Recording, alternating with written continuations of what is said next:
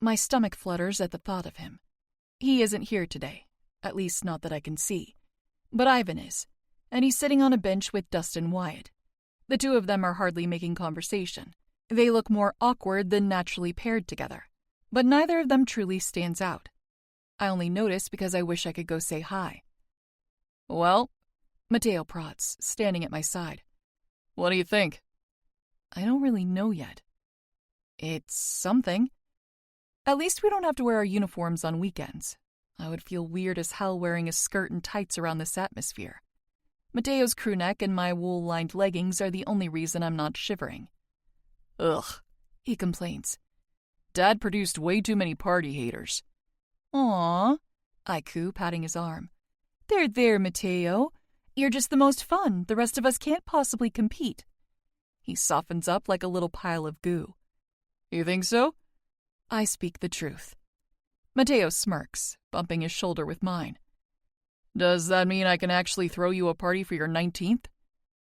I'm not sure that Matteo will ever get over the devastation of me not wanting a big thing for my 18th birthday. He understood, of course. I'd just arrived, and every last bit of my trauma had been out in the open. No one, including me, was in a very partying mood. Martha still baked me a cake. She could not be talked out of it, and she sang me a birthday song in Italian that made my eyes water.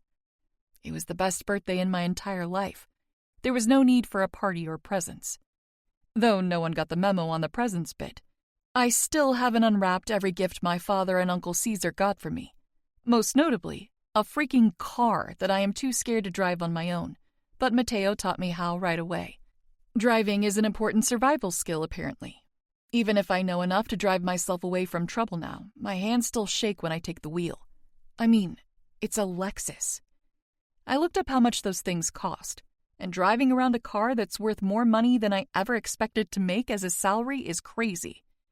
The worst part is, that was the cheapest vehicle Dad would even consider. According to all my stubborn brothers, it's safe, and there's no way to talk our father into returning it. "I suppose you can throw me a party," I concede, selfishly loving the bright smile that beams on his face as a result. Matteo's happiness is some of the most contagious joy in the world.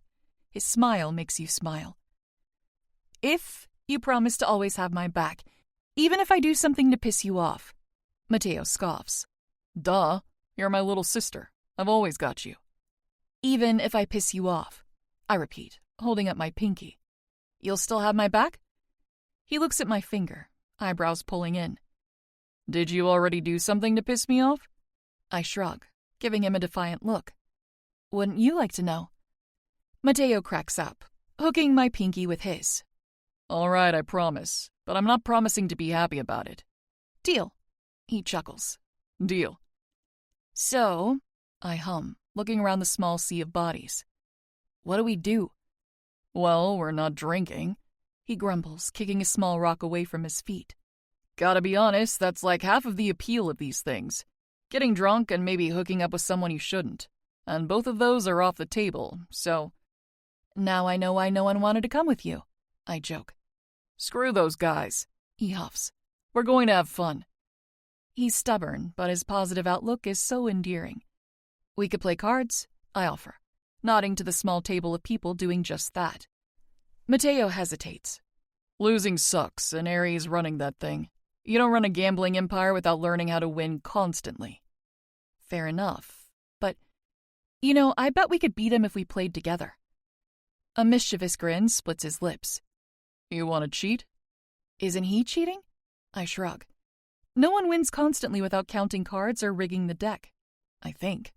Seems only fair. "All right," Matteo replies, sounding happier. "Let's check it out." When we get to the table, it's down to Aries and one other player. The rest of the players have gone silent to watch how the round plays out. "They're playing lie," Matteo whispers. "You try to get rid of your cards the fastest, and sometimes you lie about the cards you're putting down. If someone calls out your lie, you lose." "It's a bluffing game," I say quietly. "I've seen it in a movie before." "Lie," someone calls out. It's the last player with cards at the table, attempting to stop Aries from his win. He's wrong, though. I can tell by the sparkle in the man's eyes. He's won, and proves as much by flipping his discarded cards over. revealing the truth in his claim. Better luck next time, Ares coos, causing the losing man to growl. He shoves back from the table, tossing his cards down and storming off. You next, new girl? Ares asks, his eyes narrowed right on me. Calling me new girl is a bit rude considering we've met. Don't be a dick, Mateo warns, crossing his arms. Okay, Ares says, smirking. Do you want to go next, Jade? The suggestive way he purrs my name has Mateo stiffening. What the fuck? My brother snarls, face screwed up in disgust. Don't talk to her like that, it's way worse. That's why he did it, I tell him, rolling my eyes. Have you lost yet today? No, he states plainly. Why? Want to be the first to beat me? I just think it's interesting. The probability of winning a game of luck and guessing with no losses is hard to believe. His eyes narrow. I'm a good liar. So am I. He chuckles. Yeah? You learn how in class this semester? No, actually, I say, lifting my chin slightly. My brother taught me. This one? Ares asks curiously. My head shakes. Apollo, I reply, loving the surprise in Ares' reaction. Not what he was expecting, clearly. I won't pretend Apollo has had nearly enough time to coach me into being the stellar liar that he is, but he's shown me a lot. And yes, deception class has given me some great practice. Arching a brow, I ask, still want to risk your winning streak? I don't expect him to smirk. I like a challenge. A cackling laugh in my brother's name steals my attention, my head whipping to the side to find the source. When I set my sights on the offender, my blood begins to boil. Oh, I'm going to kill her. Did you hear that? I seethe, grabbing Mateo's arm. I need to know that he just heard what I just heard because surely I must be mistaken. Ignore it, he says, rolling his eyes. There's no fucking way I'm ignoring it. She's close enough that I don't need to stomp over to her. I can call her out from right here. And that's exactly what I'm going to do. She's stupid enough to come to me. What the fuck did you just say about my brother? Clarabelle's head snaps around to find me. It takes a lot to hold myself back from charging over and hitting her immediately.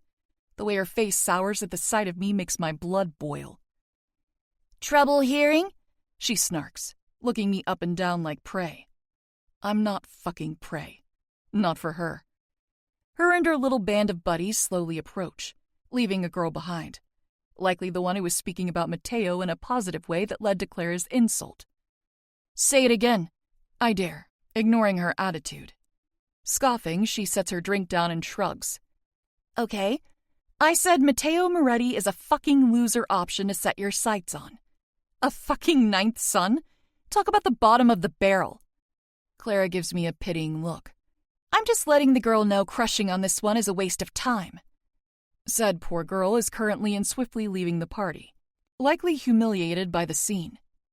You wouldn't understand since you don't know fuck all about this world. People start to pay attention, gravitating toward us. I can't imagine mouthing off even more in her position, but here we are. There's a thick air of unease as everyone assesses the situation. Even Ares has his guard up, standing behind us. Is that what you think? I challenge, fists clenching and jaw ticking. I may not have been raised in the world, but I know enough. Sure you do. She agrees patronizingly.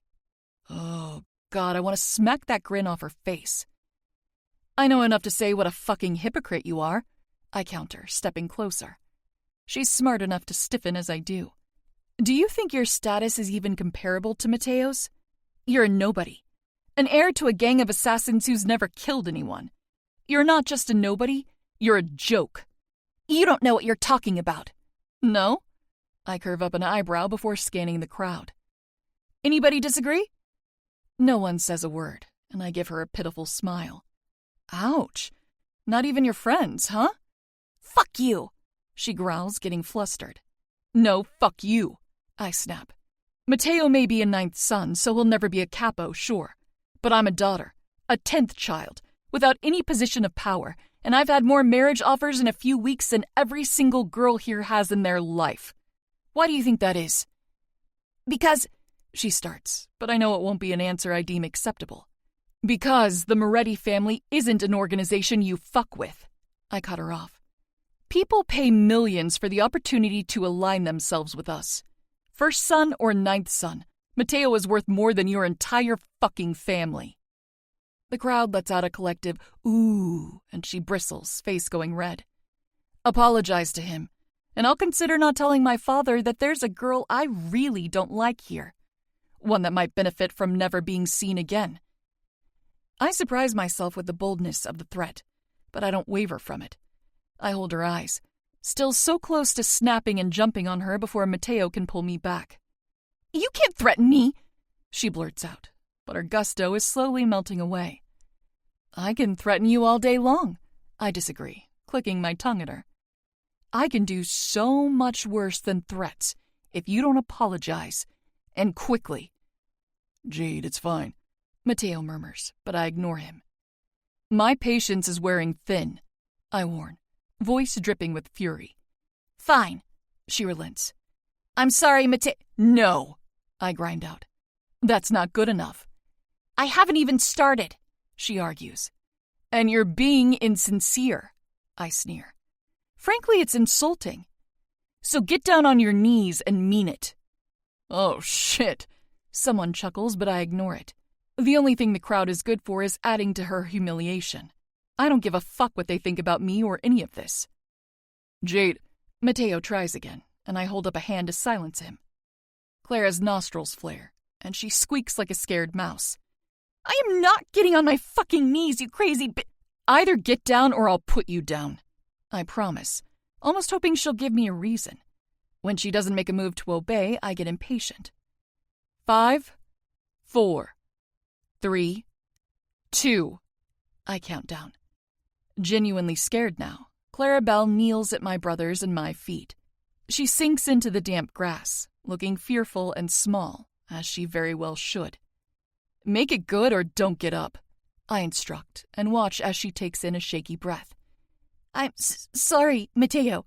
I didn't mean it. I was wrong. Ask him to forgive you, I snap. It would be so easy to kick her teeth in right now. Will you forgive me? Not nearly as much blubbering as I would like, but it'll be enough for now. The girl is properly humiliated. Though if Mateo wants more, I'll make her sob. Do you forgive her? I ask my brother, looking down at her with my arms crossed. I can't stress enough how much I'm willing to hit her if he'd prefer. No, he answers, voice low and haunted. But she can keep her life. I almost frown, but maybe he just wants it to be over. Get up, I tell her, barking out the order. If I hear you talking about him like that again, I won't ask if he forgives you before I systematically destroy your entire existence. You'll be running home screaming for God's mercy because I won't be giving you any. Clara looks like she might be sick when she stands up, but luckily for her, her friends help guide her out of the area. Could I have gone a little bit too far just now? Probably. But that's my brother, and no one is going to disrespect him like that in front of me. She's blessed that I've been working on my bursts of physical violence, or she might have needed a plastic surgeon to fix way more than a bruised ego. I'm worried her words may have seriously affected him when he takes my hand, and we leave in the opposite direction. To my utter relief, he starts cackling as soon as we're alone, far enough away but still outside. Jesus Christ, Jade, he wheezes. You made her bow to apologize. Fuck, I wish that was recorded. I can't wait to tell Dad. I thought you might think I went too far, I say carefully. He chuckles. Nah, just hiding my hand from the rest of the onlookers. There'll be at least 3 offers to blow me to make me feel better tomorrow. Gross. I shiver, faking a gag. He chuckles. I won't take anyone up on it, little sister. I've got my head screwed on right this year. No temptation is enough to knock me off of my game. I can hook up all I want when we get home. Also gross, I point out. Mateo rolls his eyes. It's natural. What if I talk to you about hooking up with boys, huh? Is it natural then, too? You're going to give me nightmares, he complains, wincing. No hookup talk, got it. It's a good rule. It's definitely a good rule. Mateo may not be hooking up at Empire, but I certainly am. As often as possible if I get my way. Chapter 25, Anonymous. We need to get her off of that fucking island. I snap, pulling at the roots of my hair. This little bitch is going to drive me insane if she doesn't die soon. At this point, we might as well wait her out. It's a school. She won't stay there all year. No way are we waiting her out. She's having a motherfucking great time there if the pictures I've received are anything close to accurate. And I won't stand for it. She's meant to be suffering, as she well deserves. I don't know what kind of magic spell she seems to have everyone under, but Jade is no innocent princess in need of protection. She's vile. Her mother was vile, and she's just as disgusting. The slut apple doesn't fall far from the whore tree. Fuck that, I growl. She's having fun. He shrugs. Her enjoying life is only going to make ending it for her more fun. Let her have a taste of happiness before we rip it all away. What's the harm? What's the... I clench my fist so hard that my nails pierce the skin of my palms. What's the harm? I repeat, spitting out the offensive question. That girl is supposed to die without knowing a day outside of misery. I want her dripping with fucking fear like she used to be until you let her get away. The glass bottle in his hand threatens to shatter under his tight grip. I didn't let her do anything. She's slippery. You're both incompetent. I want to shout, but refrain. If I want Jade dead, I need more than just myself to make it happen. Dante was supposed to make an example out of her. With a girl like Jade, I'm surprised he couldn't smell the scent of sin on her skin. He went and made a disgrace into a prime little Mafia princess. Oh, but I'll show him. He doesn't deserve the 9 children he has already, let alone another one. Maybe I'll try to take a few of his boys out in the process, though it'd be much more difficult. They're trained to kill, and all Jade knows how to do is run and hide like a senseless little rat. If I could get onto that island to put her in a corner and strangle her myself, it would already be done. But apparently, that's too much to ask for. Dante won't keep her away for long. I can't get intel on the place, but I know it's not open yearly, otherwise he'd be there too. My lip curls up at the sound of his name. Men like Dante Moretti are the scum of this earth. With more money than God to keep his family safe, he makes a frustratingly good enemy. He has a disgustingly vast amount of allies, people who have almost caught us twice now. We'd know more if that cunt of an informant actually did her job, I grit out. She's scared of them. He huffs like I don't already know that. Says that it's not just her brothers protecting her, but other people too now, some Russian family. She doesn't want to get caught. No, shit. Of course she's scared, and of course Jade would have some man pitying her into protection. Well, pity. Or she's buying more protection with her pussy. We need to level up, I declare, starting to pace. I won't keep hiding, jumping from shack to shack while Dante hunts us down. I want to string her up in front of his lawn and watch him fucking weep. I don't care if the method is unrealistic. I'm hungry for it, starving to feel her life drain from her body so that I can finally breathe. What do you want to do? My partner asks, ears perking with interest. This is why I keep him around. He's a glorified henchman, and it doesn't hurt that he treats me like some kind of goddess of wisdom. Intelligence is something he's clearly lacking, but at least he can follow orders, for the most part. We'll start by figuring out who these Russians she's got wrapped around her finger are. I instruct, a new plan formulating with every step I take. We'll use him to get to her. How? For the first time in 2 weeks, I smile. Made men always have enemies. Chapter 26. Jade. 2 weeks later. I want more, I whisper, softly rolling my hips. Dmitri breathes, brushing his lips over my collarbone. He knows that I'm not simply asking for another orgasm. If he thought that was all I wanted, he'd just start making it happen. He'd end our dry humping and get his mouth between my thighs. But more means more right now. Soon, he murmurs, caressing my hips with his hands. Soon, Krasotka. He's been saying that for 2 weeks, and it's not his fault. Every time we fool around now, I'm practically clawing at his pants to get them off and get his dick inside of me. He hasn't even let me see it yet, and he's eaten me out at 8 different times now. Sneaking out to come to his room has become much easier, and we do it nearly every night. Sometimes our kissing leads to falling asleep while he holds me, but a lot of the time I'm squirming around, asking for more. Dmitri just gets me so hot and bothered that I can't think straight until he touches me. I used to be bummed that we have no classes together, but now I'm thankful for it. If he was in the same room as me for a class, I would learn nothing. I'd be too busy thinking about how I would sit next to him so he could play with me under the table. It doesn't help that I'm completely gone for him. I don't care if it's been 2 months.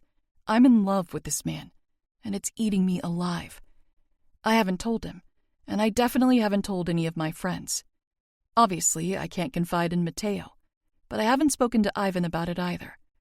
I trust that Ivan wouldn't let the news spill to Dmitri, but he should be the one to hear it first.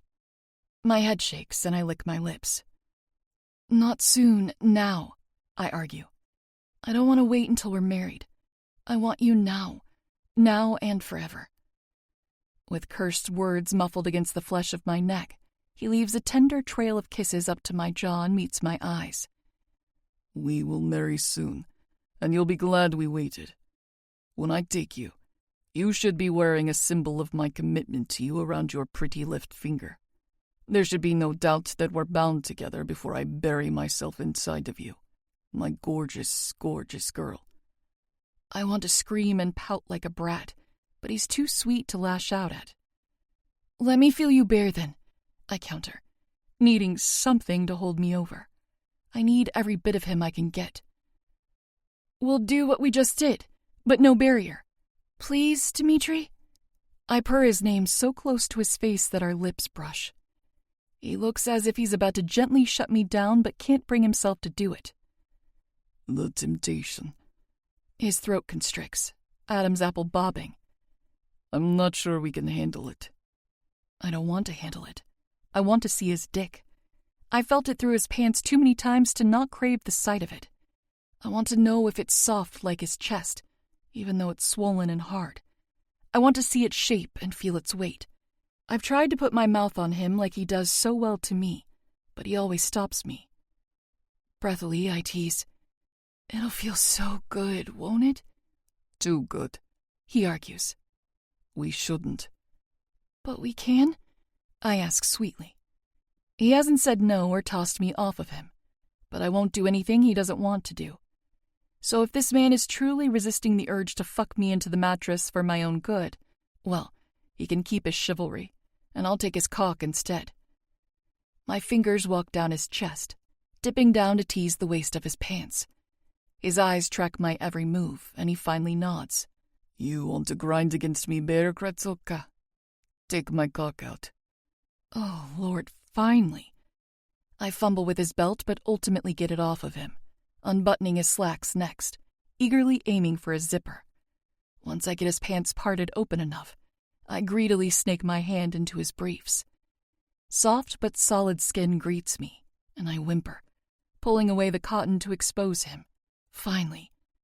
I freeze, mouth watering at my first look. His skin is darker there, the head of his cock like a bruised red, blood pumping under his flesh. He's long and thick, the weight of his erection thumping against his belly button, as I let it go to wiggle more of him out of his pants. Once his balls are free, I start to explore him with my hands. A pearl of pre-cum drips from the tip, and I touch it, using the tip of my finger to drag the liquid down his length. I surround him with both palms, stacking them up to gauge his true length. I'd need another hand to cover him entirely.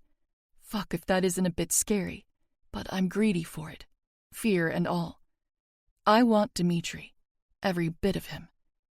Unable to wait another moment, I straddle the exposed cock, sinking down to feel it against my pussy. The immediate feeling has me hooked.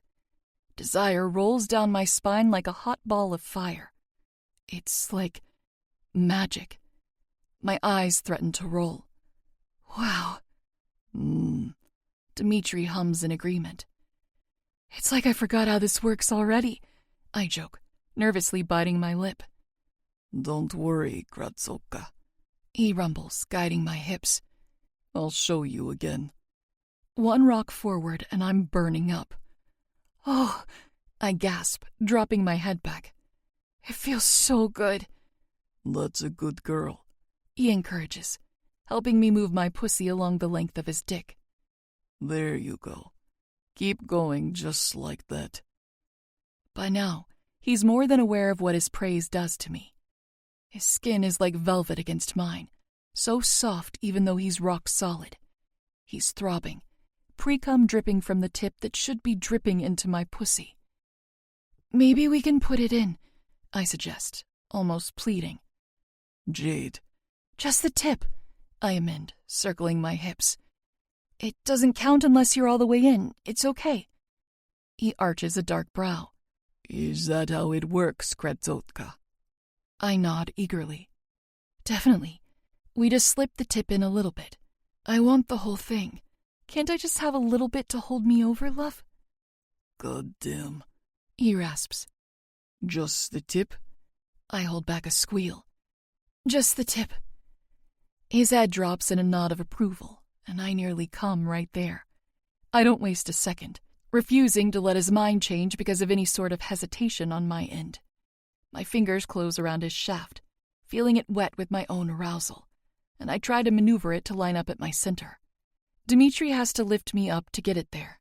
With his thighs so wide and his dick standing so tall, my knees can't get close enough together on the bed for the right height to hover above his length.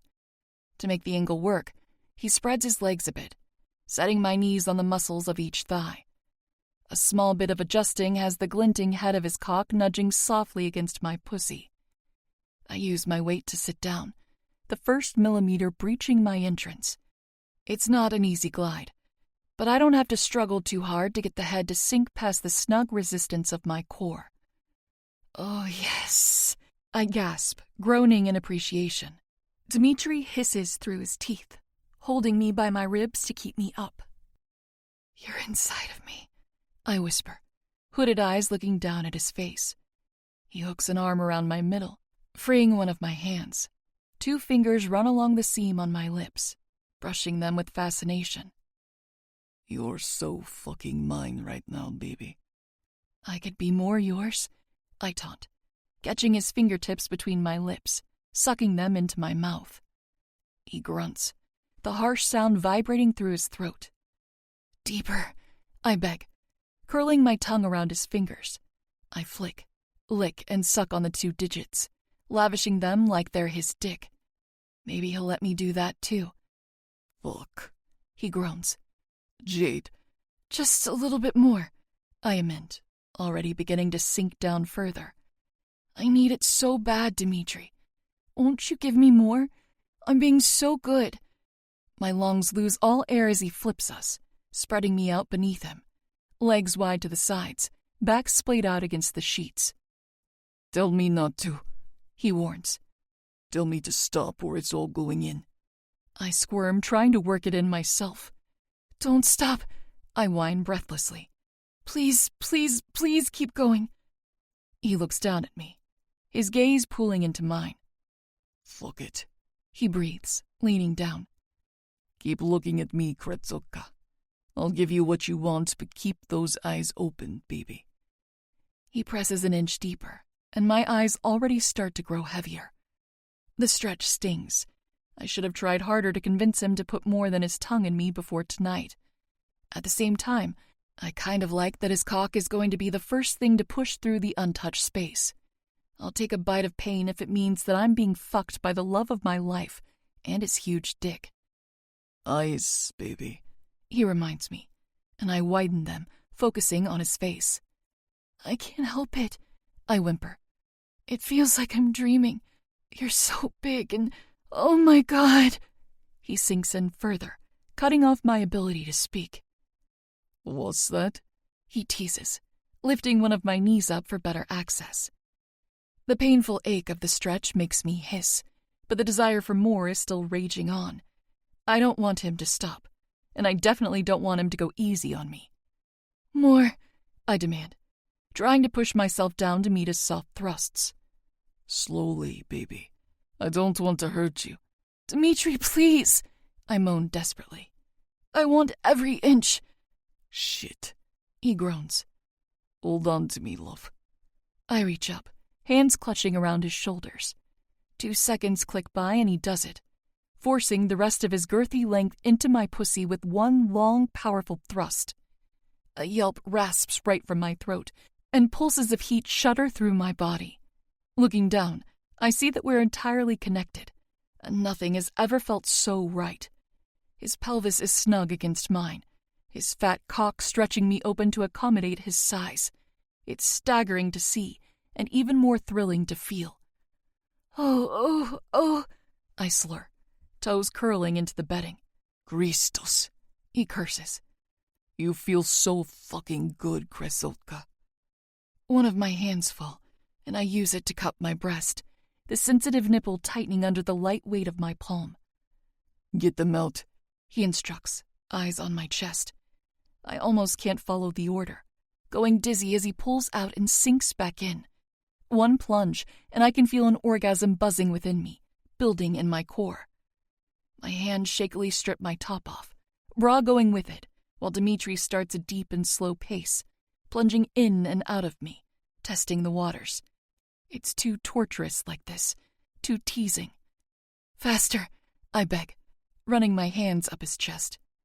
He complies without argument, driving his hips forward with more speed than before. Describing how good it feels is impossible with nothing to compare it to.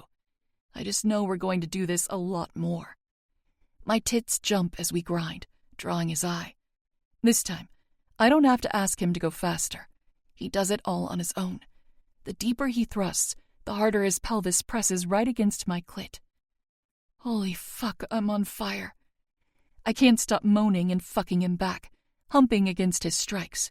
My pussy clinches with the particularly pleasurable hits, squeezing around his cock.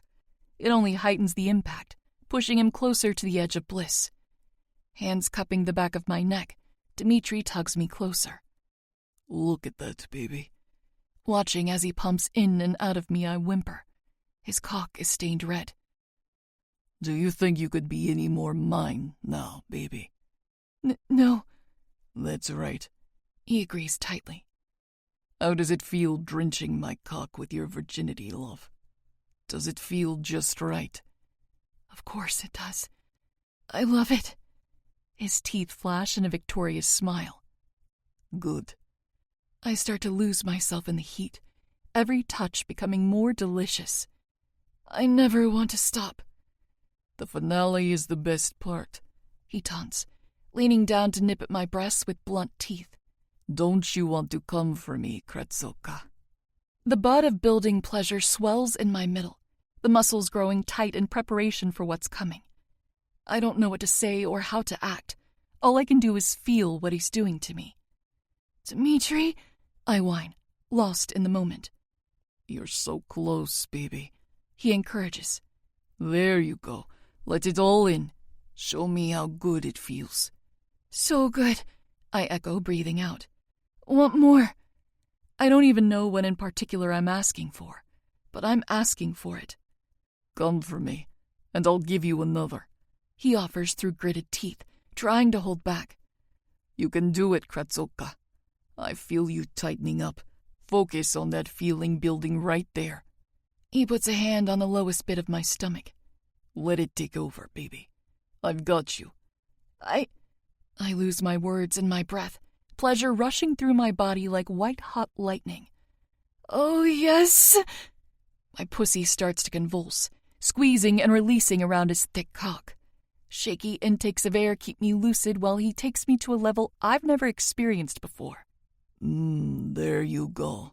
He growls, keeping pace. His pubic bone brushes against my clit with each consistent thrust, and my mind begins to break.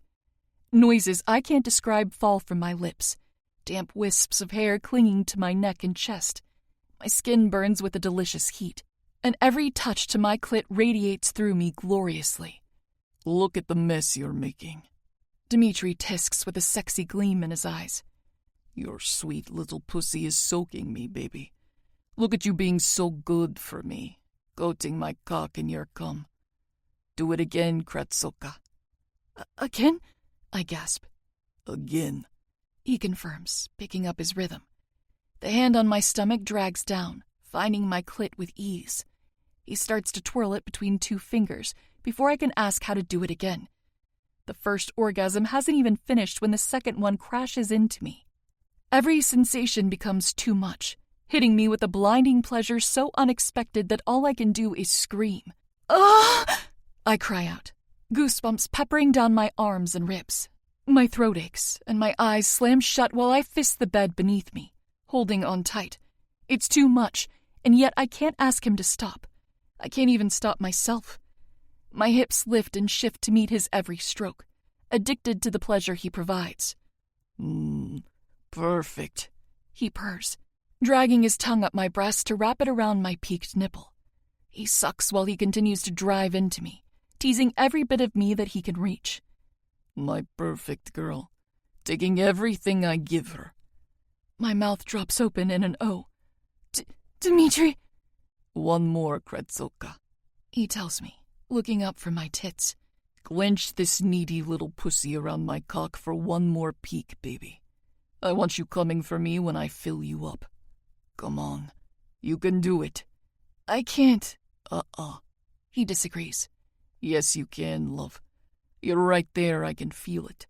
Just a little more. Oh, there it is. I almost don't believe him when he says it, but it's true. I'm fucking coming. Again. My hands latch around his biceps, holding on as tight as I can while his muscles flex in my grip. Dimitri cradles me close, putting his forehead to mine as he lets go. Thrusts become less controlled, movements become shakier. His cock swells up, and eventually warmth floods me. Fuck, Kratsoka, he groans, coming deep inside of my pussy. Our lips meet and we kiss each other through it, panting for air while intertwining our tongues. His taste is almost as addictive as his touch. As our orgasms subside, reality comes crashing back in, and I have no regrets. Everything feels light and airy, like I'm floating among the clouds above us. That was fucking amazing, and I only have Dimitri to thank for it. He didn't just take care of me, he rocked my whole world. Are you okay? He asks softly, pulling his softening cock out of me. I'm incredible, I respond, smiling up at him. Looking down, I wince slightly. Except maybe I should clean up. I feel a little sticky. He chuckles. You're so soft and wet right now, though. It's very sexy. Is it? I grin. I'll have to remember that. Dimitri loves me messy. Dimitri loves you, period. He corrects, kissing my nose. My heart races, a confession bubbling up my chest. Such a sweetheart, I tease, kissing his nose back. Only to you. Just the way I like it. I didn't pressure you too much, did I? I ask, biting his lip. You're not mad at me, right? You didn't feel like you had to? I knew my cock would be inside you tonight as soon as you asked to feel me bare, Kratsoka. You didn't ask for something I didn't want to give. I was trying to be good for you, holding back. My lips turn up, eyeing him playfully. You were very good for me, love. With a chuckle, he kisses the top of my head. I meant that I was trying to be honorable. If people find out, your name will be whispered for years in certain circles. I don't ever want you to feel like you were so close to something and I took it away from you at the last minute. Being a virgin before marriage isn't important to me, I promise. This is it, the time to lay my feelings out. I've always been interested in sex. The only thing I was waiting for was you. I was waiting to be in love. If it's love that you need, you have nothing to worry about, Jade. Smiling up at him, I whisper, I know. Dimitri cups my face, gazing at me with adoring eyes. Do you want me to say it first? So badly. He nods, holding me close. I love you, Jade. You have my entire heart and all of my strength. I'll never stop being yours, no matter what. No matter what, I echo. The words like the biggest weight being lifted off of my shoulders. I love you too, Dimitri. I'm yours too, always. I could die today happily. I've got everything I've ever dreamed about. A family and an epic love that no one can take from me. Chapter 27. Jade. The next night, I spill my guts as soon as I'm alone with Ivan. Dimitri and I had sex, I blurt, hardly waiting a second after the door shuts behind my boyfriend. He has to do a pickup tonight, but I didn't want to sleep alone, so the two of them snuck me out of my building and into theirs a few minutes ago. Embarrassed, I cover my mouth but don't take the words back. Yeah, he says with a chuckle. I'm right across the hall, Jade. Thin walls. Oh, my God. How mortifying. My eyes bug and I shake my head. Please tell me you're kidding. It's not a big deal, he says, shrugging so lightly that I almost believe him. It's bound to happen, especially since I'm guarding you now. Chances are I'll overhear a lot. Well, if he really isn't fazed by it. We said I love you, too, I gush, folding my bottom lip under my teeth. His boyish smile brightens. So the sex was good then? I laugh through the nerves. You're bad. He holds up his hands, chuckling. Do you want anything to eat, or are you tired? Not hungry, but not tired yet, though. I admit, peering over at the old brown leather couch. Can we just cuddle? Yeah, we can do that. Since I'm already in my pajamas, I just have to shrug off my coat and shoes while Ivan pops into the bathroom to change into sweatpants. I pull my favorite blanket off of Dimitri's bed, hugging the soft fabric to my face, surrounding myself with his woodsy smell. If Ivan thinks it's weird that I'm practically inhaling his brother's scent from his blanket, he doesn't say it. I hold it out to him, offering it so he can toss it over the back of the couch and extend it to cover the whole thing. He gets in first, putting his back against the standing cushions. He's under the blanket easily, waiting for me to follow suit. So, on the nights that Dimitri is away, I can stay with you? Of course, Ivan replies, lifting the blanket for me to crawl under with him. Naps on Dimitri's couch have easily become one of my favorite ways to sleep, especially when it's with Ivan. If I want to cuddle my boyfriend, he'll pick me up and bring me to his bed. It's only a few feet away, but much more accommodating for his size. Ivan, on the other hand, fits perfectly snuggled onto the couch with me. Cuddling with your boyfriend's brother is probably super strange to people who don't have an Ivan, but if they had an Ivan, they'd understand. One hug from this man, and it would make total sense. And besides, he's not just Dimitri's little brother to me anymore. He's right up there with Matteo as one of my best friends. Sometimes I miss him as soon as I have to leave for class. It's crazy how natural our bond feels, like I've had it my whole life instead of just a couple of months. I'm starting to feel kind of bad for fibbing to my brothers, I confess, having just thought of Matteo. Getting comfortable lying on my side with him, I frown. I wish they knew, but they'd totally freak out, and you want to enjoy the bliss that keeping your relationship a secret provides. Trust me, I get it. I chew on my bottom lip, softening into a more relaxed state. You do? Uh-huh. Ivan agrees. I've got secrets, too. You do? I look at him with large round eyes.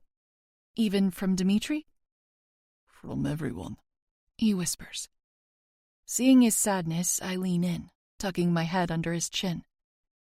If you want to tell someone, you can tell me, I offer, meaning it. I'll never tell a soul. Best friend privileges with me are unbreakable. Yeah? He asks vulnerably, twirling some of my hair between his fingertips. Yep, I chime, pecking his heart with my lips. You tell me anything you want, and I'll keep your secrets. It's quiet for a few minutes. Only the sound of our breathing fills the room. Ivan continues to stroke his hand through my hair, petting my head in the process. Everything he does offers a level of comfort only Dmitri and Mateo have given me before. They all have the ability to make me feel small in a safe way, like I could be made of glass, but they'd never let me break. There is one thing I'd like to say out loud, he finally says, muttering the words like a soft song. Tell me, I encourage, keeping my head down so that he doesn't lose his courage. More strokes of my hair and his heart starts to beat faster, the sound echoing in my ear. I know this is hard for him because he's genuinely hesitating. I'm about to remind him that there's no pressure, and he doesn't have to tell me when he speaks. I'm gay. 2 words to hit me right in the heart. I can feel Ivan holding in a breath, and I practically squeeze it out of him. I'm so happy you told me, I exclaim, feeling like I might cry. You are? Ivan asks, voice wavering. Of course, I promise, lifting my head up to look him in the eyes. I quickly kiss the corner of his mouth, needing to assure him. Are you okay?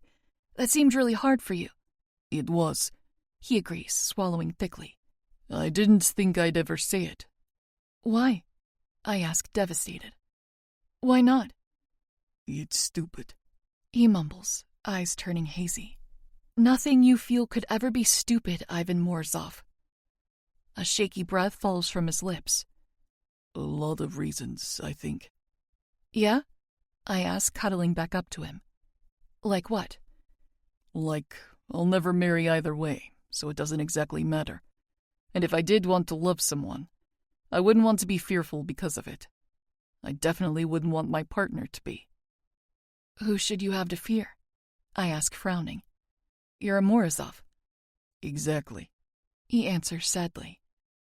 Homosexuality wasn't decriminalized in Russia until 1993. How do you think my family there would feel about me? I don't even know how my father will feel, let alone. Dmitri? I gasp. You can't possibly think. Ivan, your brother loves you so much. He'd never. Maybe, Ivan interrupts lightly. But I'm not willing to take the risk. He'll be disgusted with me, or he won't care and other people will be disgusted with him.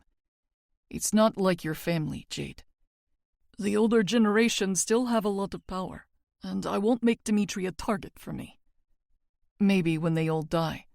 I can make that happen, I tell him darkly. He chuckles, dropping a kiss to my hair.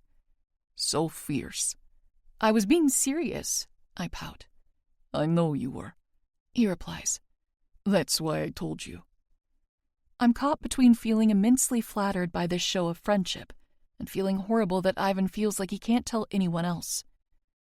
For what it's worth, all of my brothers love Nico just the way he is, I tell him, understanding it's not exactly the same.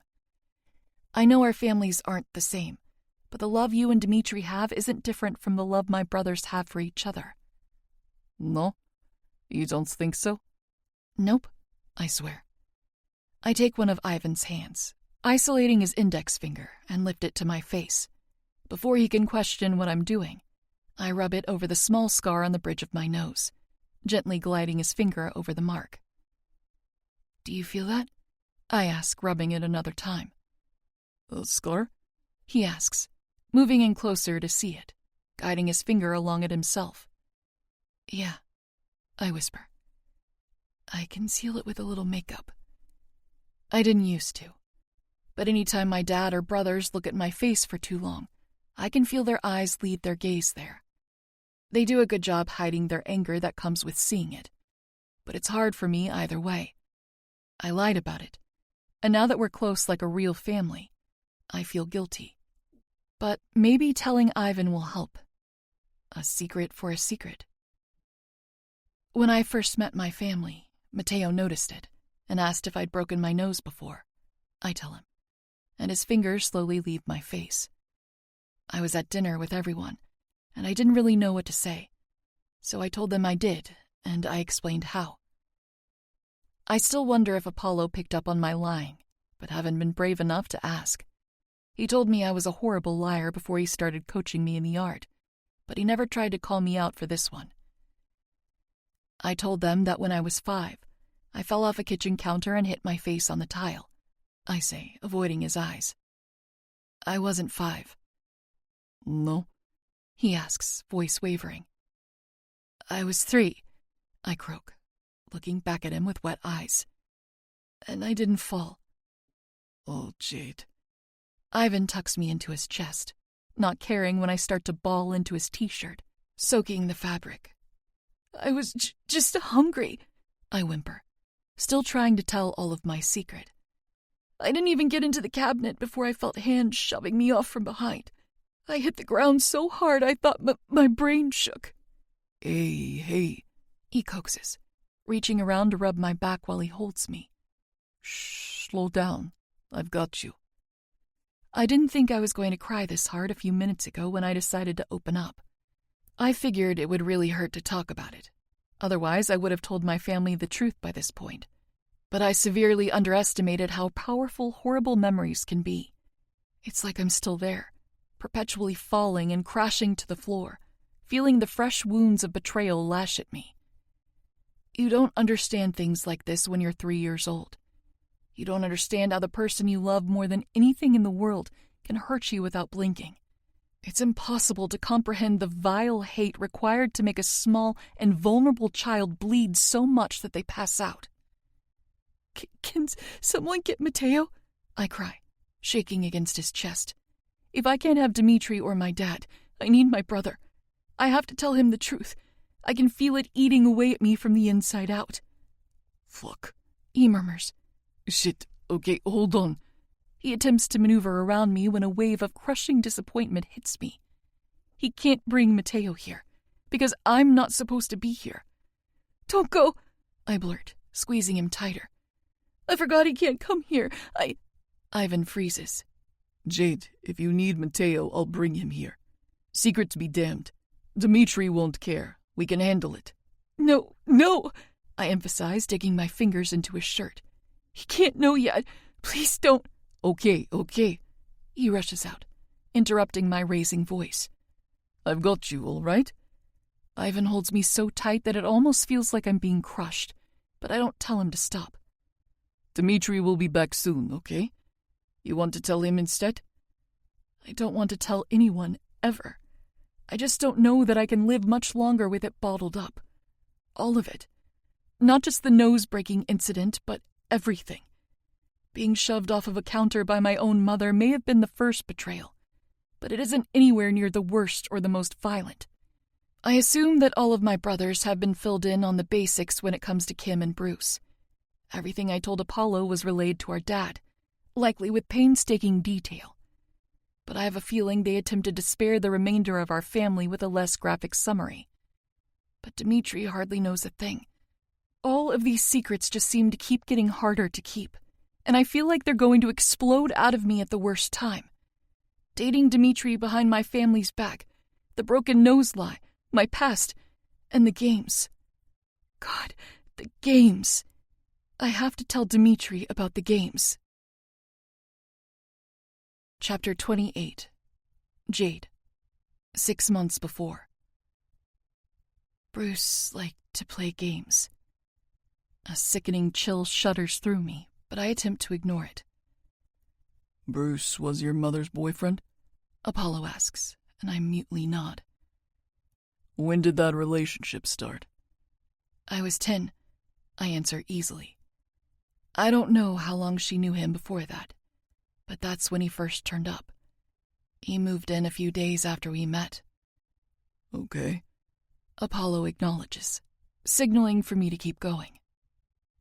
Right off the bat, he didn't like me, but honestly, I was kind of okay with that, I say, keeping my pace slow so that I can control my breathing.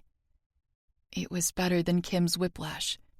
We'd have months where I thought she loved me, and then even longer stretches where I couldn't convince myself that she wouldn't prefer I were dead. It didn't matter how many times it happened. I would just keep soaking up any semblance of love or kindness she teased me with. There was no way I could fully let her go in my head. I couldn't have no one. I needed someone, even if she never needed or even wanted me. Bruce was mean, I tell Apollo, dropping my head against the shower door to look at the ceiling. I bring my knees up, wrapping my arms around my shins to hug myself into a more relaxed position. He openly said he didn't like me, not to bother him, and so on and so on.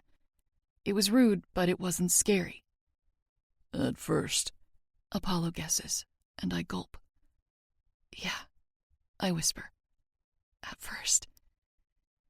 Like 6 months into him living with us, I turned 11. Bruce said he was going to give me a valuable life lesson as a present. I figured that just meant he spent all of his last paycheck on beer and vodka, and would drunkenly babble some kind of back-in-my-day bullshit disguised as advice. I was preparing all day to keep my face neutral during his spiel, so he wouldn't have anything to get mad at me about. But after dinner came and went, and he still hadn't given me anything, I was pretty sure he just forgot to. My naive little brain hoped anyway. That night, I woke up because I couldn't breathe. There was this awful burning pressure in my chest. So horrible I wanted to claw myself open at the ribs to just get some air in. I couldn't move, though.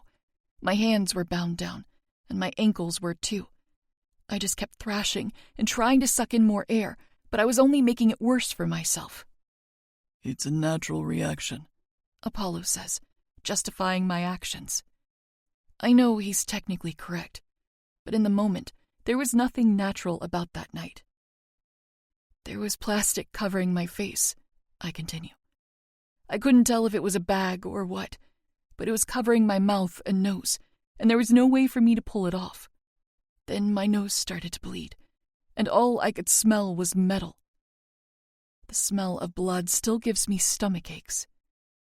The burning slowed, and every bit of me felt numb. But right before everything went dark, the plastic was removed, and I gasped. It was the most painfully relieving gulp of air. That's when I realized it was Bruce. He'd been standing over me the whole time, watching me suffer and struggle. He started taunting me while I was recovering, panting for as much oxygen as I could possibly get. What did he say? Bile creeps up my throat. He asked if I liked my birthday present. There's the slightest stiffening next to me, and I soften at the display, knowing that it means he cares, even a little bit. The life lesson he wanted me to learn? How easily someone like me can be killed. Small, young, weak. Bruce wanted me to know that he allowed me to live, and he could take that away at any time. I swallow bile back, feeling disgust wash through me, and that he would enjoy taking it away. I knew he wasn't lying. I could see the pleased glint in his eye while he watched me become a fish out of water. He liked the struggle, and he loved that he caused it. When I started to cry, I heard Kim laughing. I thought I was hallucinating, but maybe I just wanted to be. I didn't want my mom to be able to laugh at me while I felt like I was dying. I wanted all of it to be a lie, a horrible nightmare I'd wake up from as soon as the sun started to rise. But the sun never rose again, really. Not until Dante held me, I think. Even though it was dark outside and I was still scared, the world didn't feel so cold anymore. Jade, did you tell anyone about this? I sniff, shaking my head and holding back the despair as best as I can. The next day at school, I used a library computer to Google the side effects of frequent oxygen loss, and it horrified me. Did you know it can cause permanent brain damage? Just one time long enough without breathing, and poof, it can happen right then. Yes, he answers. I knew that. Well, when I found out, I went to our school counselor. We'd had assemblies before where they explained that he was a mandated reporter, and there for the students who needed him. You told him what happened? A bitter laugh bubbles up my throat. A fat lot of good that did me. He didn't believe you? I don't know if he thought I was lying, but I know he didn't want to deal with me even if I wasn't, I answer, still feeling the same anger I felt that day. He told me that I'm having a lot of strong emotions at this age and must have misinterpreted what happened, that I should take a few days to relax, and I'd realize how I was overreacting. Yeah, the 40-year-old man chopped up the traumatized 11-year-old in his office as a victim of no more than puberty. I was done trying to reach out for help after that. I don't watch Apollo's face, but I can feel the rage practically rolling off of him. He may know how to control the way he shows his emotions on his face, but his stiff demeanor says enough. When I got home, Bruce smiled at me, and I knew it was going to happen again. I didn't know why or how, but I knew it would. The games were different, but every goal was the same. Convince Jade that he can kill her and that there's nothing she can do about it. Suffocation, knives held to my throat, no food for a week, even pouring water down my throat until I almost drowned. Anything he could do to me without leaving evidence behind, he tried it. And this went on for years? The dark sound of Apollo's voice pulls me out of my memories, and I give him a trembling nod. That's why I got the chain from my door, I confess. It kept him out when he was too drunk to break in, so, thankfully, the frequency of the games wasn't too bad because of it sometimes. But he found ways around it. He stopped just doing it while I was in bed, I mutter, shrugging. Coming up behind me with a knife to my kidney while I was getting a glass of water. Implying he put rat poison in my dinner so I couldn't eat it. Jumping on me and tying a plastic bag around my head while I was walking around the house. He got creative. Sometimes the anticipation was worse than the assault, like walking around on eggshells constantly with no hope of reprieve. It was all horrible, and I genuinely did think he'd kill me one day. Accidentally or on purpose. I expect him to. He took advantage of my size and used his weight against me. I was never sure that I'd be able to fight back. But that changed recently? Apollo guesses. He changed the game, I whisper, a stray tear leaking out of the corner of my eye. He didn't want to just taunt me. He wanted to actually hunt me. I take a few breaths and hug my legs tighter to myself. One night, he pulled me out of bed. He'd come in through my window just to pull me back through it. Before then, I could feel him actively holding back wherever he would touch me, avoiding making too many bruises so I couldn't have proof. This time, every touch hit like a punch. The way his fingers dug into the flesh of my arms and legs, I knew something was different, like the stakes had been risen, and no one prepared me for how high they could go. Bruce tossed me out of the window, and I hit the ground hard enough to knock the air from my lungs. While I tried to scramble to my feet, he jumped down after me. He wasn't stumbling around, but he still stank like vodka, and I knew he'd been drinking, but less than normal. He wanted to have his head for whatever he was planning. That much was obvious. My stomach churns, discomfort becoming unavoidable. I'd fallen asleep in my clothes the night before, I tell him. I was actually trying to stay awake because it was safer, and I'd gotten into the habit of ditching class to sleep in the auditorium at school, which is most of the reason that my grades are abysmal. That and the lack of care. How was I supposed to give a fuck about studying for calculus or world history when I didn't know if I would be alive to take the test? My legs were pretty well covered by my jeans, but my t-shirt wasn't enough to keep me from shivering, and having bare feet didn't help. When I stood up, it was like they were already frozen to the muddy grass beneath me. Luckily, they weren't actually stuck in place. Bruce told me to run, and that when he caught me, he'd kill me. I could only keep breathing for another day if I made it until the sun came up. He said he wanted a good hunt, so he'd give me a 2-minute head start. So I ran. Tightly, he asks. Where did you go? The closest neighbor's house was toward the back, through the forest behind the house, and across the river that separates them. I ran that way, counting to 60 twice before I started screaming. I knew he'd hate it, but I didn't care. I knew he was going to kill me this time. There were already bruises blossoming on my arms, and he couldn't let anyone see them. They might believe me if they did. Unfolding my legs, I look down and wince. Slowly, I peel off my cotton socks, exposing the bottoms of my feet. The pale skin is polluted with scar after scar. Little nicks and big slashes, still angry and red, but for the most part healed. They're still sore when I stand for too long, but they haven't bled since the hospital sealed them all up.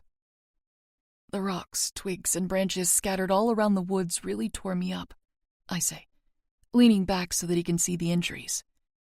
I could smell that I was bleeding, and every step hurt worse than the last, but I just kept running and screaming as loud as I could.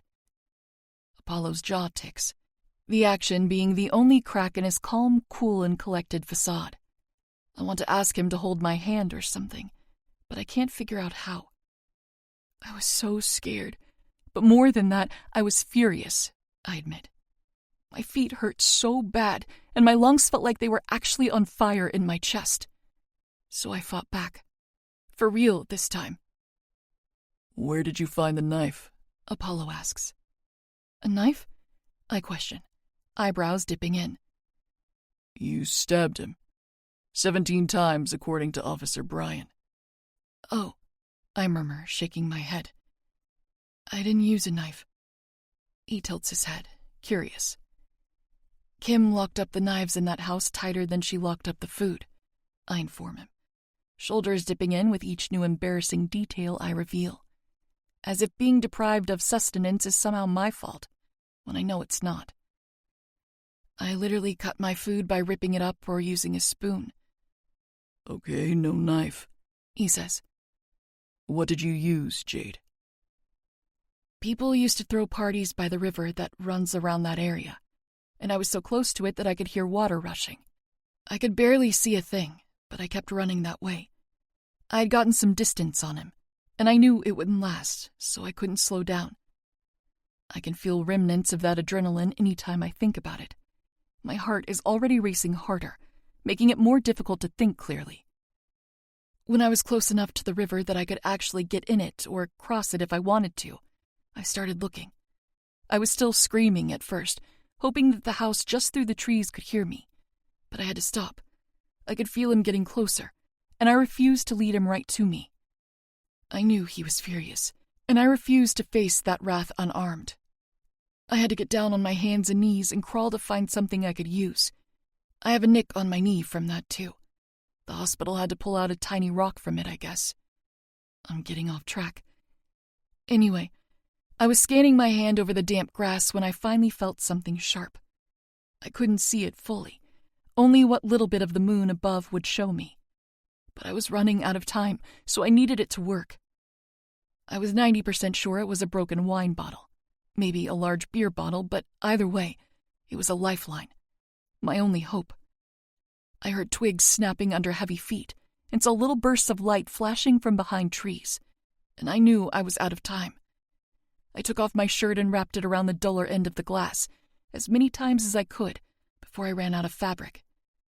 As he got closer, I ducked behind a huge oak tree, using the shadow to disappear from the flashlight. When he walked past me, not even looking over his shoulder in the process, I just did it.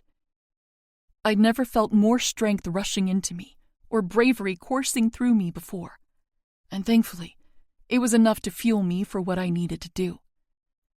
I got him in the shoulder first, I muttered disappointedly. I was aiming for his neck, but he moved before my arms swung down. I moved fast, though, pulling back as hard as I could to slam the glass back in again. I didn't care where it hit him as long as it did. He tripped over his feet while crying out from the pain, and I didn't let him get back up. I crowded him, stabbing where I could without getting caught. Time seemed to blur in that moment. I couldn't tell whether it was going unusually fast or incredibly slow, but the awful smell of metal melted into the scent of the forest around us, and I could tell I was doing the damage I needed to do. While I was stabbing him, he was coughing up blood, and he kept trying to say these code words like it would make me stop. But I couldn't stop, not until he stopped moving and talking and breathing. Code words? Apollo asks, cutting in.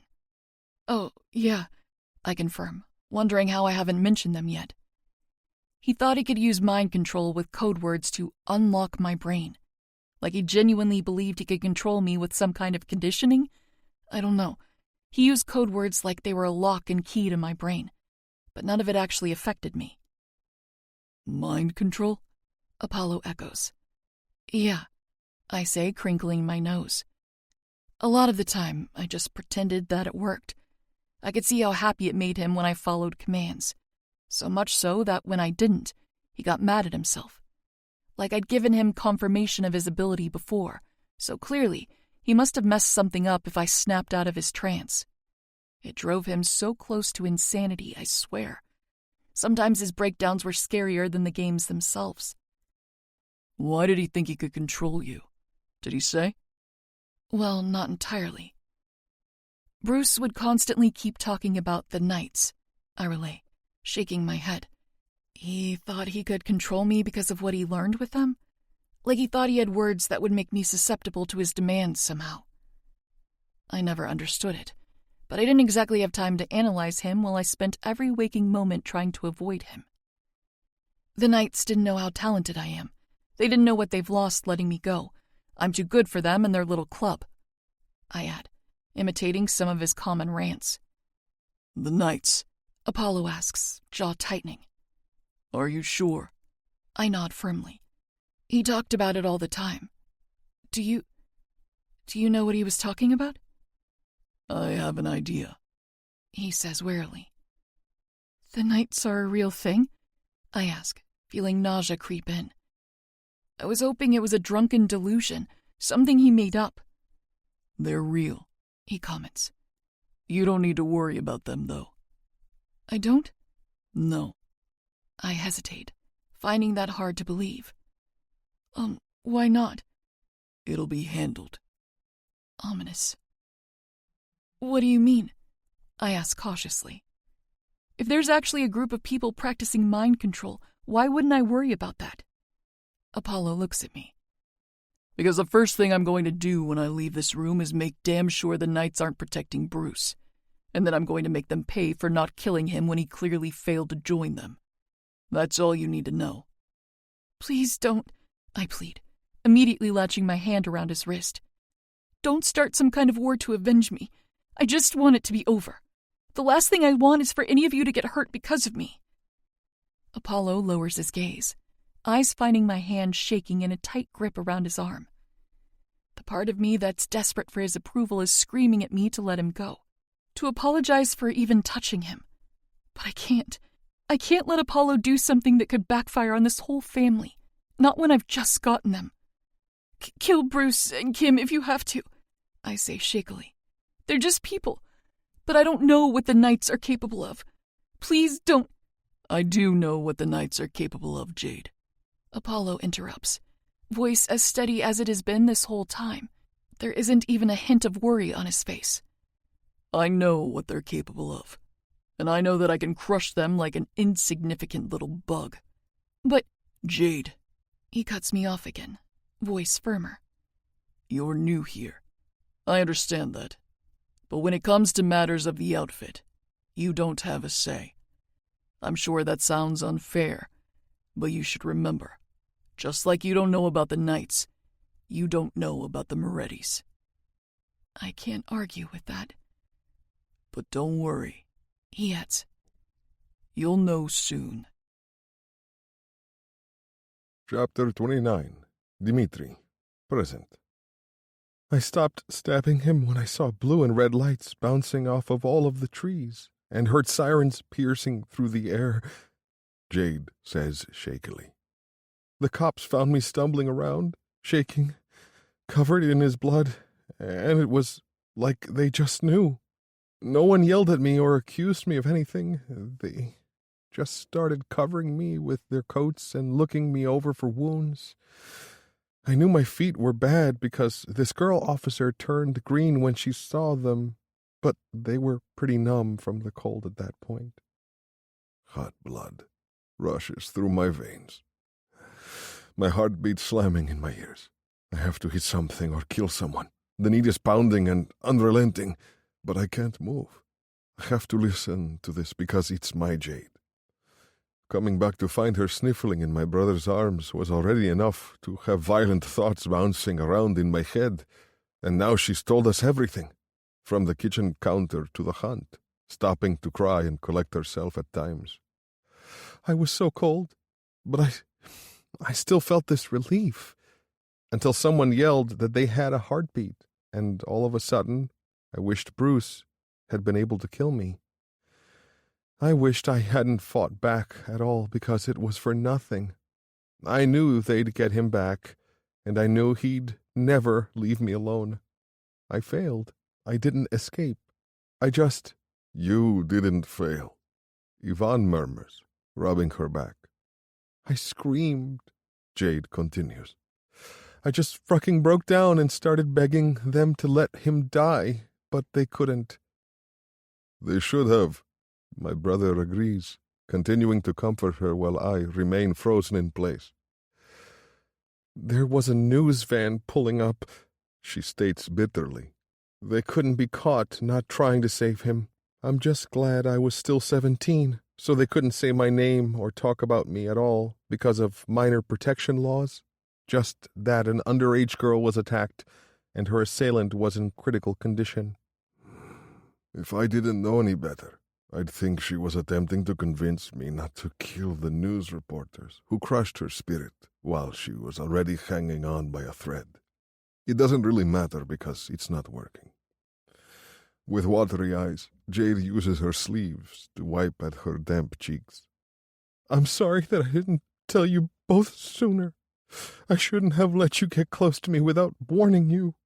It seems like everywhere I go, someone wants to get rid of me. Don't apologize. I rasp, trying my hardest to quell my rage. The last thing I want to do is direct any of it to her, even accidentally. Don't ever apologize, Krasotka. Like she can't help it, she shoots forward, thrusting her body against mine and hiding her face in the crook of my neck. She whimpers, trembling arms locking around my shoulders. I'm sorry, Shh. I coax, holding the back of her head. Don't, Jade. I'm sorry. She persists. What if they target you too? I'm scared. Jade, listen to me, baby. I say, keeping my voice firm. I hope they come for me. I want them to try and take me out, because they'll expose themselves if they do. If I knew where they were, I'd already be leaving the island to fucking crucify them. Don't be scared. Yvonne adds, they may want you dead, but you aren't an easy kill anymore, Jade. With the Morettis and the Morozovs, you're untouchable. I don't feel untouchable, she mumbles sadly, sniffing. You will once they're all dead. With the low hours of the morning coming in fast, I know she has to get back to her room, but not until she's had a couple of hours of sleep.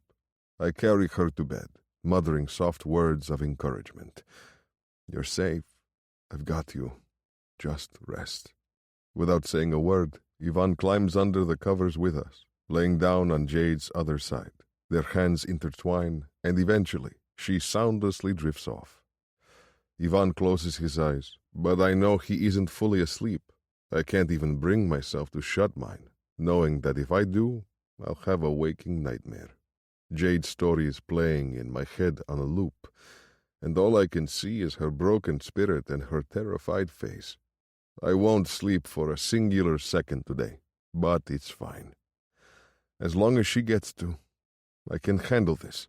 As long as she can endure the memories, I'll endure the knowledge of them until I can do something about it. Jade is much happier when she wakes up. In fact, she seems a bit embarrassed by her emotional state from the night before. Thankfully, she doesn't apologize again. With Yvonne's help, we get her back into her room before the early risers start to roam around campus, running for training or getting up to eat before the crowd. If we didn't need to be on our guards, we'd be on our way to the fighting ring to beat the hell out of each other and shake this edge off. That's not an option, so I need to hear something to make me feel marginally better, and I know just where I need to go for that. Ivan will hang around, keeping an eye on Jade, while I disappear into the forest. Half a mile walk later, I find the measly little waterfall flowing, and just who I'm looking for sitting in front of it. I should have never told you I come here, he mutters, not looking up from his book. What are you here to bother me about this time? Jade, I answer honestly. Nico looks up from his book, blinking at me like he must have heard me wrong. That's funny, he snarls, without a hint of humor. I thought you just said my sister's name. But that can't be right, can it? She's friends with Ivan, I reveal, knowing it isn't the time to show all of my cards. With one hand, he closes the book, snapping the pages together. Since when, exactly? This is the first I'm hearing of it. They have knives together, I shrug, trying to lighten the news. He arches a challenging brow. Is there a reason that Ivan is taking a knives class?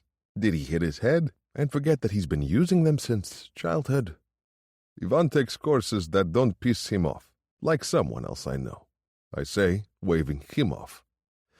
If Nico can relate to Ivan on anything, it's his disdain for dull Empire Academy classes.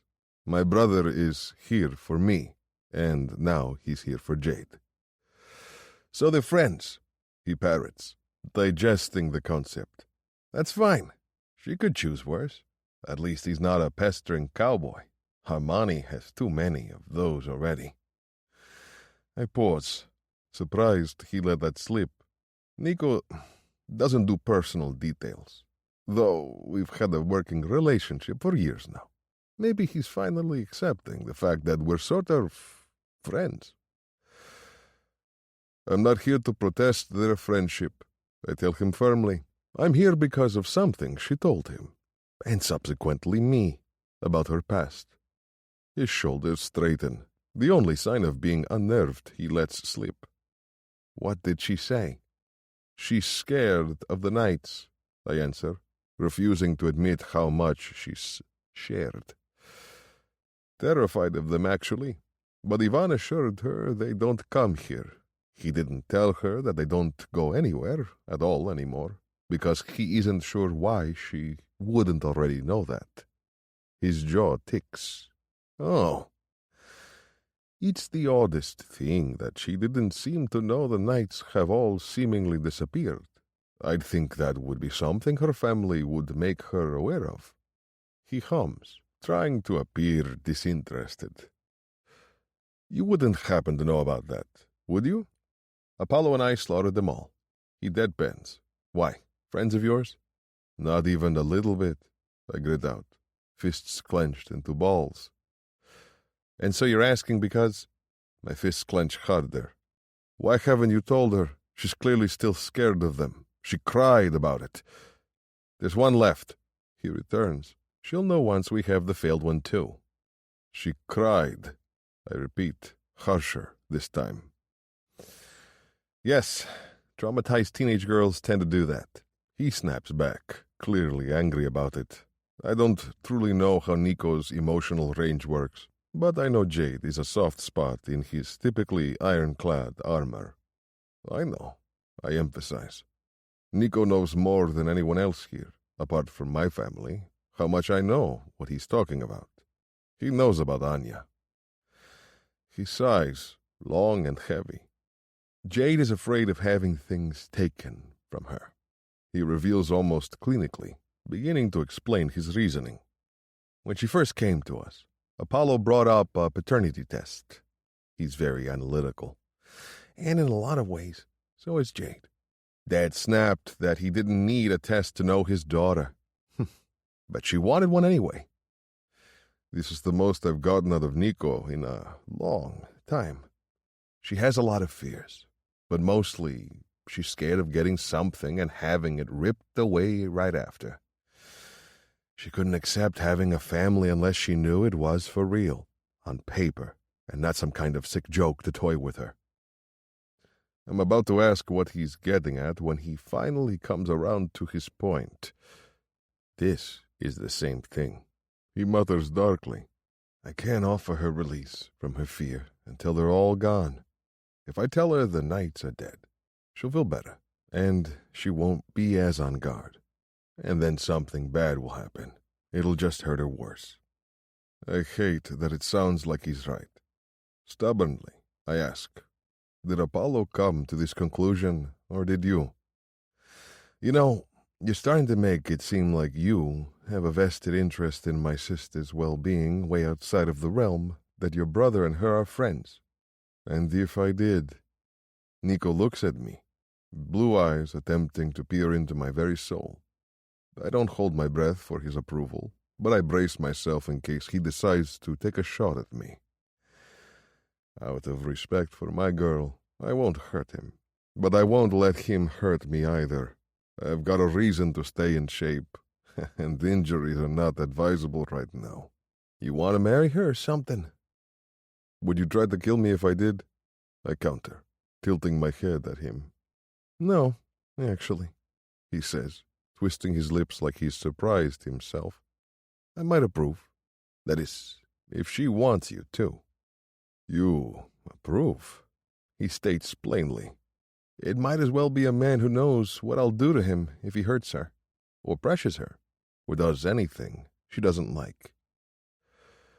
I know what he means. I'd want the same for Anya. If she recovers like I hope and that light returns to her eyes, I'd want someone who I know has no choice but to treat her like she deserves. He'd have to cherish her the way I do Jade, and he'd have to know that I'd go to the ends of the earth to avenge her. All right, I comment, nodding. Good talk. Good talk. He echoes. At least I'll have one of her brothers on my side. Well, sort of. Chapter 30. Jade. 6 weeks later. I'm totally ditching this godforsaken class. Each day in fight class, it's even more tempting to leave than the last. I seriously don't like sparring. Half the time it's just Anna and I pretending to hit each other and knock one another down while the instructor is watching.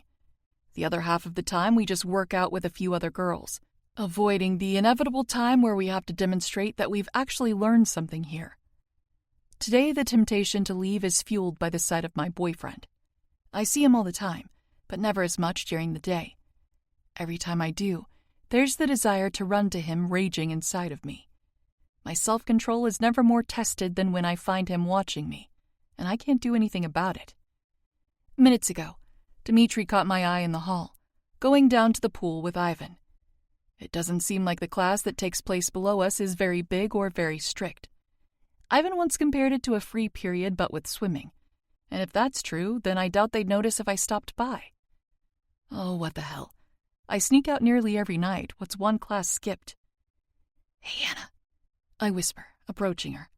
Class hasn't begun yet, so Cole is still glued to her side like a guard.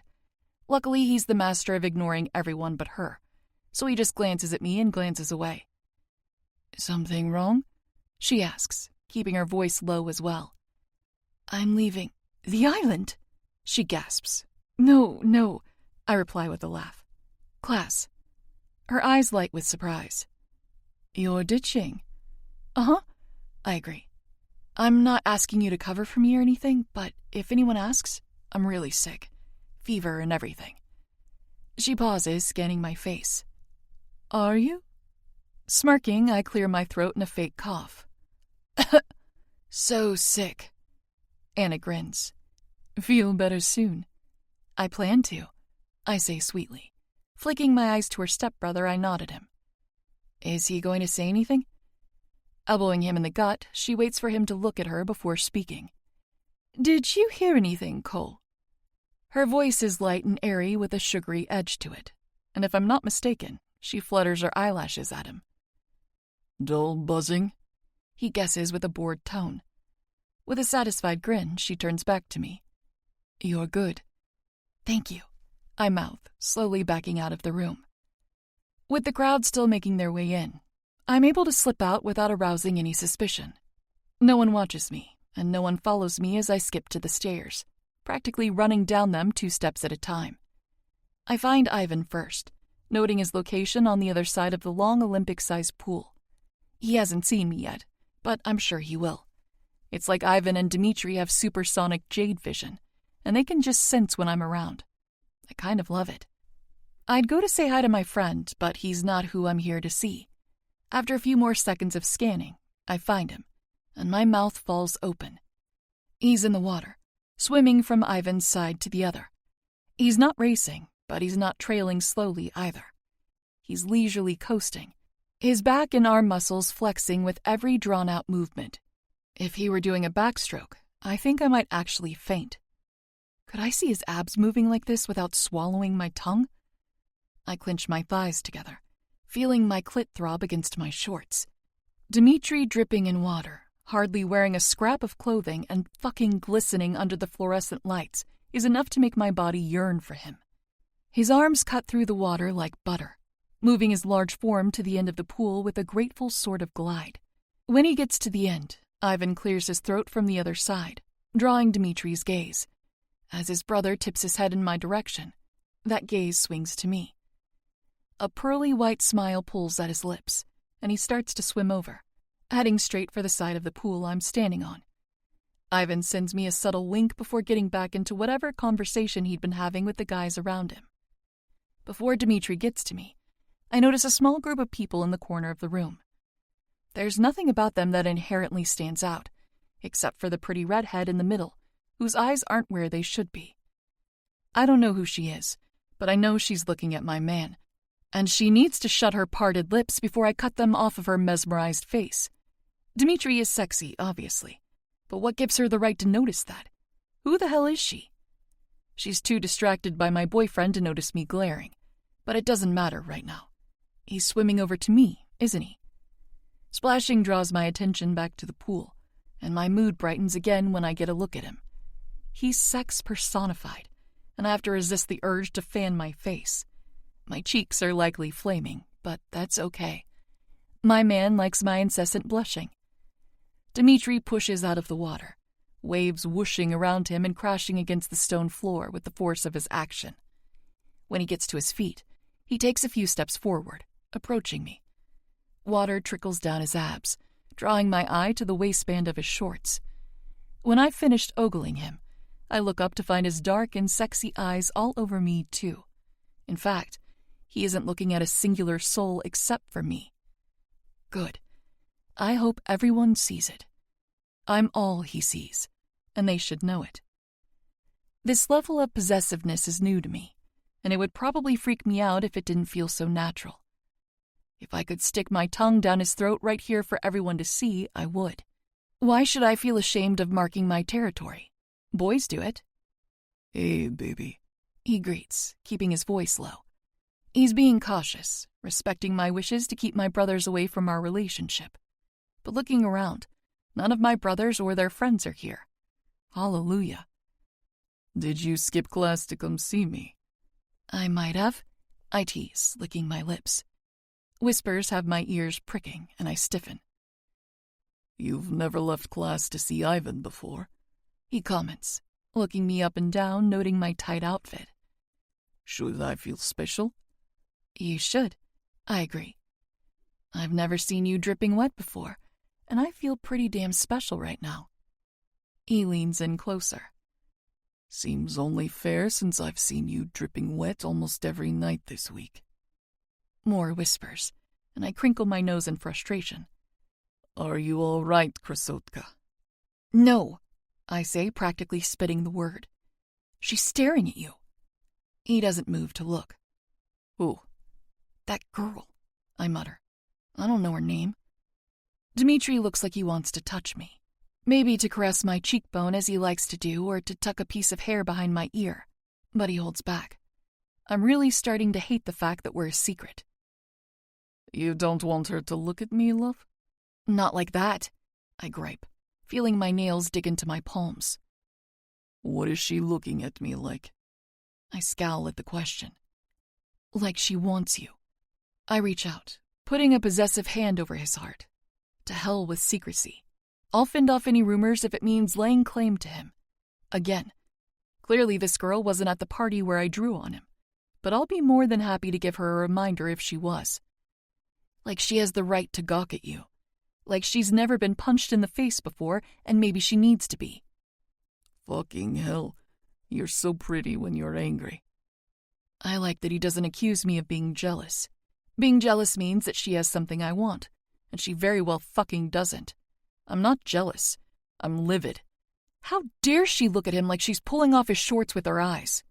Have you slept with her before? I ask hastily. Is that why she thinks she can look at you like that? I get to look at him like that. Nobody else. Dmitri blinks but slowly grins. What if I have? What would you do to her, baby? I hate this question because I know he's teasing me. Makes me want to lick that stupid, gorgeous smirk right off of his face. I don't take my hand off of him. I tighten the pressure there instead, demonstrating how serious I am. I'd probably do something crazy like find out what building she lives in and then kill her in her sleep. If he's surprised by my bold words, he doesn't show it. Instead, his hands surround my neck, and he peers down into my eyes. It's a good thing that I've never even talked to that girl then, How do you know? I demand. You haven't even looked at her. Why would I move my eyes off of something glorious to glance at anything less? If I wasn't throbbing for him already, I would be now. And I know, because I've never even wanted another girl on this campus. Not in any of the years before you, and sure as fuck not after I've got you. My heart warms, but the upset doesn't dissolve entirely. Only moderately appeased, I fold my arms over my chest. I still don't like her looking at you. You want to do something about it? Like poke her eyes out? I ask bitterly. His voice rumbles out of him like a purr. Like showing her that she shouldn't drool over your man. Like showing her I'm so wrapped around your little finger, she doesn't stand a chance. With his hands still wrapped around the sides of my neck, I drag my fingers up his forearms and grab them, pulling them down. He tilts his head, a question lingering in his eyes, but I don't give him the chance to ask it. There are locker rooms here, aren't there? He nods to the side, head pointing out the direction of them. Good, I rasp, licking my lips. Take me to one. With an aroused glint in his eye, he takes my hand, not even pausing to enact the order. I have to scramble to keep up with his long strides, my heart racing with excitement in my chest. As we approach his chosen door, he calls out to Ivan. No one goes in, he demands, voice firm with warning. Immediately, the two men sitting with Ivan stand, moving to guard the door. Ivan chuckles, turning to bark some orders in Russian that I don't comprehend at all. But it doesn't matter. Dmitri is already pulling me into the locker room. With cement floors and tiled walls, it's not exactly the coziest of hookup spots. It's sort of cold and wet-looking, really, but the fire coursing through my veins is enough to keep me from getting chilly. Before I can push him against the white walls, he takes a careful look around, making sure we're truly alone. Satisfied that it's just the two of us, he comes back over to me. It's empty. The word dies on his tongue as I use one of the wooden benches to step up on, throwing my arms around his neck and kissing him hard. Dmitri groans on contact, hands wrapping around my waist to keep me steady against him. My tongue drags along the seam of his lips, boldly dipping into his mouth. His taste is slightly tainted by the salt water from the pool, but I don't give a shit. Our kiss still tastes like him, and I just can't get enough. I didn't come in here to just kiss. My dirty mind has other plans for these lips. Turning us by shifting my body, I put my hands on his shoulders and push, his back softly meeting the solid wall behind him. I step down from the bench to get closer to him again, fingers swiftly extending to his pecs.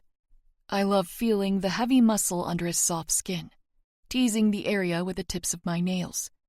Maybe I should scratch my name here. That would send a message to the onlookers.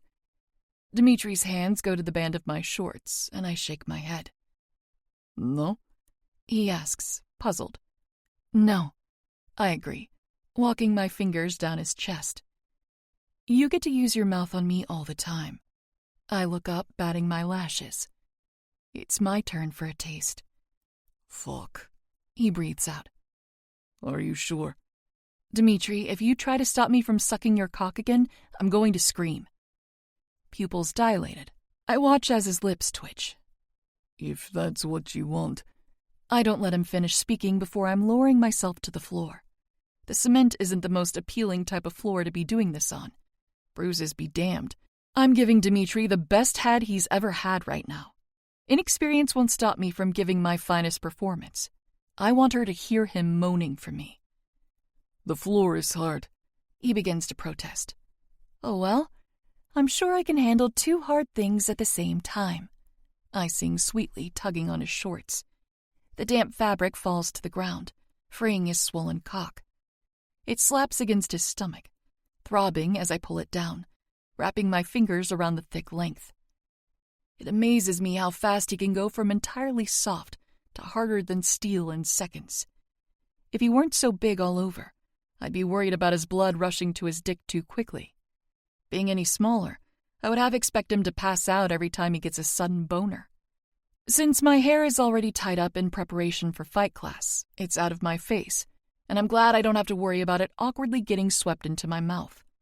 Tilting my head forward, I flatten my tongue on the underside of his dick, slowly dragging up to the tip. He's so hot, his skin burning warm with need. Fuck, Kretzotka. He rumbles, eyes zeroed in on my every move. When I seal my lips around the head, his balls lift up in a quick jump. Wanting to know how they feel, my free hand cups them from below, experimentally fondling them with a light squeeze while I gently suck on his tip. God damn, baby. He groans louder, touching the top of my head with a big hand. Where'd you learn how to do that, huh? My lips pull back, his cock falling out with a loud plop. Instinct, I answer honestly. Does it feel good?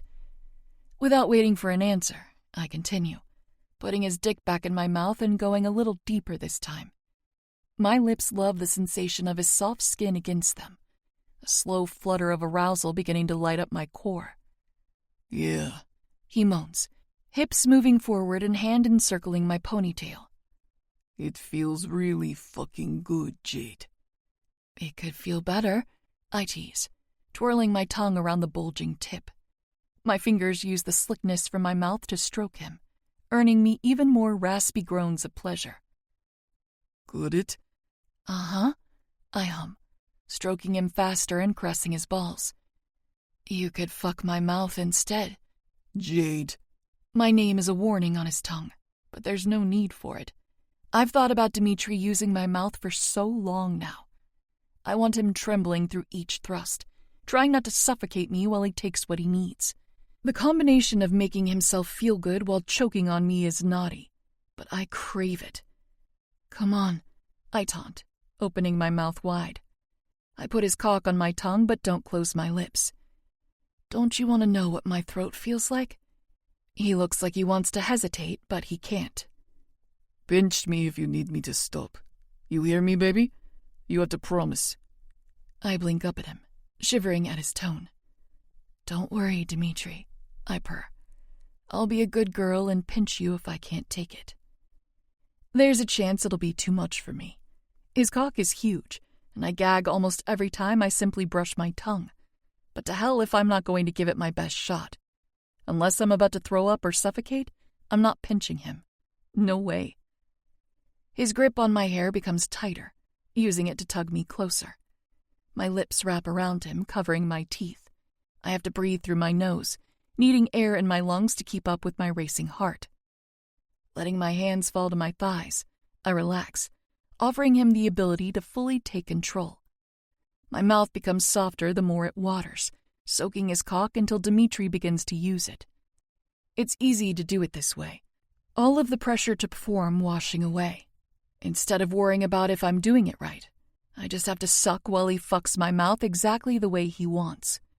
He's cautious at first, but the more he moves, the better it feels, and the less he can hold back.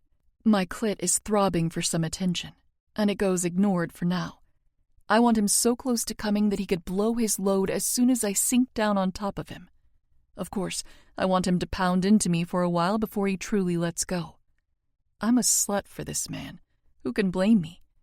The head of his thick, warm cock starts to bump against the back of my throat, his thrusts becoming longer and deeper. I pull in more air from my nose rather than trying to struggle around his girth, fighting the instinct to choke. Fuck yes, that's so good, baby. He groans, making my stomach flutter and my clit throb. You're so fucking pretty on your knees for me. Dimitri's eyes grow heavy with every glide between my lips, and his speed picks up, causing me to splutter more than once. He isn't fazed by the gagging or the spit rolling down my chin. I think he actually loves it. Dimitri loves me messy, I remind myself. My eyes start to sting, water pooling in the corners and slowly seeping out. My mouth feels so swollen but pliant. Secretly, I wish that he'd go even harder to really test out what I'm capable of. But this is enough for now. I'm beginning to feel a bit floaty when he pulls out. Stand up, Krasotka. I need your pussy. I don't even need to obey because he hefts me up before I can. Cupping my sex over my clothes, he makes my clit pulse. You're so fucking drenched, baby. He groans, voice so heavy it borders on a growl. You like your throat getting fucked this much? So much, I whimper. Too perfect, he mutters, removing my spandex shorts. Sexy as sin in your tight little workout clothes. What do I have to do to get you out of that class so no one can ever see you in this outfit again, So tempting. I'd drop the class right now if I thought he was seriously asking.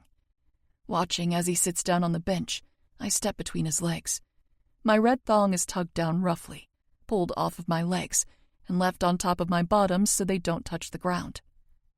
Love? I ask, cupping one side of his face.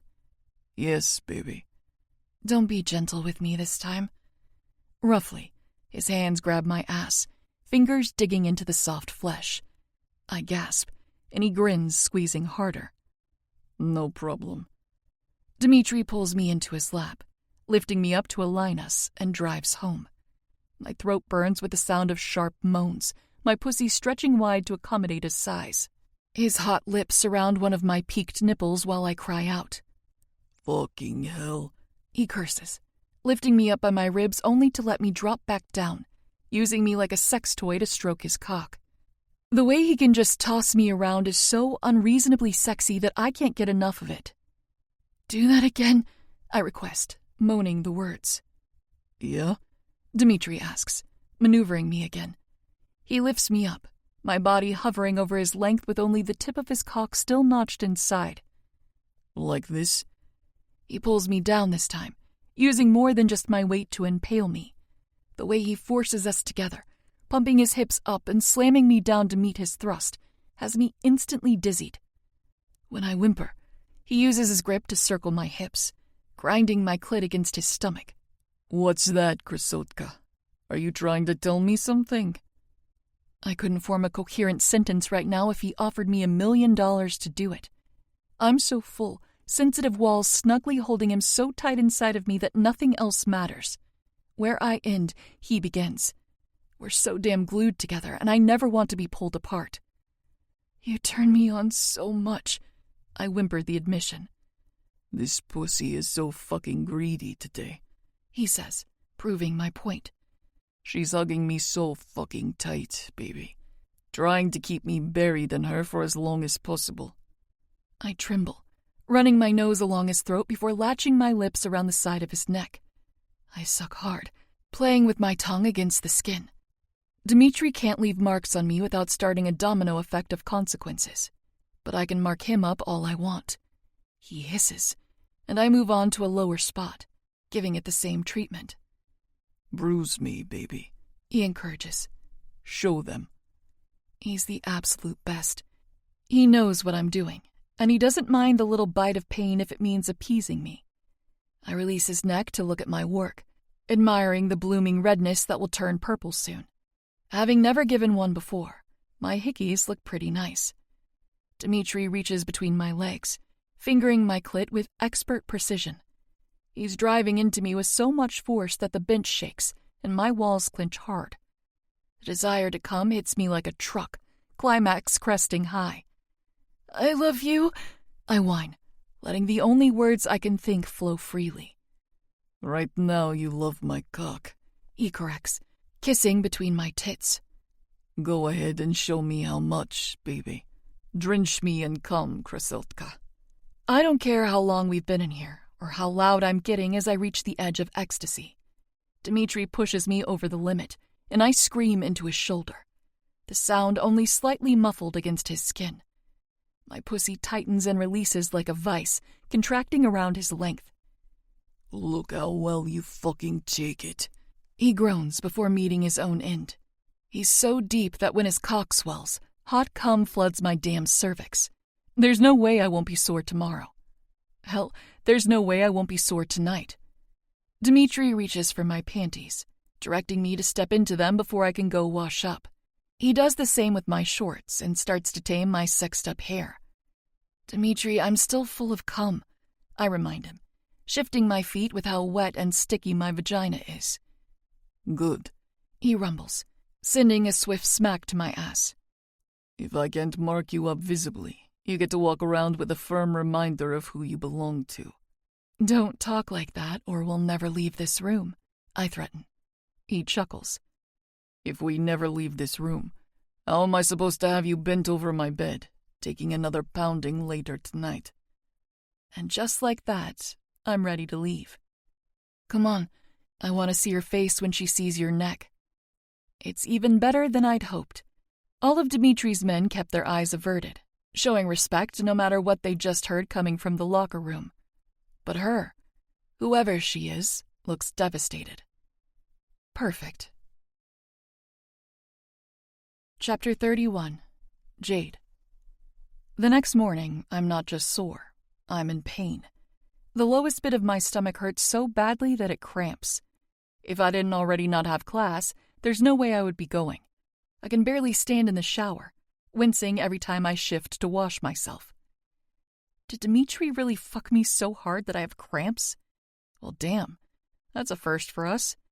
He took me so long last night, maybe I shouldn't be surprised.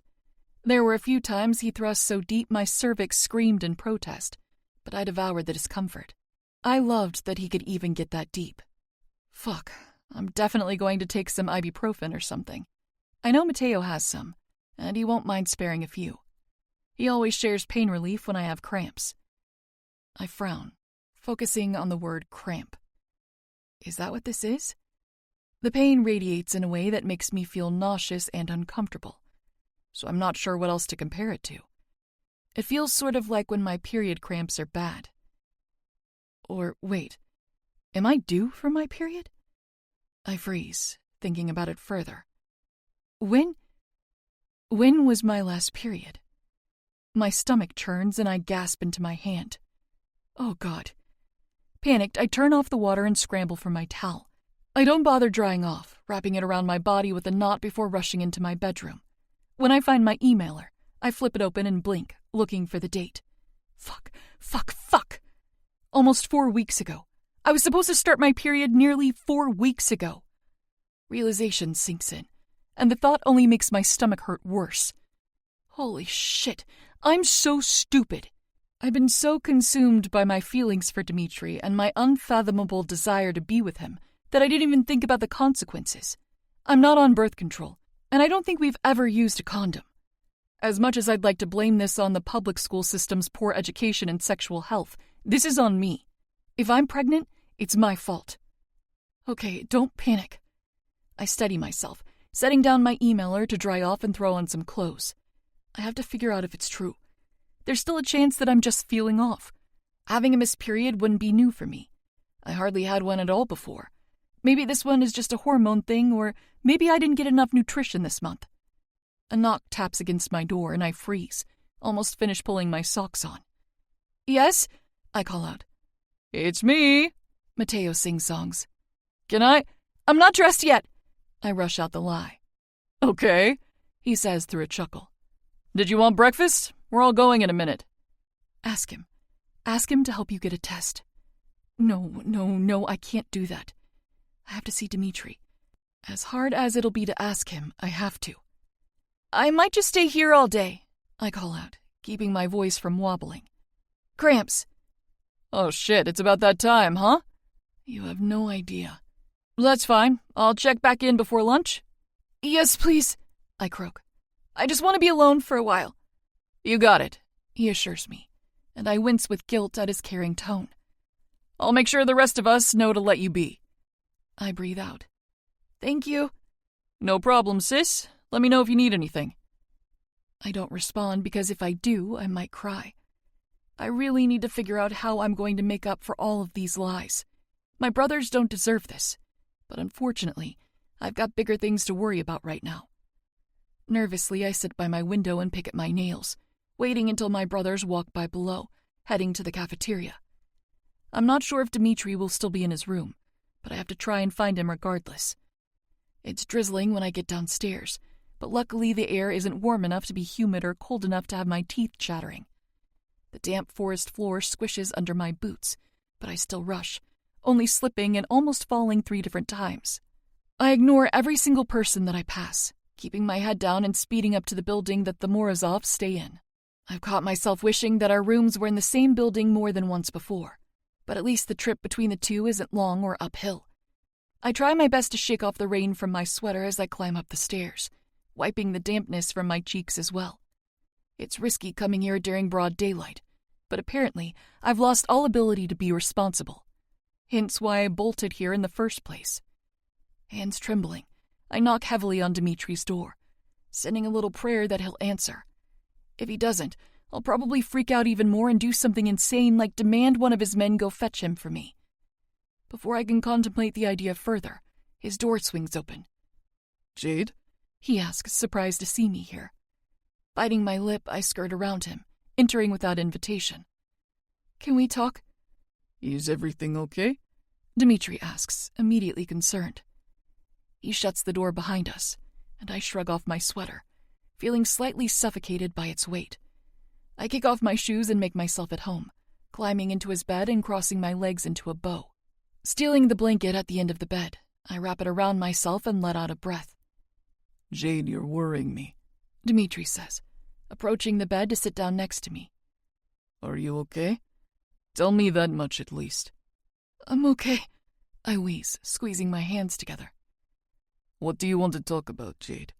You could tell me anything. He better mean that. I don't know what I'll do if he freaks out even more than me. Probably run crying to Matteo and make the situation even worse for us. I exhale a breath. Dimitri, if I needed something not on campus, would you be able to get it for me? His worried expression becomes serious, and his shoulders straighten. Of course. Is there something you need? I bite my lip and nod, trying to find the courage to ask. What is it? Your cheeks are red, Krasotka. I think I need a pregnancy test, I confess, letting out a squeaked breath. You do? He asks, looking at me in a way I can't decipher. I'm late, I explain quietly. Almost a month late. Are you not? Dimitri starts, his voice soft. Do you not take birth control? I shake my head, refusing to cry from mortification. I didn't think about it. I swear, I'm so sorry. We should have talked about it, and I didn't bring it up. Hey, he urges, interrupting my guilty babble. I didn't bring it up either, Jade. I'm not upset with you, not even a little bit. You don't think I did this on purpose, right? I ask helplessly. You're not going to be mad if I'm pregnant and think I tried to trap you, right? I swear I just didn't think about it. I was so caught up falling for you that I... Krasotka, look at me, he coaxes, nudging my chin up. I would never think that of you. And if I'm being entirely honest, if you baby-trapped me to keep me, I'd probably find it pretty fucking cute and amusing. Cute and amusing? My jaw drops and I gape at him. You would? Jade, you're it for me. If you're not pregnant and you wanted to be, I'd knock you up right now. A sharp laugh bursts from my lips, filled with relief. Even if our families don't approve? They'll have to if there's a baby, won't they? Even if, he assures me. Let's not worry about it until we're sure, okay? We'll take a test and go from there. I release a shaky breath. Okay, if you're sure you're not mad. I promise I'm not, he reaffirms, leaning over to catch my lips in a gentle kiss. I have to tell Ivan, he adds carefully. He'll be able to get us a test. Get us a test. Dmitri never fails to make me feel like we're on a team, like he's on my side no matter what happens, and thank God he isn't any different right now. I need him. Okay, I agree, swallowing nervously. Dmitri kisses my head twice, 2 quick pecks of comfort before heading for his door. He whistles into the hall, and not even 3 seconds pass before the sound of a door handle rattles. From my spot on the bed, I catch a glimpse of Ivan's lighter hair. What's wrong? He asks, peeking into the room. Dmitri doesn't respond in English. He effortlessly switches into their language and keeps his volume down. Neither of them makes a move to come in or leave. They speak Russian to each other in low tones, and I see the moment Dmitri tells his brother what he's looking for. His blue eyes widen, looking over at me while I sit cozy on Dmitri's bed. Blankets tucked around me. I offer a shy smile. Exchanging more hushed words, Ivan nods and dips back into the hallway. He'll be right back, my man says, coming to the edge of the bed to kiss the top of my head. I nod, relaxing with his touch. He can get one? Easily, he states, brushing my cheek with the back of his fingers. He'll be discreet. I almost asked Mateo for one, I admit. I was scared to bring it up with you, and I knew I could get him to shut up about it for at least a small amount of time if I cried a little. I'm expecting a laugh, but I only get his stern eyes. Krasotka, you should not fear speaking to me. You should not be scared of anything when it comes to me. You're mine to care for. The pure conviction in his words makes my heart soar. I know, I admit. It's just so soon. I didn't mean for this to happen. I don't want to hold you back. Babies aren't easy, and with him becoming Pecan, a kid would certainly alter his life. Maybe not in a good way. You're not, he denies simply. You could never hold me back, Jade. I don't get the chance to tell him that I could be if this is really happening before Ivan slips into the room. Holy shit, that was fast, I comment, noting the brown paper bag in his hands. Ivan looks like he can't decide whether he should laugh to lighten the mood or come hug me to offer comfort.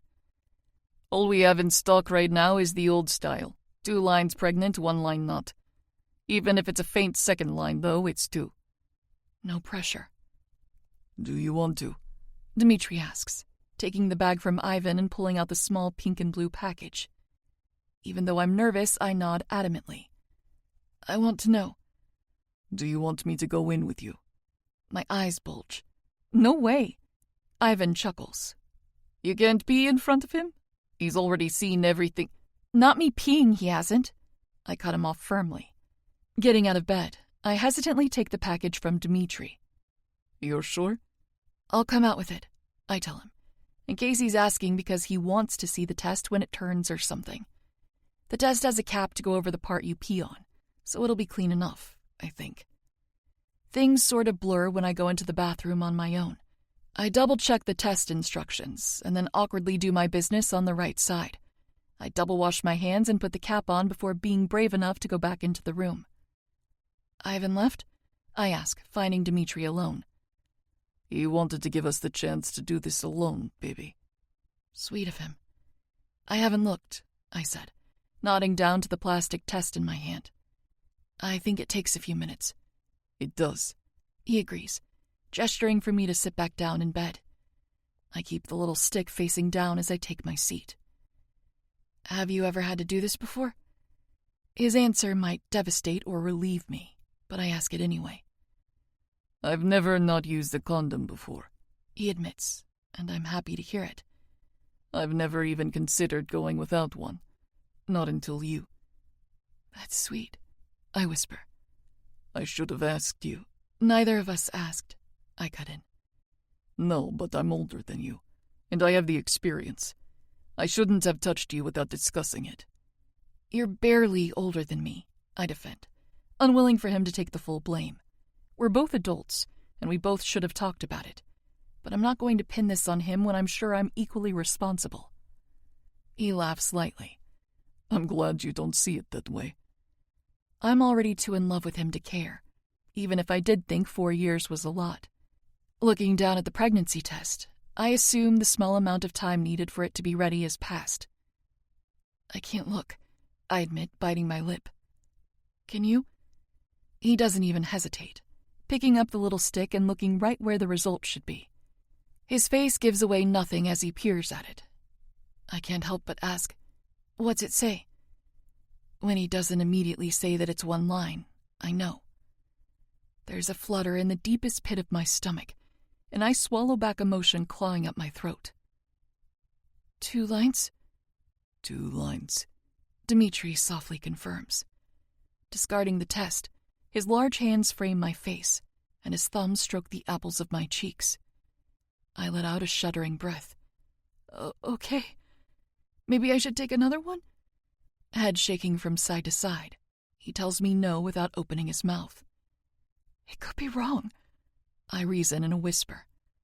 A firmer shake of his head and one of his hands shifts down. He splays his fingers on the center of my stomach, holding me there. It's not wrong, Krasotka. I hold in a whimper. How do you know? I just know, he states simply. No second test, but we'll take you to the doctor here that we trust.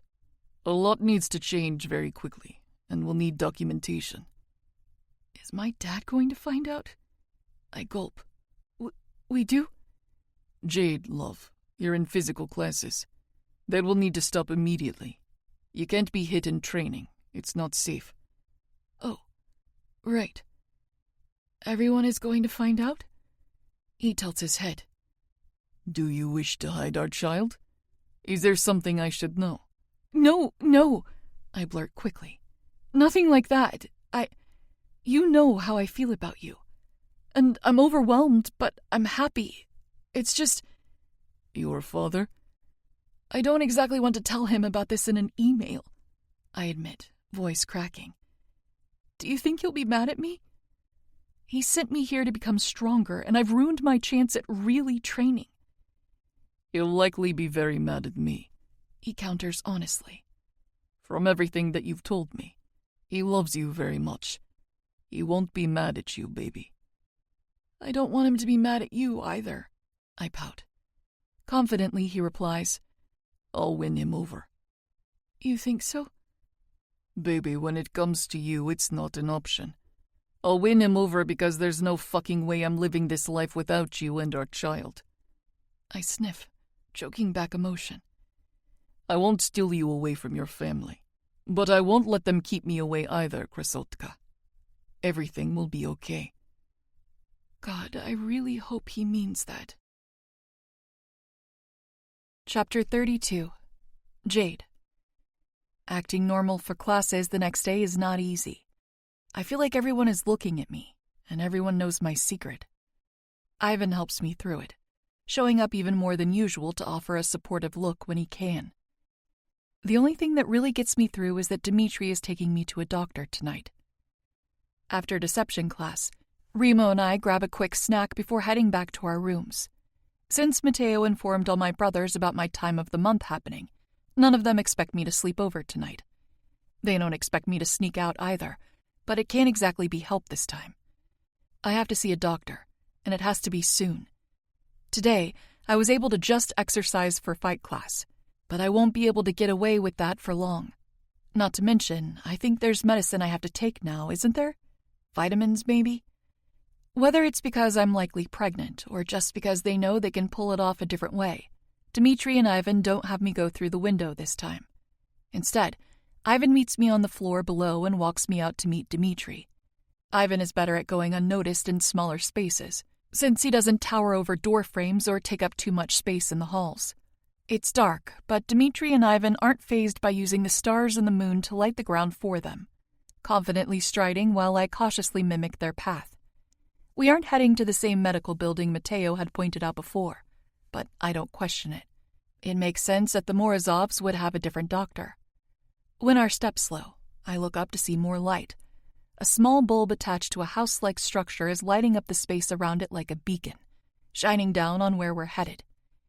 The small stone building is mostly hidden behind hauntingly tall trees, the surrounding ground littered with bumpy tree roots. It's like an old fairy tale cottage with moss covering the walls and some of the roof. I half expect a chimney to be pumping out comically perfect swells of smoke, but there isn't one. "I've never seen this place before," I mention quietly, twigs snapping beneath our feet as we approach the door. I don't think I even knew it existed. How could I be here for so many weeks and still have parts of the island to explore? "There are a few different spots to find doctors here," Ivan reports diplomatically. "This one is just ours." Without knocking, Dmitri pulls on the door handle, opening it for all of us to squeeze through. While the outside of this place has some serious cozy cabin vibes, the inside is sterile and white. It's like a vet clinic or a tiny little hospital. "Priemnik," an unfamiliar voice says, catching my ear. "Is everything all right?" The older man who's speaking has gray hair and thin glasses, but he's still tall and sturdy looking. He looks like a grandpa who can still run on the beach but needs to have a nap at 2 p.m. to function for the rest of the day. He's standing behind a low counter, waiting for a reply. "No one is hurt," Dmitri reports. "Is anyone else here today?" "We are alone," the man answers firmly. Nodding, my boyfriend informs him, "We need an ultrasound." If the man, who must be the doctor, is thrown off by Dmitri's request, he doesn't show it. He doesn't really react at all emotionally, only vocally. "Of course," he says, willing to comply. "Come this way." Dmitri, still holding my hand, guides me to follow while Ivan walks alongside my stride. Curious about so many things, I lean closer to my friend. "What did he call him?" I ask lowly. "Pray something?" "Priemnik. It means successor," Ivan whispers back. "It's just what some of the older men called Dmitri. They're looking forward to him taking on the role of Pakan." So this guy doesn't just respect Dmitri, he likes him. That's good. I'm much more comfortable trusting him if he has a vested interest in Dmitri's well-being. "Take a seat, miss." The doctor pauses, waiting for someone to say my name. "Moretti," Dmitri fills in. "Jade is fine," I protest lightly. "You're about to look inside my stomach. I think you can call me by my first name." As I climb up to sit on the padded leather table, I watch the doctor glancing at Dmitri for permission. He won't even use my first name unless he approves it. Kind of badass, if I'm honest. But come on, it's just a name. Thankfully, Dmitri agrees that it's fine. "Jade, then." He agrees. "I'm Dr. Petrov. You think you're pregnant?" "She took a test," Dmitri answers. "She's pregnant with my child." First of all, damn, way to just throw that out there. Second, oh Lord, why is that so hot? As long as the test wasn't wrong, I add, feeling the need to. Dmitri is so confident, and he doesn't hesitate to show it. "It wasn't." The cushioned little table is cold, but I ignore the chills running up my arm in favor of tugging at the ends of my shirt. "I can just roll this up, right?" "Correct." The doctor agrees, picking up a clear bottle with blue gel inside. "We don't have a full ultrasound machine here, but I have a smaller one that's portable. It'll do." "Do you want me to wait outside?"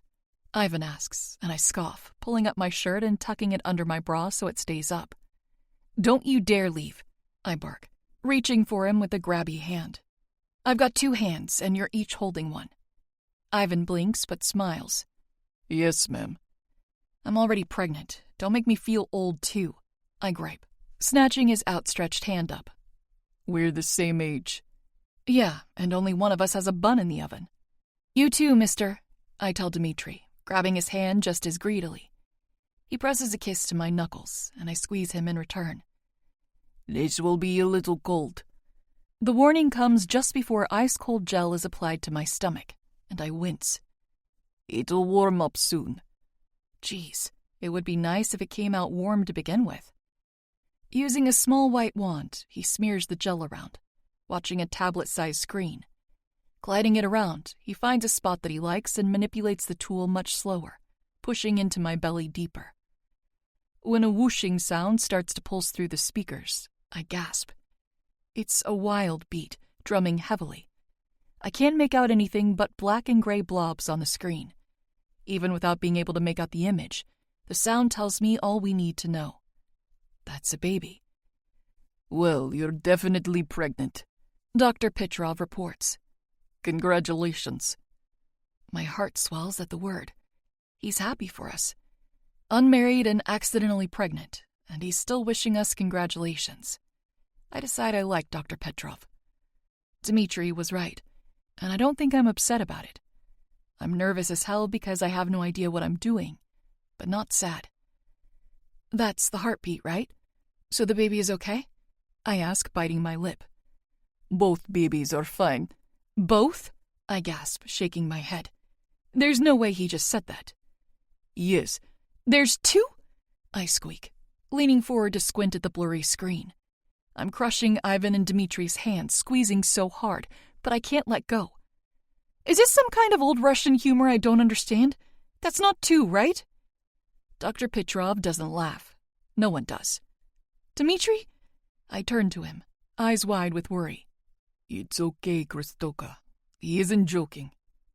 How is he not freaking out? Is he in shock?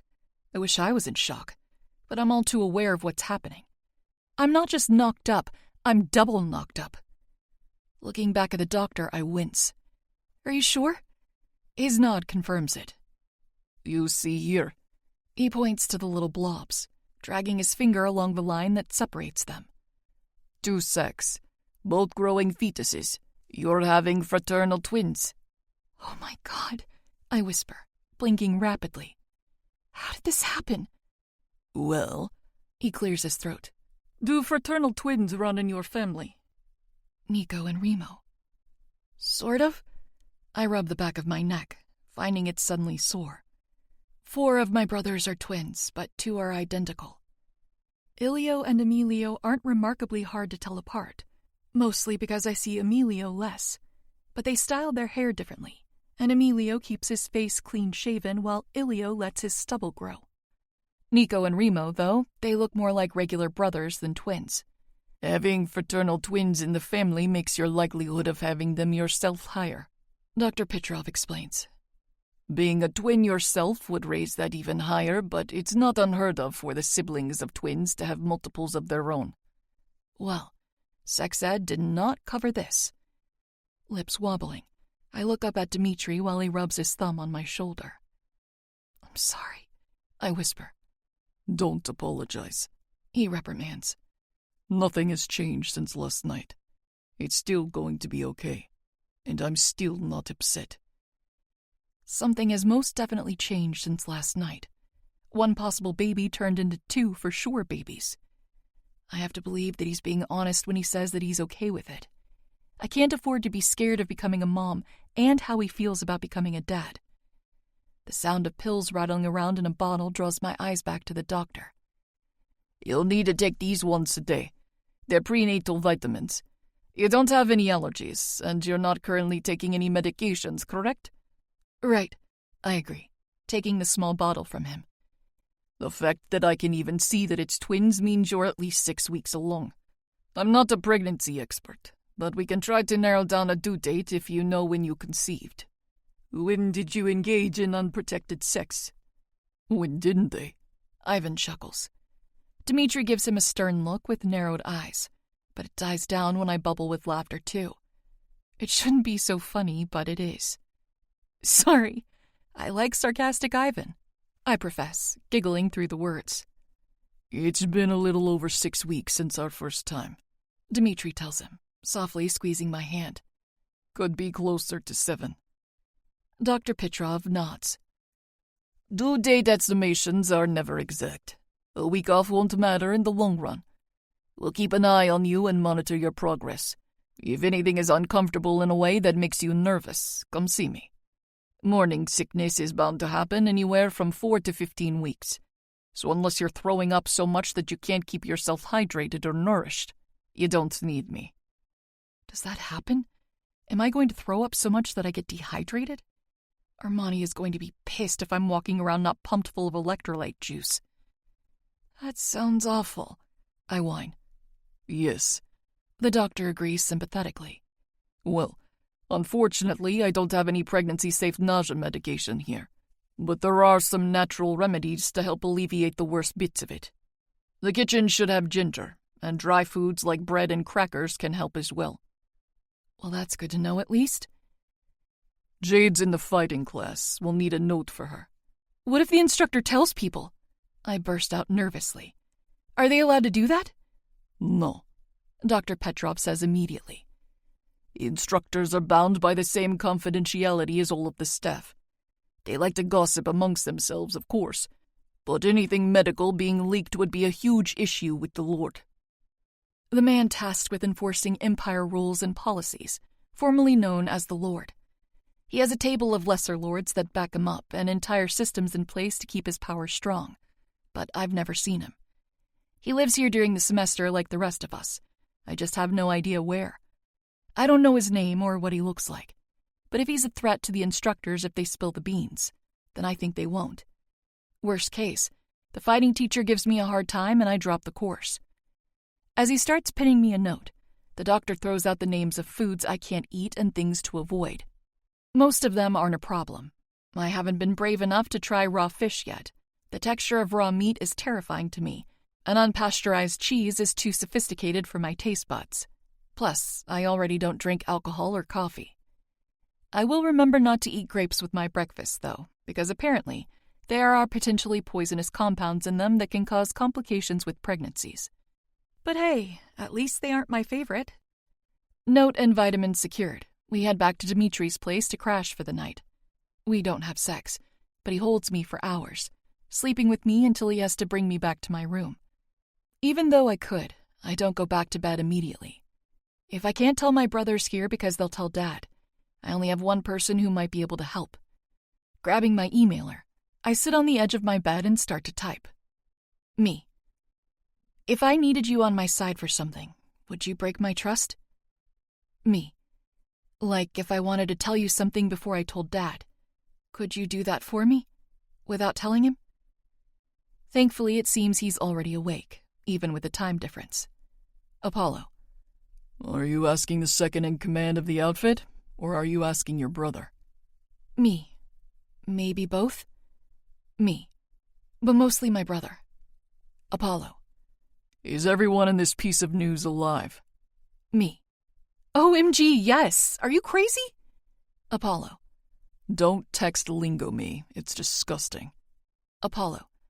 Text me what you need. Me. Can you promise not to tell Dad until we can do it together? Apollo. A promise from a made man should mean nothing to you. Me. A promise from my brother could never mean nothing. It takes a minute for him to reply. The heavy silence of waiting builds the tension inside of me even more. Apollo. You have my word. I exhale and type. Me. I'm pregnant.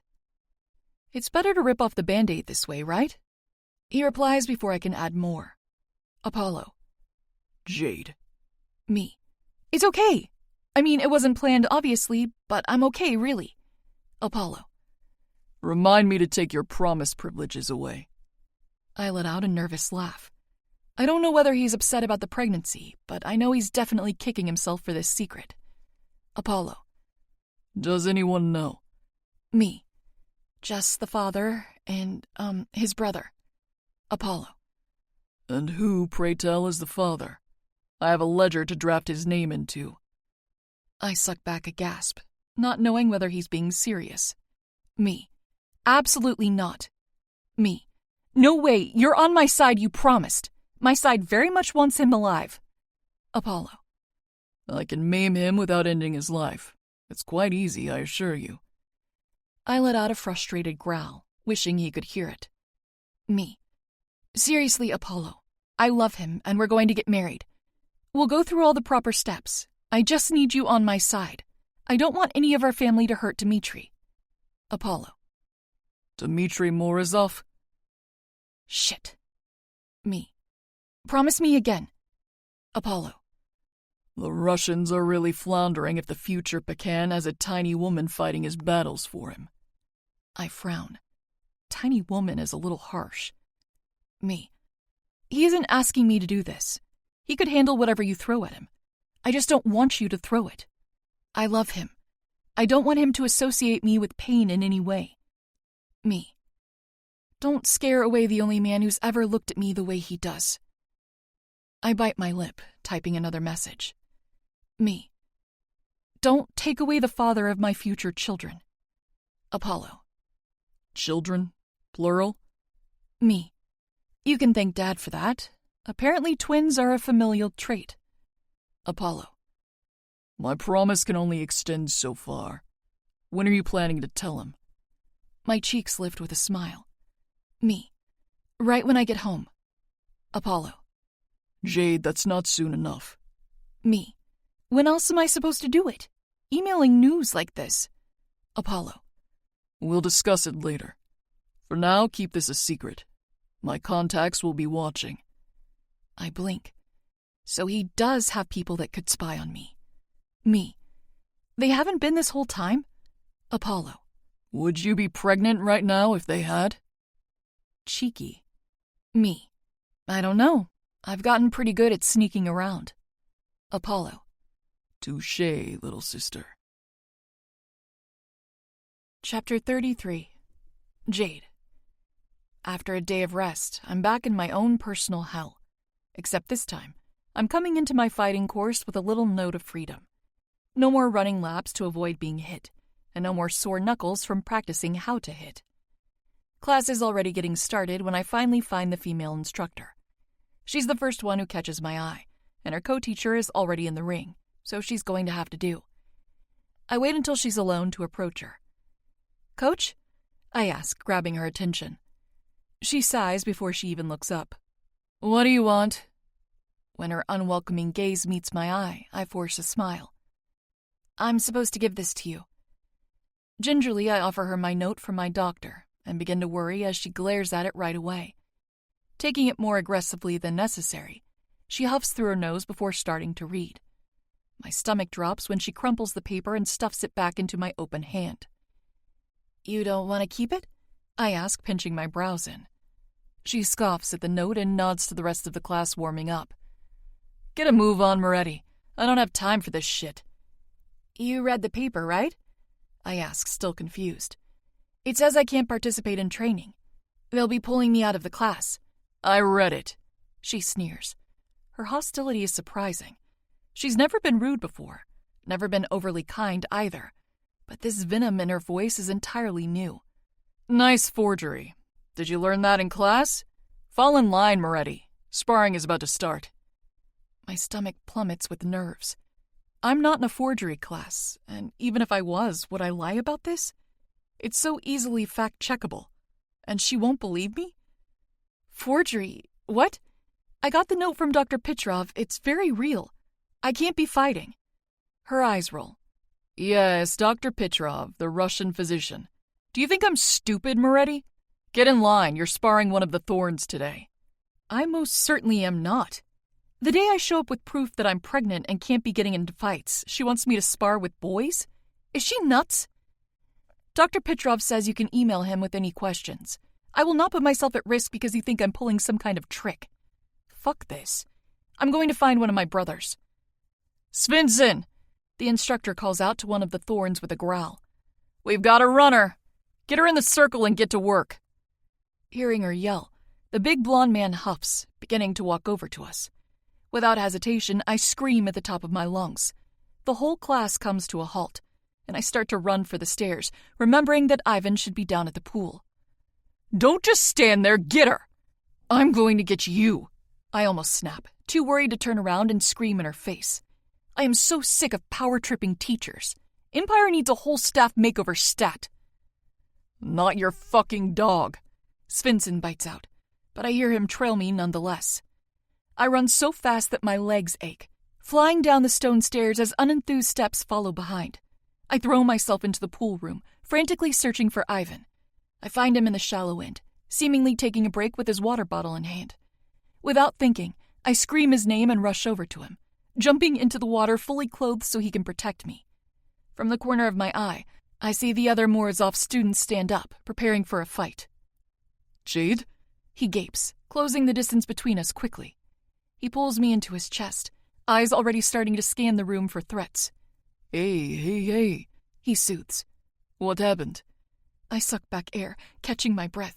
She didn't believe me. She tried to make me fight and sent some guy to run after me. One of his men has Svensson pinned to the wall the second the words leave my lips. He grunts in pain but doesn't fight back. It's not exactly his fault, but I really don't give a shit about him right now. What do you mean she didn't believe you? She thinks I forged the note because it's from your doctor, I explain, still breathing hard. What if I got hit in the stomach? Fucking calm down, Svensson snaps, starting to struggle against the big-ass guy who has him against the wall. I wasn't going to touch her. I don't have a death wish. Then why did you follow her? Ivan demands coldly. Would have brought her to Armani, he grunts. I don't plan to lose my head anytime soon. I'm not getting on the Moretti's bad side for a goddamn teacher. It's easy to believe him when nothing he says sounds like a lie. He didn't touch me, I say, lifting my chin at the man in question. He's much less frightening when he has no control over his body. You can let him go. The guy with his hands on Svensson looks to Ivan for instruction.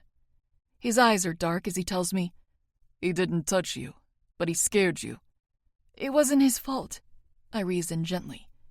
No one else even saw the note, so he didn't know when he followed slowly. He can go. Ivan relents, but narrows his eyes on the man. But let everyone in your camp know that no one messes with Jade. She's not just under her family's protection now. Understand? Got it. He gripes, straightening himself out. Always a fucking pleasure, Morozov. Remember that. Ivan bites out in return. Turning to me, he picks me up in his arms and walks me out of the pool. Water rushes off of us, heavy bits of it stuck to my clothes, making them cling to me. Come on, let's get you warmed up and dried off. Ivan sits down on a wood bench, keeping me in his lap with my legs hanging over his thigh. Several towels are handed to him at once, and I'm realizing just how big of a presence the Morozovs have on campus. There have to be 10 men in this room practically catering to us. I let Ivan wrap me up, shivering a little bit from the air. One of you go get Dmitri. Tell him Ivan says his Koroleva is fine. Ivan instructs, putting a big emphasis on fine. But she needs him. Bring him here, we'll wait. Someone with a familiar build as Ivan heads to the door, already making a speedy getaway. Man, these guys work fast. You all right? Ivan asks, continuing to try and dry me off as best as he can. With my uniform soaked, I'll only be able to get completely dry when I change. Still, being less drowned by my clothes is helpful. I cough, clearing the emotion from my throat. I'm okay. Ivan tells someone to grab his water bottle, and it's handed over in a second flat. Noticing my hands are shaking, likely from leftover adrenaline, he lifts the open bottle to my lips. Tipping the liquid slowly into my mouth, he watches carefully when I swallow so that he doesn't give me too much. Shit, he hisses, holding my thighs tighter to him. I hadn't noticed them beginning to shake. She's fucking dead. I'm fine, I whisper, lifting my mouth up for another drink. You're not fine, you're in shock, he returns. We need to get you changed into dry clothes and take you back to the doctor so he can monitor your vitals. I'm not in shock, I assure him. I've been in shock before. It just reminded me. Reminded you? Ivan asks. Reminded you of what, Jade? Our eyes meet, and I lock my hands together, beginning to stroke them with my thumbs. Self-soothing isn't a guarantee for me. It doesn't always help. But knowing I'm surrounded by people who are willing to keep me safe, that's what will help me calm. Jade, Ivan repeats, softly touching the back of his hand to my forehead. What did it remind you of? The last time I felt fear like that. Even though Ivan has heard my story, the people around us haven't. I'm sure that's what he's assuming, that my heightened fear is a product of having to run for my life before. But I'll confirm it for him another time. I shiver, tucking my head against his chest. Tell you later, I mumble quietly. I wish Dmitri were here. He'd probably steal me off of Ivan and hold me even tighter. But it would be okay. The whole world melts away when I'm in his arms, and I really think I want the world to melt right now. Tempted to fall asleep, my eyes flutter shut, only for Ivan to shake me.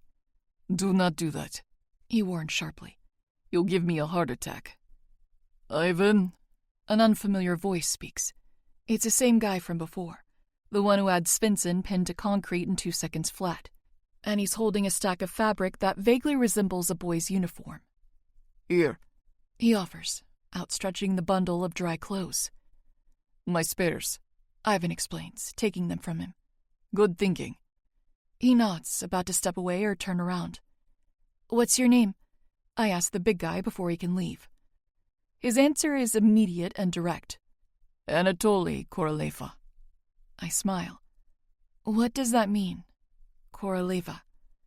Anatoly hesitates, looking at Ivan. My boyfriend's brother smirks. Koroleva is a term for queen. It's what we call the Pakan's wife. My heart races, but a question lingers. But Dmitri isn't Pakan yet. No, but the Pakan is currently unmarried, and that makes you Koroleva. I nod in understanding. Well, thank you, Anatoly. You acted so quickly, and I appreciate it a lot. It is my job, he says carefully, but his eyes become soft and gooey. Oh, he's a gentle giant until provoked. I just know it. And he'll be rewarded for protecting his Koroleva fiercely. Ivan carries me into the private locker room, putting me into a changing room and guarding the door while I slip into his clothes. They fit much better than Mateo's do, but they're still a bit large. Nothing I can't wear without them falling off, though. He lets me walk back into the pool room by myself, but he does pull me back into his lap when we sit down. I can tell that my fierce reaction from being threatened has him concerned. He checks my pulse and the temperature of my forehead several times, watching all of my limbs to make sure they're finished trembling. When the door bangs open, I don't flinch. I soften and sigh. My man is here. What happened? Dmitri demands, kneeling in front of us. His hands immediately surround the side of my head, his lips leaning in to brush over my cheeks. I smile, knowing he isn't just greeting me. He's feeling the temperature in my face while trying to not actively stress me out with his mothering. You're okay? He asks, rubbing my jaw with his thumbs. Not hurt? I'm okay. I breathe, basking in the comfort he offers. The babies? He checks, eyes darting to my flat stomach. I nod. They're okay too. Our lips meet in a bruising kiss, washing away the pain of the day. He releases a heavy breath and turns to his younger brother. What happened? Ivan meets his brother's eyes, and sinisterly his lips rise. There's an instructor we need to teach a lesson. Chapter 34. Jade. When I get back to my room, my hopes of crawling under the covers and sleeping until I can't sleep anymore are crushed in an instant. Even if I didn't have to skip deception class to sleep, I couldn't do it now. I'm not alone here. Mateo is sitting on my bed, arms folded across his chest. What on earth are you wearing? Funny story, I awkwardly say, trying not to cringe.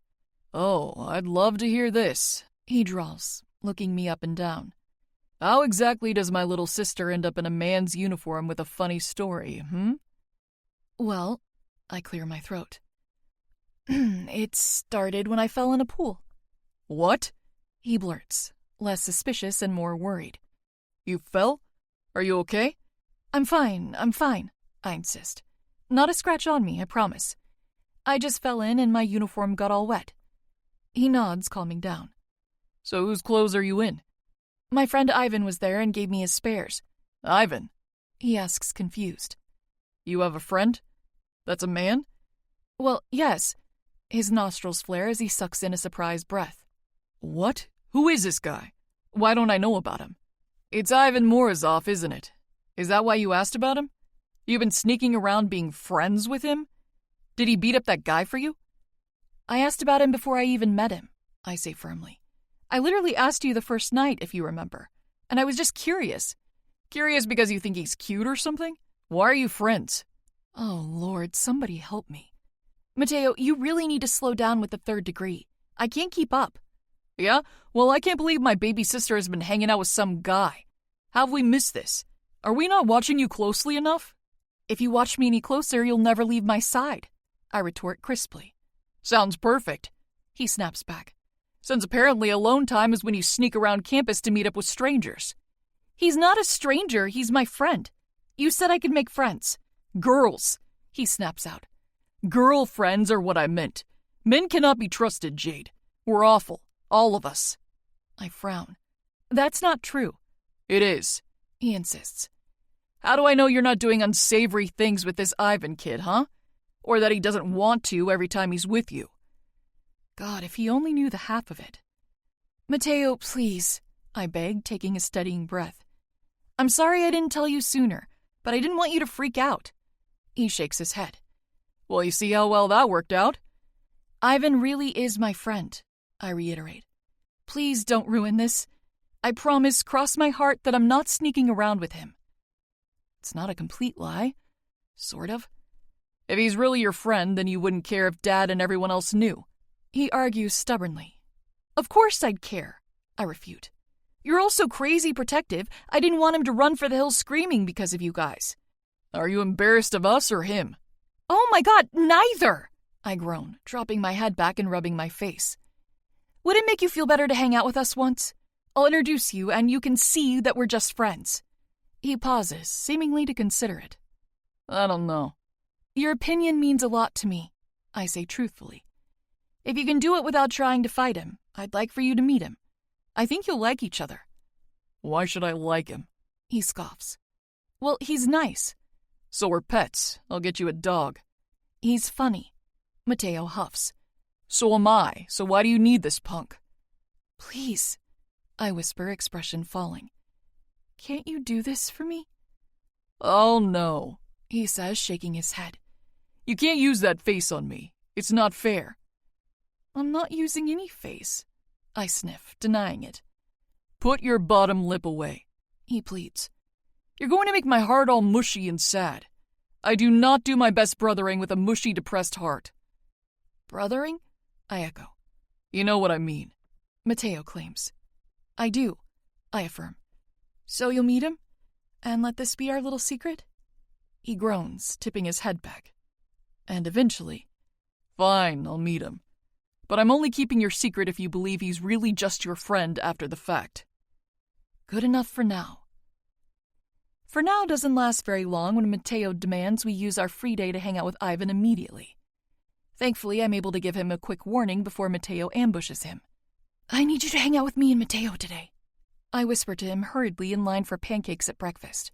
My brothers are too busy filling up their own plates at other stations to notice us. He knows? That we're just friends, I admit. He caught me in your clothes. I'm not going to hit him back if he attacks me, Ivan warns. Jesus, I groan. No one is attacking anyone. He has to see that we're not fooling around to keep it a secret, so we have to hang out today. Any ideas? He pauses, considering it. Bring him to the pool after lunch. I frown. Swimming is not going to help our case. Mateo will flip if the first activity Ivan suggests has me in a bikini. We're not swimming. He doesn't have time to explain before we have to part.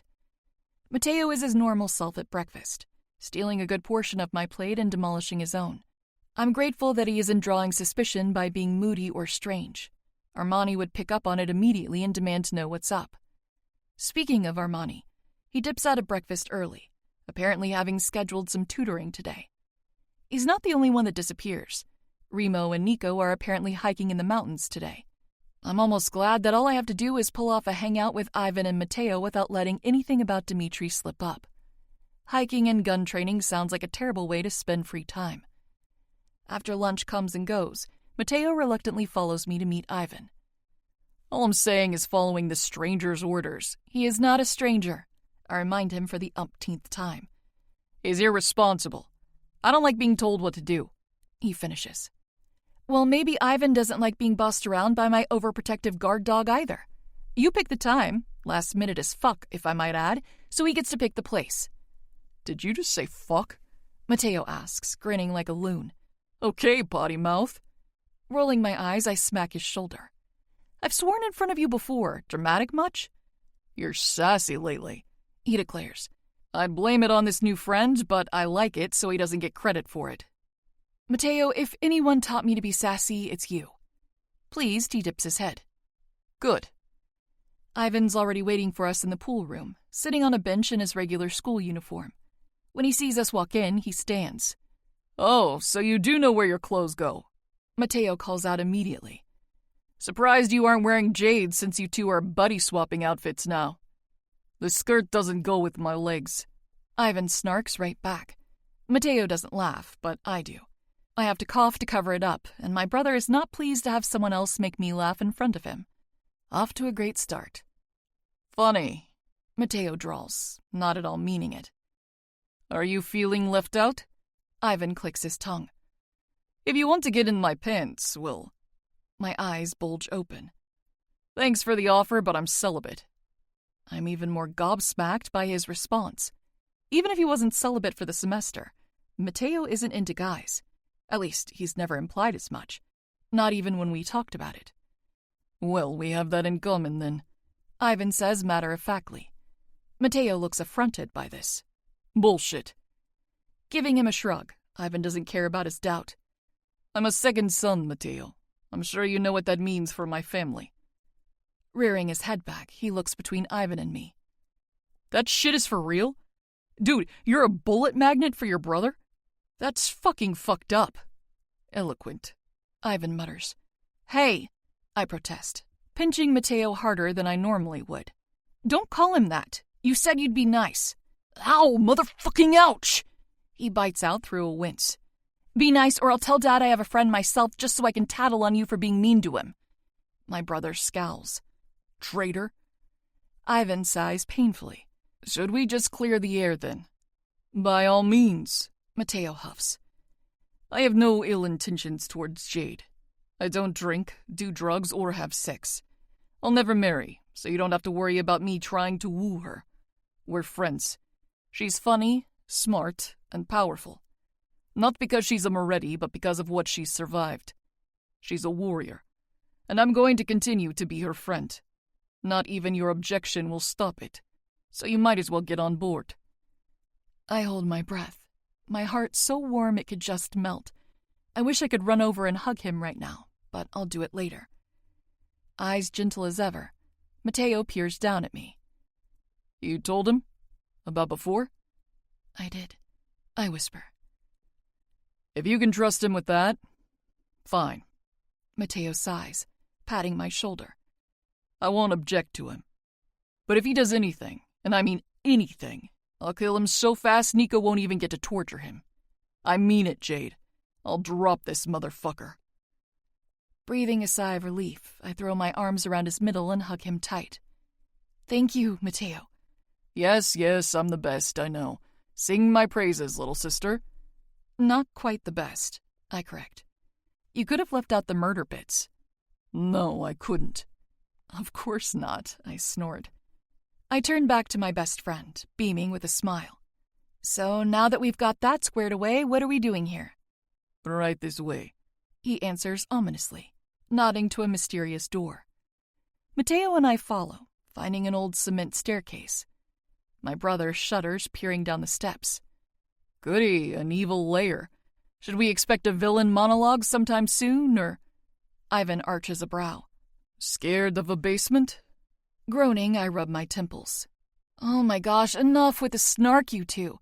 I want to know what Ivan has to show us. Without so much as another comment, the three of us descend the stairs. I take my steps slow, making sure that I won't trip. It isn't pitch dark, but the lighting is low and difficult to see.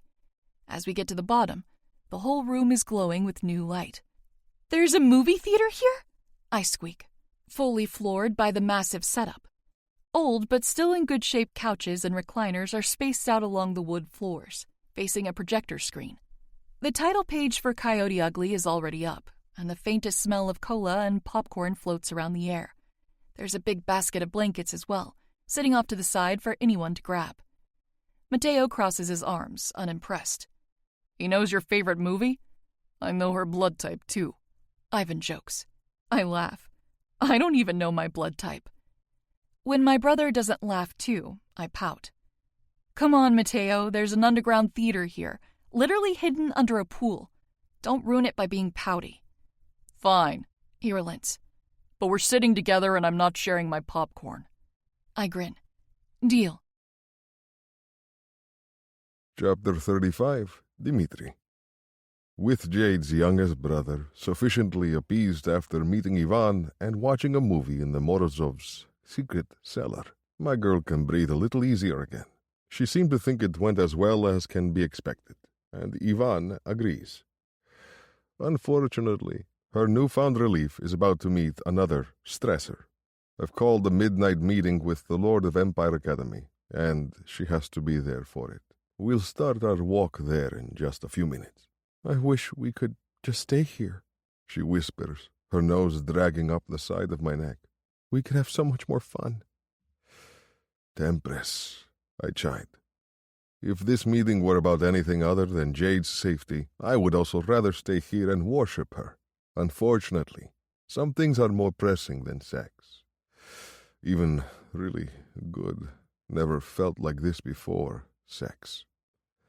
Am I motivating you to make this go by quickly? My krasotka asks, her voice dipping into that sultry tone I love so much. I've already wanted this to go quickly.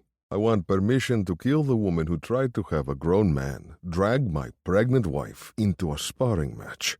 I don't care if we haven't said our vows yet. Once the 2 pink lines appeared on that test, Jade became my wife. The ceremony is more of a formality than anything at this point, and if a man can't kill someone threatening his wife and unborn child, justice is dead. I'm not sure how long it will take, baby. Bummer, she murmurs. Have you seen the Lord before? Yes, I know him. He's a walking power trip, but he's good enough at his job. He has a flair for putting on a show, but unfortunately, I don't think this instructor did enough to warrant an execution. Fuck if I'm not going to aim for one, though. Is he scary? Will. Is William scary? Maybe if you consider the people backing him up, sure, but he's just a regular man with mediocre capabilities. I sort of can't blame him for it. Why should he know how to kill the way I know how to kill when his snipers will just blast through anyone who tries to attack him? I suppose being untouchable can make people fear you, but Jade has nothing to fear from him. No, I say confidently, he won't scare you. Okay, good, she replies, allowing her shoulders to relax, pressing a kiss to her forehead. I ask, you ready for this, Krasotka? When she nods, we grab Ivan and leave. Jade. The Lord's meeting place is creepy. Who wants to meet on a rooftop at midnight when it's chilly? Apparently, this Batman wannabe weirdo does. I mean, he isn't wearing a mask, but he might as well be wearing a cloak. Ugh, I wish I had a cloak. It's freezing up here. I bet his shaved head is cold, too. He's got bleached fuzz on the top of the round surface. Surely not enough hair to keep his head and ears warm. He's pale and wearing black leather gloves that would be stark against his fair complexion if his arms weren't covered by his dark blue cloak. I shiver silently in my sweater while the Lord greets Dmitri, sharing a formal handshake. Ivan doesn't leave my side after he does the same, practically gluing himself to my side as we sit. There are 4 chairs, one for each of us, but Dmitri and the Lord sit last, lowering themselves slowly. I've been briefed on your issue, the new man says, starting the conversation immediately. The stars dance around in the sky above us, and the sound of wind sweeping through treetops creates a subtle soundtrack in the air. Quite a mess, I'm afraid. Empire would like to formally apologize for the actions of Ms. Haller. Haller, that's her name. She mentioned it on the first day, but it completely went in one ear and out the other. Her last name doesn't give away what crime family she's from, but at least I have something to call her in my head. She's been suspended for the next 4 semesters and will only be hired back after retraining and extensive questioning. She'll be off the island within the week. Oh, wow. I did not expect such a direct and intense course of action. That's not enough. Dmitri seethes, apparently disagreeing with me. The crack of silence that follows is thick and uncomfortable but passes quickly. And how do you suggest I punish her exactly? Dmitri doesn't hesitate or waver. You could let me snap her neck in the middle of the courtyard for everyone to see. He deadpans the suggestion. Dmitri! I gasp, looking at him with wide eyes. He doesn't return my gaze, keeping his eyes trained on the man across from him. The Lord lets out a long-suffering sigh. Any less dramatic suggestions? Perhaps something more fitting for an attempted crime? Dmitri tightens his jaw. Okay, how about you let me attempt snapping her neck in the courtyard for everyone to see? I see this is going to be a very productive meeting. Great. The Lord drawls, lighting up a cigarette with a match as sarcasm drips from his every word. The smell of cloves instantly floods the brisk air around us. Worried that this meeting is going to spiral, I speak up before Dmitri can. You could make her fight, I suggest gently. Jade. Dmitri turns to look at me, shaking his head. He doesn't want me to have anything to do with this because I shouldn't have to handle situations like these. He'd take care of everything by himself if I didn't have to come. The Lord eyes me carefully. Fight?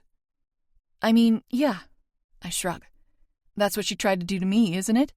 Pick out some big guy to beat her up and call it even.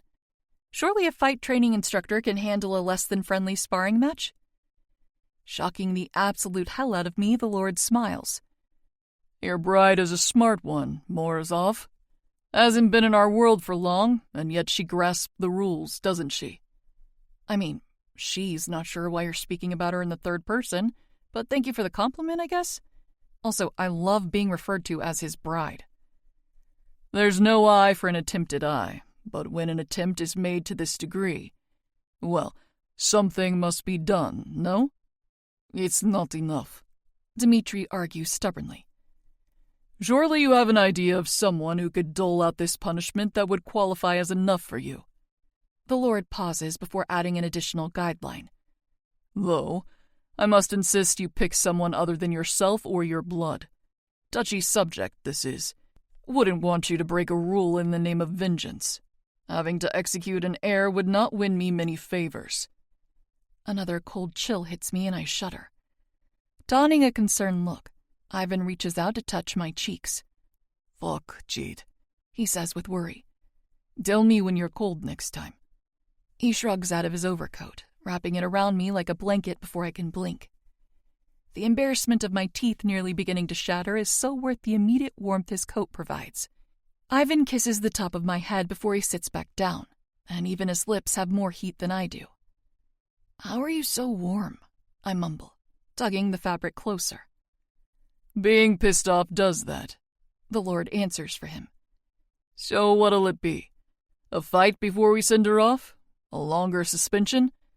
What will allow you to leave this table satisfied, Dmitri? I hold my breath for his answer. Send her off, he replies, voice hard as stone. I don't need you to punish her further. I'll take care of it myself. Oh, shit. Is he going to have someone kill her outside of campus? I don't know whether I should be appalled that he really wants her dead for almost hurting me, or insanely turned on.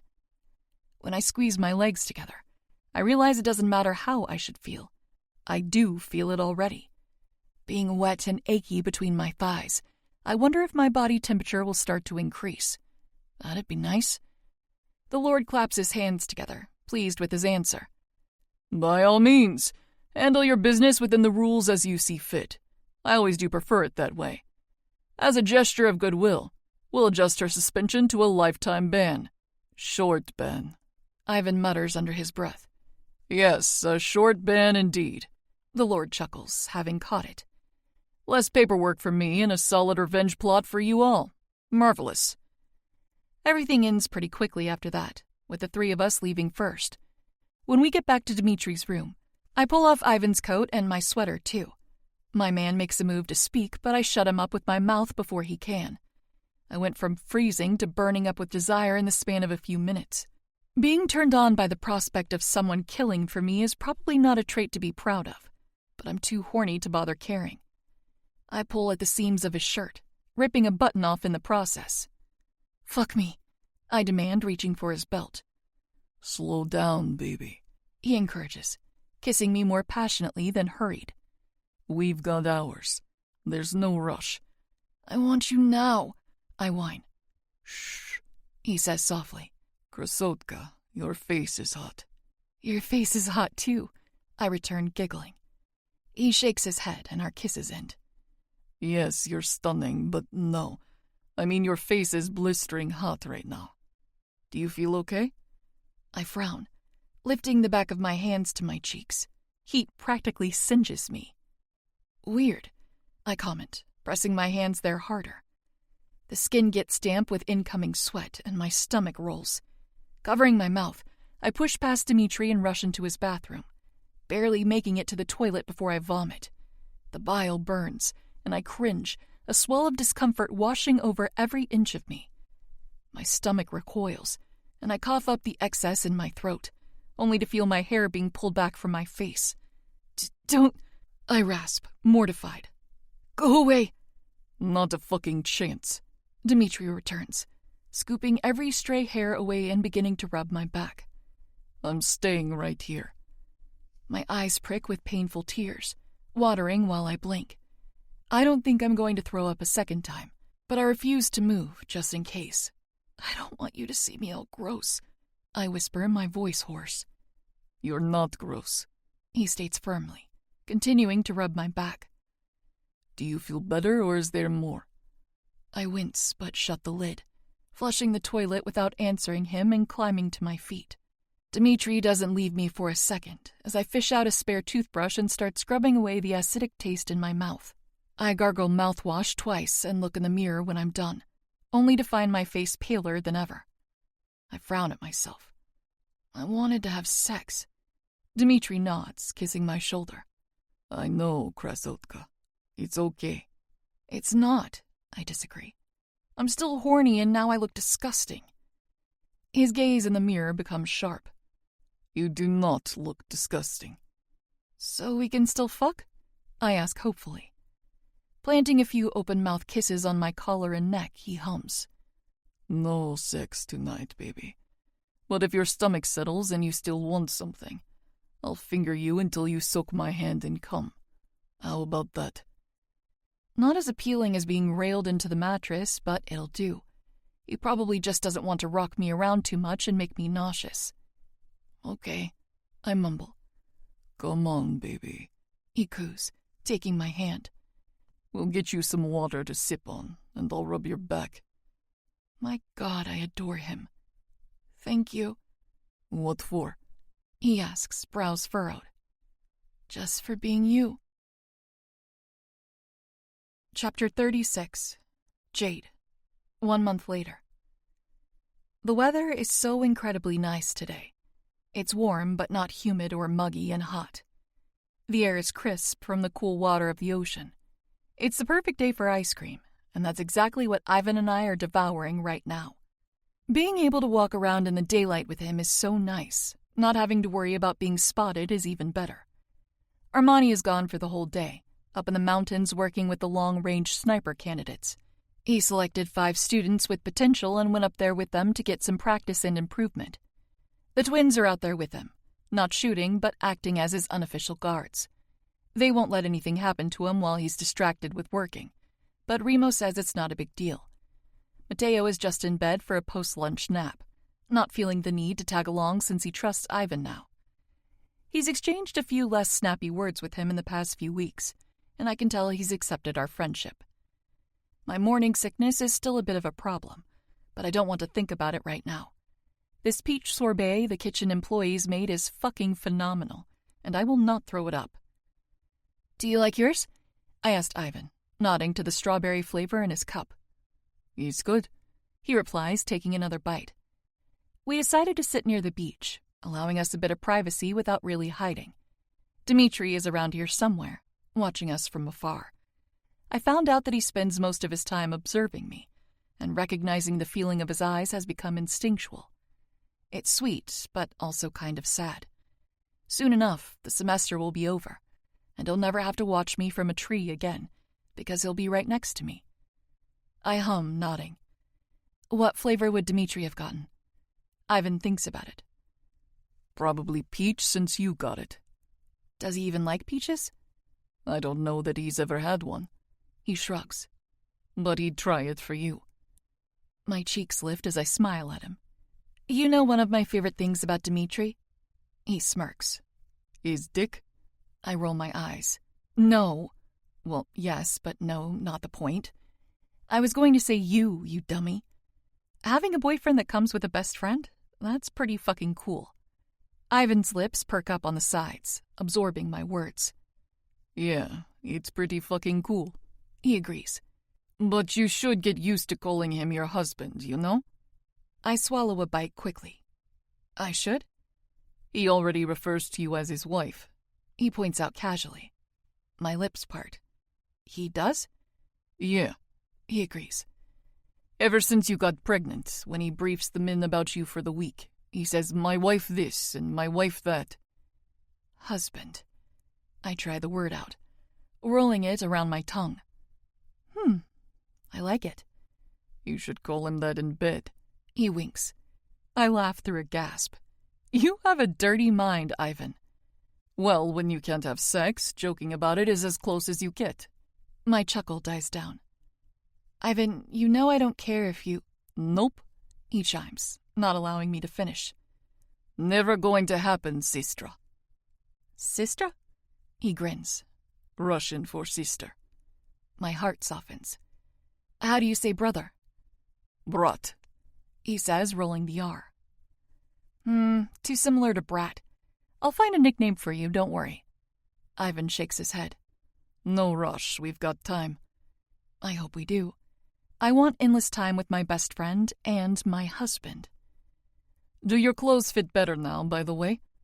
Oh, so glad you reminded me. Yes, they're perfect. Thank you again. Ivan personally found some old uniforms and sewed elastic in them so that they'd stretch as my stomach started to pop. I only have a tiny little bump right now, but it's growing, and my tailored uniform was not cutting it. It's not a big deal, he says, shrugging it off. We're hoping that since my brothers didn't hear about the fight class mishap, only that I finally dropped the course, they'll just assume I put on a few pounds without the constant exercise. For now, there isn't enough lift in my shirt to make them suspicious at all, so we're just rolling with it. You're too modest, I point out, finishing up my treat. Ivan's is gone now, too. Want to go get a soda? I ask. Maybe a ginger ale will help me keep my stomach calm. These babies are finicky. Sounds good, he agrees, getting to his feet. We walk in unison, finding the nearest trash can for our garbage. Just as we approach it, a rumbling of whispers breaks out nearby, loud enough to reach our ears. When we turn, I catch a glimpse of the Lord striding through campus with a mysterious black figure.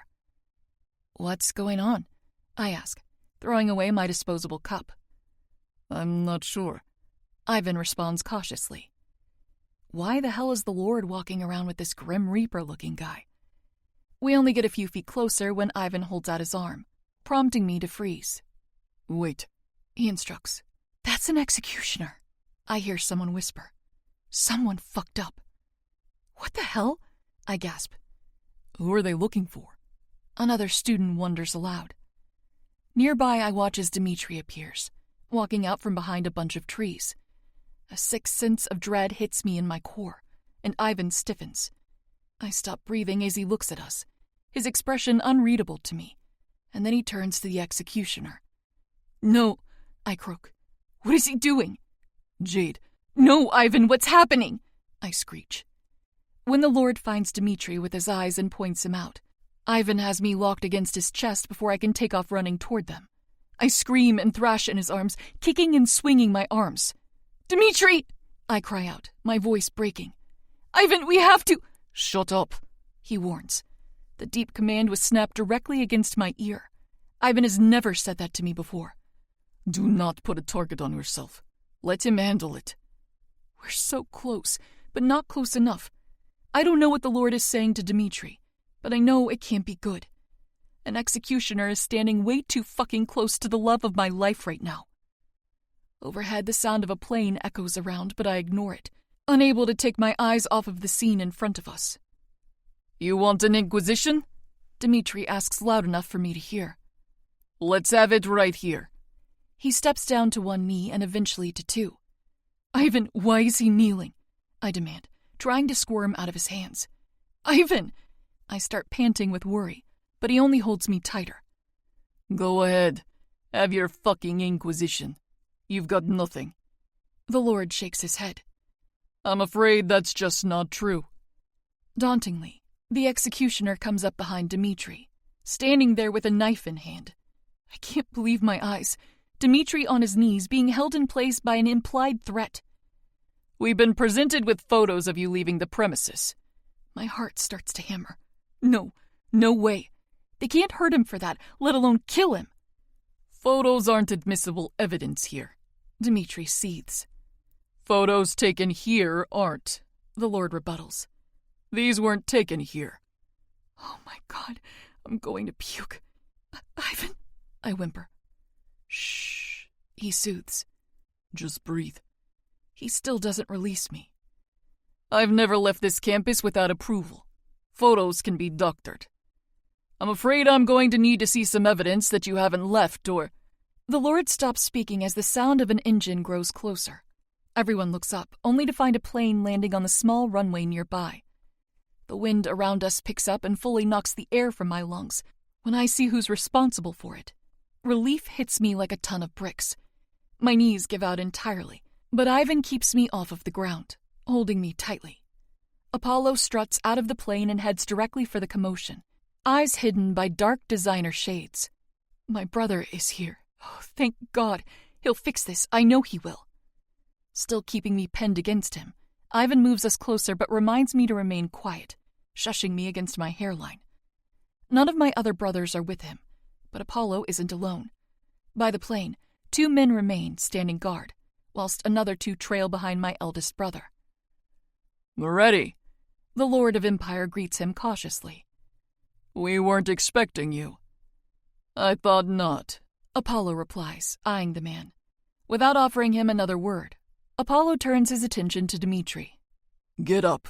This inquisition is over. My heart leaps as he gets to his feet, stuttering when the executioner flashes his knife. His threatening gesture isn't received well, drawing the attention of my brother's men. Unless you'd like for the last breath of your life to occur today, Apollo warns, his words hard and lethal. I suggest you stand down. The Lord's stare hardens on Apollo. Why, pray tell, do you believe you can advise my men? I've got your evidence, my brother informs him. And frankly, I don't have time for the ridiculous show you're trying to put on. The accused crime isn't even one that warrants a death penalty, and you have an executioner here? Spare me the dramatics, Will. I blink back tears, letting my brother's calm radiate my way. Dmitri can't be killed for whatever this is about, and that's all I need to latch on to. He's going to be okay. Apollo is going to make sure of it. What evidence could you possibly have for me, Moretti? The Lord, whose name is apparently Will, asks, emphasizing the use of our last name.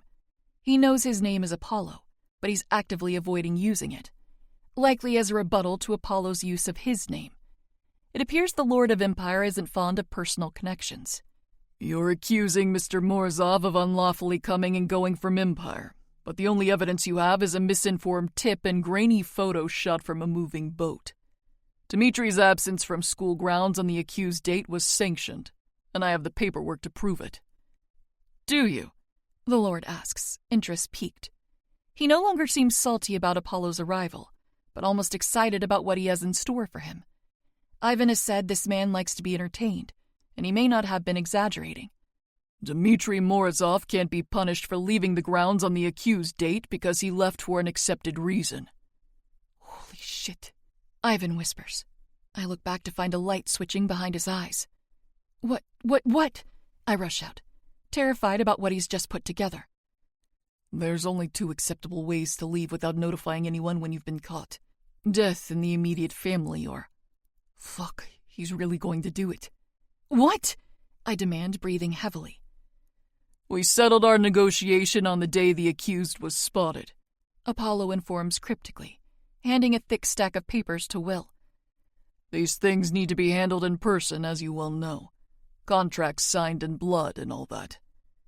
Contracts signed in blood? What? The only contracts signed in blood are arranged marriages. I've never been more thankful for Apollo's genius. A marriage, the Lord chuckles, scanning the documents. Clever. Any reason for the rush? Apollo sighs. Why else does one rush a marriage? True love and the creation of heirs. If you'll excuse me, my brother-in-law and I have business to discuss. Consider this meeting a dismissal of my sister from all future classes. The outfit no longer trusts Empire Academy with its women. You understand, don't you, Will? The Lord stiffens, but Apollo doesn't give him another opportunity to speak. He leads Dmitri away from the scene and directs Ivan with the tip of his head. Without needing anything more, Ivan ushers me away too, following the pair of them toward where his plane is parked. Chapter 37, Dmitri. The only reason I'm not shaking with anger right now is because I have to remain calm for Jade's sake. I could kill William where he stands for scaring her the way he did. Her screaming my name with that desperate plea is going to ring in my head on a loop for the rest of my fucking life. I never want to hear that again. Before Ivan can catch up with Jade's brother and me, I look him dead in the eye. Thank you, I say without wavering. I'm a secure enough man to give credit where credit is due. Apollo used contacts to know what is going to happen today. Of that much, I'm sure. I know what he did wasn't for me, but I'm not thanking him for me. I'm thanking him for Jade. You've got an enemy to deal with, Apollo replies. I don't know who is trying to get you killed, but I know it's not the same people trying to separate you from Jade. How he's sure, I don't know, but I'm inclined to believe it. Whoever is after Jade wants her separated from her family. They don't want me kicked off the island, let alone dead. I can't believe Will brought out a fucking executioner for some shady pictures. Was he hoping I'd admit to something more? Fat chance. I have an idea. I share, jaw clenching. It'll be dealt with, but Jade and Ivan need to go with you. We think Kim and Bruce, or maybe someone else, is trying to have her married off, making her vulnerable by pulling her away from your family. You need to make sure she's constantly surrounded. Trust me, I'm already aware. He drawls, interrupting. She'll be safe. Before I can add more, Jade's tear-stained face is in front of me, and her arms are shooting around my neck. I pull her close, cupping the back of her head with one hand and wrapping my other arm around her back. Hey, shh, I whisper gently, trying to keep her calm. Everything's okay, baby. Just breathe. I've got you. I was so scared, she cries, trying to pull me closer, removing any space left between us. She'd claw her way under my skin if she could, and I'd let her. We don't have much time, her brother warns, and I nod. Patting her hair, I press a hard kiss to her head. Can you listen for me, love? Remember how I taught you to control your reactions? I need you to breathe. Trembling, she exhales. Oh, okay. They couldn't have hurt me. I'm fine. Everything's fine. Fuck, this is so hard. But I need you to be strong for me, okay? You have to go. No! You have to go with Apollo, baby. I tell her, only for her to cry harder. I have to handle this threat, and I can't have you with me while I do. She shudders and holds me tighter. No! Shit. My heart hammers a painful beat. Ivan will go with you, Krasotka. You will be strong, and I will come to see you soon, yes? No way, she cries, shaking in my arms. I won't go. You will, I argue, pushing another fierce kiss against the top of her head. My body tightens around her, keeping her close as she tries to control her sobs. You'll go, and you'll be safe. I don't want to. My Jade protests, clinging to me like her life depends on our connection. I can't. You can. I correct her firmly. I cup her crumpled face in my hands and lift her eyes to mine. You will. More tears roll down her cheeks, hitting my fingers. You need to control your emotions like I've shown you. I tell her, voice dripping with urgency. I've been coaching Jade in the skills needed to remain calm under pressure for a few weeks, and it hasn't been easy for her, but she's learning. It is hard, but I need you to do this for me, for the babies. She gasps and looks down at her stomach so fast she nearly smacks her head against my chin. Oh, God, do you think they're okay? Am I hurting them? They're okay. I know they are. You're not hurting them, but your stress is not good for their growth. Ivan and your family will keep you safe, but you need to keep them safe.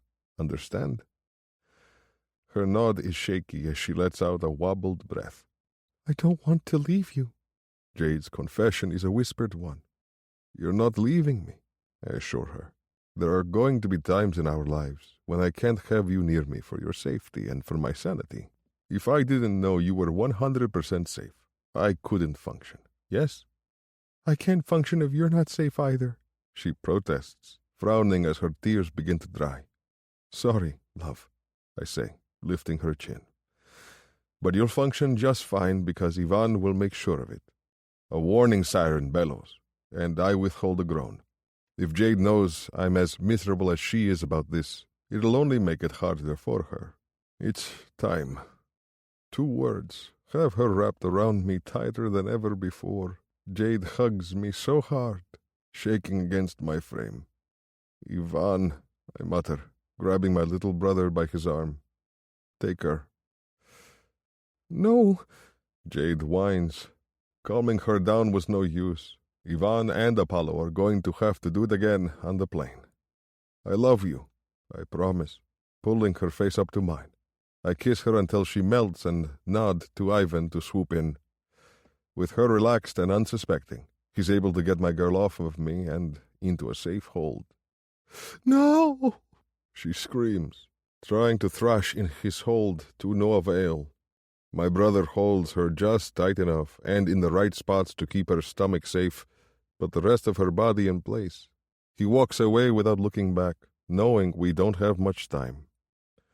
Apollo watches me from the side of the plane while Ivan shushes Jade, almost rocking her as they approach the steps. My love may think this separation is going to be awful for her, but it won't. Ivan has a connection with her, and he knows how to keep her happy. She'll be safe and distracted, exactly how I need her to be. Fists clenching, I watch as Ivan and Jade disappear onto the plane. Once I know my brother has got her seated, I offer a nod to Apollo and fucking leave, before I can't make myself walk away. Jade. I passed out cold for the first few hours of the flight, falling asleep right on top of Ivan while he soothed me. He rubbed my back and whispered to me, kissing the sides of my face and assuring me that everything was going to be okay. I was exhausted and overwhelmed, finding it impossible to fight off the tiredness. It's as if the weight of 30 boulders was crushing down on me all at once, and all I could do was turn off my brain to escape. I slept dreamlessly, thankfully. When I wake up and can control my emotions again, Ivan leaves me alone with Apollo to get himself a drink and refresh in the private bathroom. He doesn't want to leave me, but I cried so much on his shirt that it looks crazy, and he deserves a moment to change and collect himself. Dmitri is his brother, and I'm sure today was terrifying for him too. Without saying a word, I approach the soft leather seat across from my eldest brother and sit down, releasing a breath. Thank you for coming for me, I tell my brother, feeling a little embarrassed that he saw my breakdown. I take a sip of my water bottle, attempting to rehydrate what I've cried out. Now would be a perfect time for Armani to come to the rescue with some electrolyte juice, but sadly he's still at Empire. Apollo nods slowly, discarding his phone to the side and giving me his full attention. I'll always come for you, Jade. You saved Dmitri, I remark, picking at my nails. I mean, I know you said they couldn't kill him, but to me, it feels like I was about to watch him die. I know, Apollo replies. That's why I did it. Never one for a show. I believe Apollo did all of this for me. He has no allegiance to Dimitri, or at least he didn't before. I have no idea what he put in that marriage contract, but I'm sure we can discuss it later. Either way, I'm thankful. Remember that, he says, and my eyebrows draw in. Concerned, I ask, what do you mean? Ignoring my question, he asks one of his own. So are you with both brothers or what? I cough on my next sip of water, barely able to hold it in and choke it down. What? Don't play innocent with me, little sister, Apollo drawls. You were stuck to that man like glue for hours. My jaw falls open. Ivan? We're friends. He lifts a dubious brow. Are you sure about that? More than sure, I scoff. We're just close. He makes me feel safe. And Dimitri, Apollo says slowly. Does he make you feel safe? More than anyone else in the world, I admit. It's sort of hard to say since Apollo used to be the only person who I felt that safe with. But Dimitri is my person, my husband now, and he makes me feel like no one can ever hurt me again. And he's fine with you attaching yourself to his brother like that? I scrunch my nose at the description. There's nothing romantic or sexual about it. He blinks, skeptical. There's nothing sexual about straddling his lap and letting him kiss your face? I hardly call sleeping on him in distress straddling, but I suppose the description isn't far off. Neither of us gets, I groan, trying to explain it. We don't see each other in that way, so it doesn't feel that way. He shrugs a little. Seems unlikely. He's never gotten hard, I bite out. Is that what you want to hear? We don't want each other that way. And that angers you? No. It frustrates me to have to repeat myself and explain relationship stuff to my brother. I don't want to talk about what does or doesn't tickle my fancy. His lips thin, but like he's trying to hold in a chuckle. Tickle your fancy? I don't want to talk about what does or doesn't turn me on. Is that better? I huff, crossing my arms. God, what is it about brothers and having uncomfortable-ass conversations? Does this give you some kind of brotherly joy? He smiles mildly. No, but it distracts you through landing, doesn't it? What? Wait. Holy shit, I gape, looking out my window. We're on the ground? How did you... You hate landing. He muses simply. And this time you didn't have to experience it. You're welcome. My lips threaten to wobble and I stand up from my seat just to toss my arms around his neck. Thank you, Apollo. He grunts at the force of it and awkwardly pats my back twice. I just distracted you. I didn't hand you $1 million.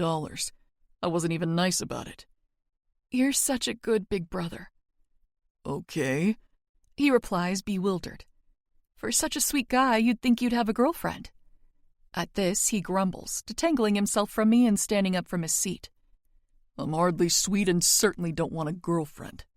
You'd be a great boyfriend, I counter. So thoughtful and... No, he interrupts. No? No, we're not talking about this. Do you want me to help you with Dad or what? I pout my bottom lip but relent. Do you have a plan? Do I have a plan? He sniffs, offended. We're already in phase 2. Oh, well that's good. What was phase 1? Calling Dad while you were sleeping. Damn, not so good, actually. What? What did you say to him? What do you think? He arches a thick brow. I warned him what I was coming home with. You did what? My heart begins to race. You said you'd keep it a secret. And I did, he argues. But going in cold-cocked is not how this venture becomes a successful one. Dante Moretti is a reactionary man. I gave him time to digest. You're welcome. Again. I don't see how... You have no idea what rumors he's heard about your time at Empire. How do you think he'd handle seeing your puffy, crying face while you stand next to a stranger?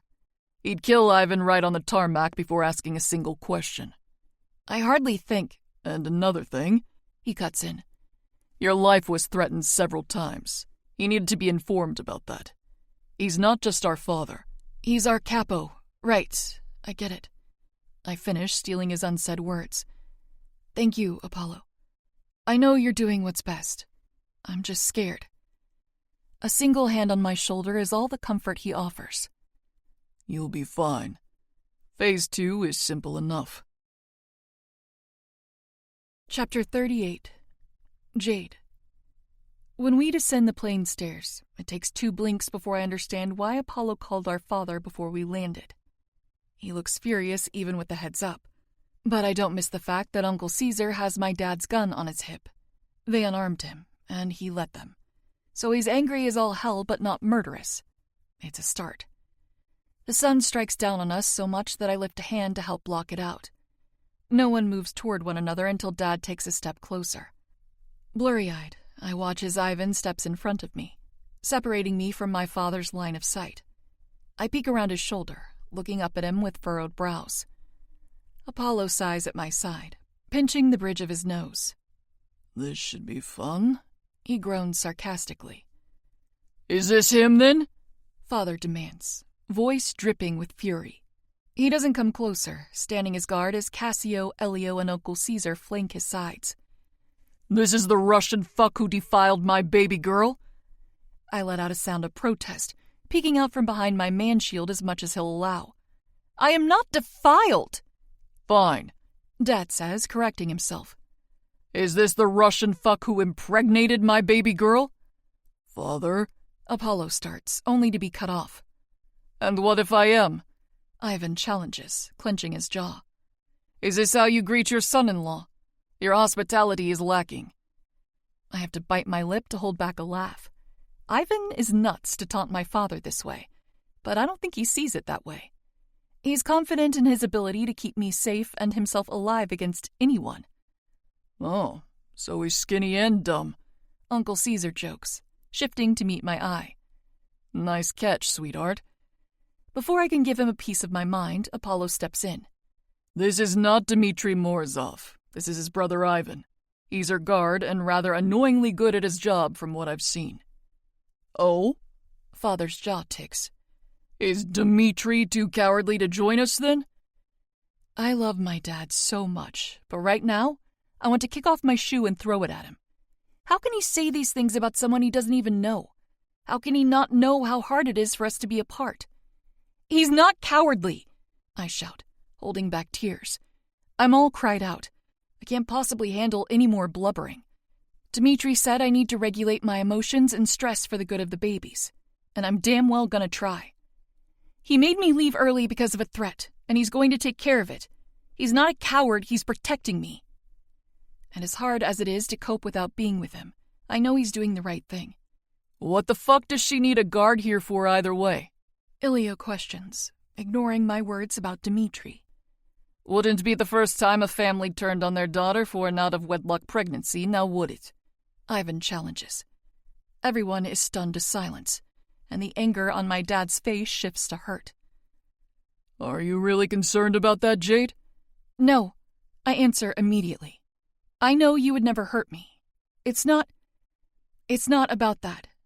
But I want Ivan here anyway. My best friend nods firmly.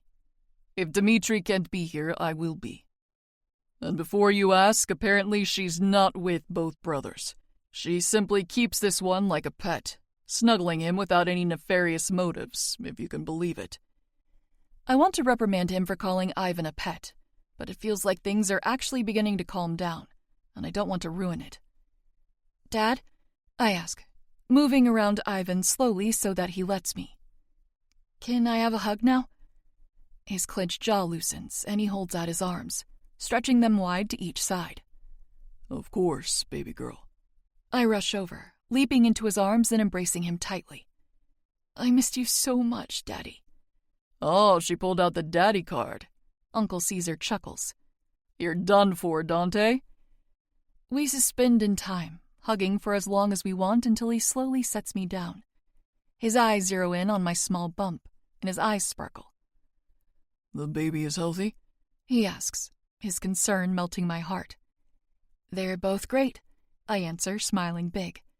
Just thinking about them growing all big and strong in there makes me feel like the most powerful person in the world. Both? He chokes. Apollo didn't say it was twins. I wanted to give my sister one thing to tell you at least, Apollo reveals, joining our group. She wanted to do this herself, but circumstances and all. Circumstances. Dad agrees, a new danger glinting behind his eye. Those will be handled soon. Does your uncle get a hello? Caesar asks, changing the topic and reaching for my hand. I let him tug me in for a hug and smile into his chest. Hello, Uncle.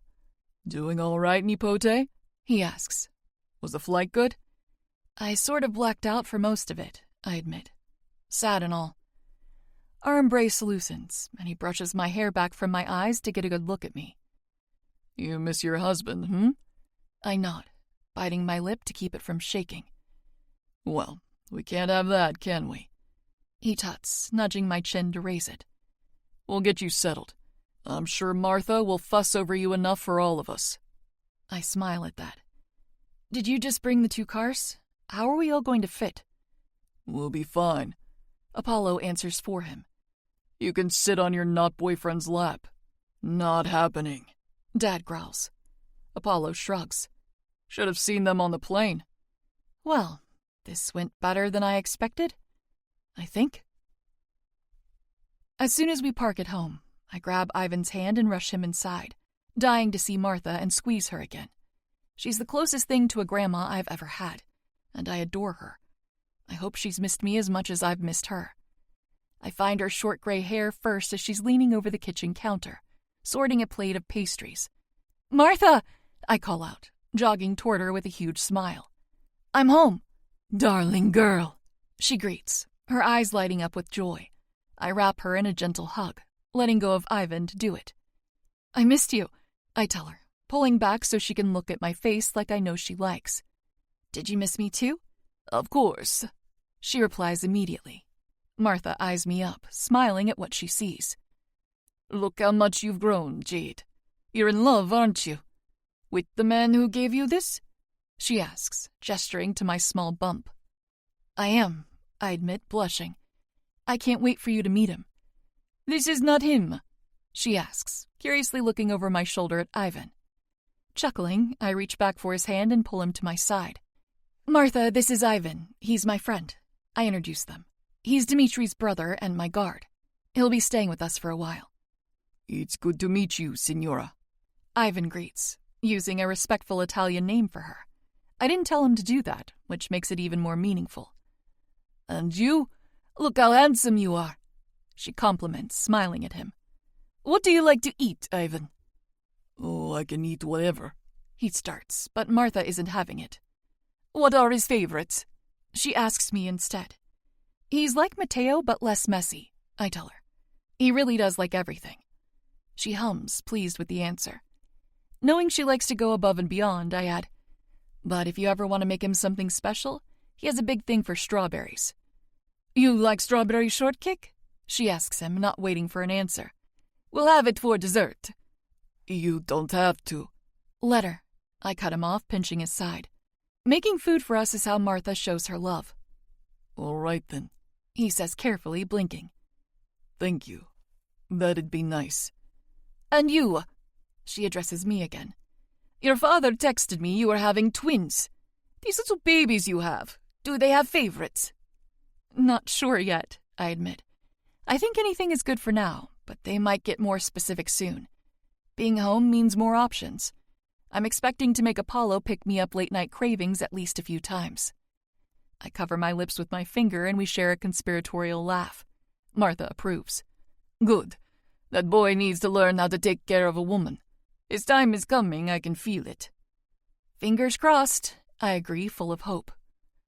Leon is texting you, Ilio announces, suddenly appearing at my side with my phone in hand. We kept it charged for you. Thank you, I respond softly, reaching for it. How have you been? He shrugs. Same old, same old. I missed you, I say lightly. Ilio and I aren't as close as we could be, but I still love and admire him. I hope that our relationship continues to grow. Missed you too, he replies softly, touching my arm gently. Let me know if you need anything. Of course. He nods and dismisses himself, disappearing from sight while I open my phone. Leon. Just got filled in on everything. I would have been there if I'd known. How are you holding up? Me. I'm okay. Me. I miss Dimitri, but I'm safe and comfortable. Thanks for checking in. Leon. Do you want me to come by? Do you need anything? Me. No, I know you're busy. We'll have a visit when this is all over. Keep Cleo and Bastian safe at home until everything is sorted. Leon. You're sure? Cassio isn't being a dick, is he? I frown at my phone. Me. No? Why would Cassio be a dick? Leon. Jade, sweetheart. Leon. You're the first pregnant woman he's been around since Isabel. My stomach drops. Me. Wait, really? What about Cleo and Melanie? Leon. He didn't see them until after the births. Leon. Cassio hasn't even gone to meet Mila yet. Oh, Cassio. Me. Oh, sad face. Me. Well, he hasn't been mean. He hugged me even.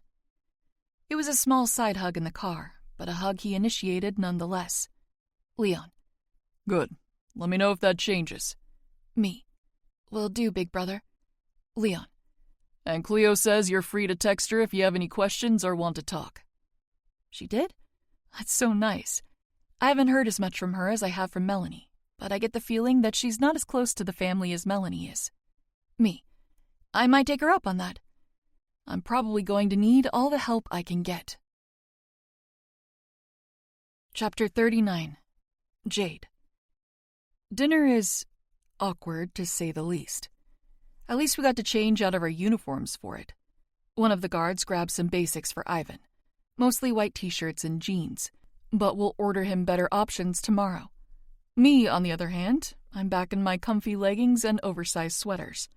A lot of my more fashionable clothes probably won't fit, but for now, these have plenty of space. I'm also glad Uncle Caesar stayed to eat with us since he's providing some Mateo-like commentary. He's lightening up the mood as best as he can. So, beside the obvious, did you learn anything fun at school, sweetheart? Uncle Caesar asks, earning a scathing look from Dad. It doesn't bother him one bit. A lot, I answer, happy to talk about anything other than my love life. I can't say Dimitri's name without everyone scowling. Javier Cabrera was my knives teacher, and he thinks I could be really good with some custom blades. He thinks a lot of my skills would be improved with smaller grips so my hands fumble with larger knives less. The guard's heir? Uncle Caesar asks with a smile. Yes, he's nice. He tried to marry her. Apollo cuts in, amused. I roll my eyes at him. His father put in a proposal, not him. Javi doesn't have interest in Jade that way. Ivan adds, backing me up. Apollo chuckles, swirling the wine around the glass. You'd know a lot about that, hmm? Ivan doesn't take the bait, merely looking back at Apollo. I also got really good at making crepes, I report. There were other things we practiced in class, but crepes were the most fun. They're like little floppy pancakes that you can roll up with all sorts of stuff. Oh, and I decided I hate fight class. Also, Ivan kicked the shit out of some guy for talking about what he'd like to do to me since I was vulnerable after I took a weed gummy. What? Several voices snap. Yep, I report happily. I'm going to make my family love Ivan one way or another, and this seems like a good start. There I was, eating some chocolate cake with my brothers when a fight broke out, and some guy twice his size was bleeding all over the floor at Ivan's feet. He handed him over to Armani, and Armani made him take the emergency boat home with the promise of hunting him down after the semester ended. Fuck waiting until the semester's over. Ilio growls. Who is this guy? My father demands. He's already dead. Ivan notifies the table, making my jaw fall open.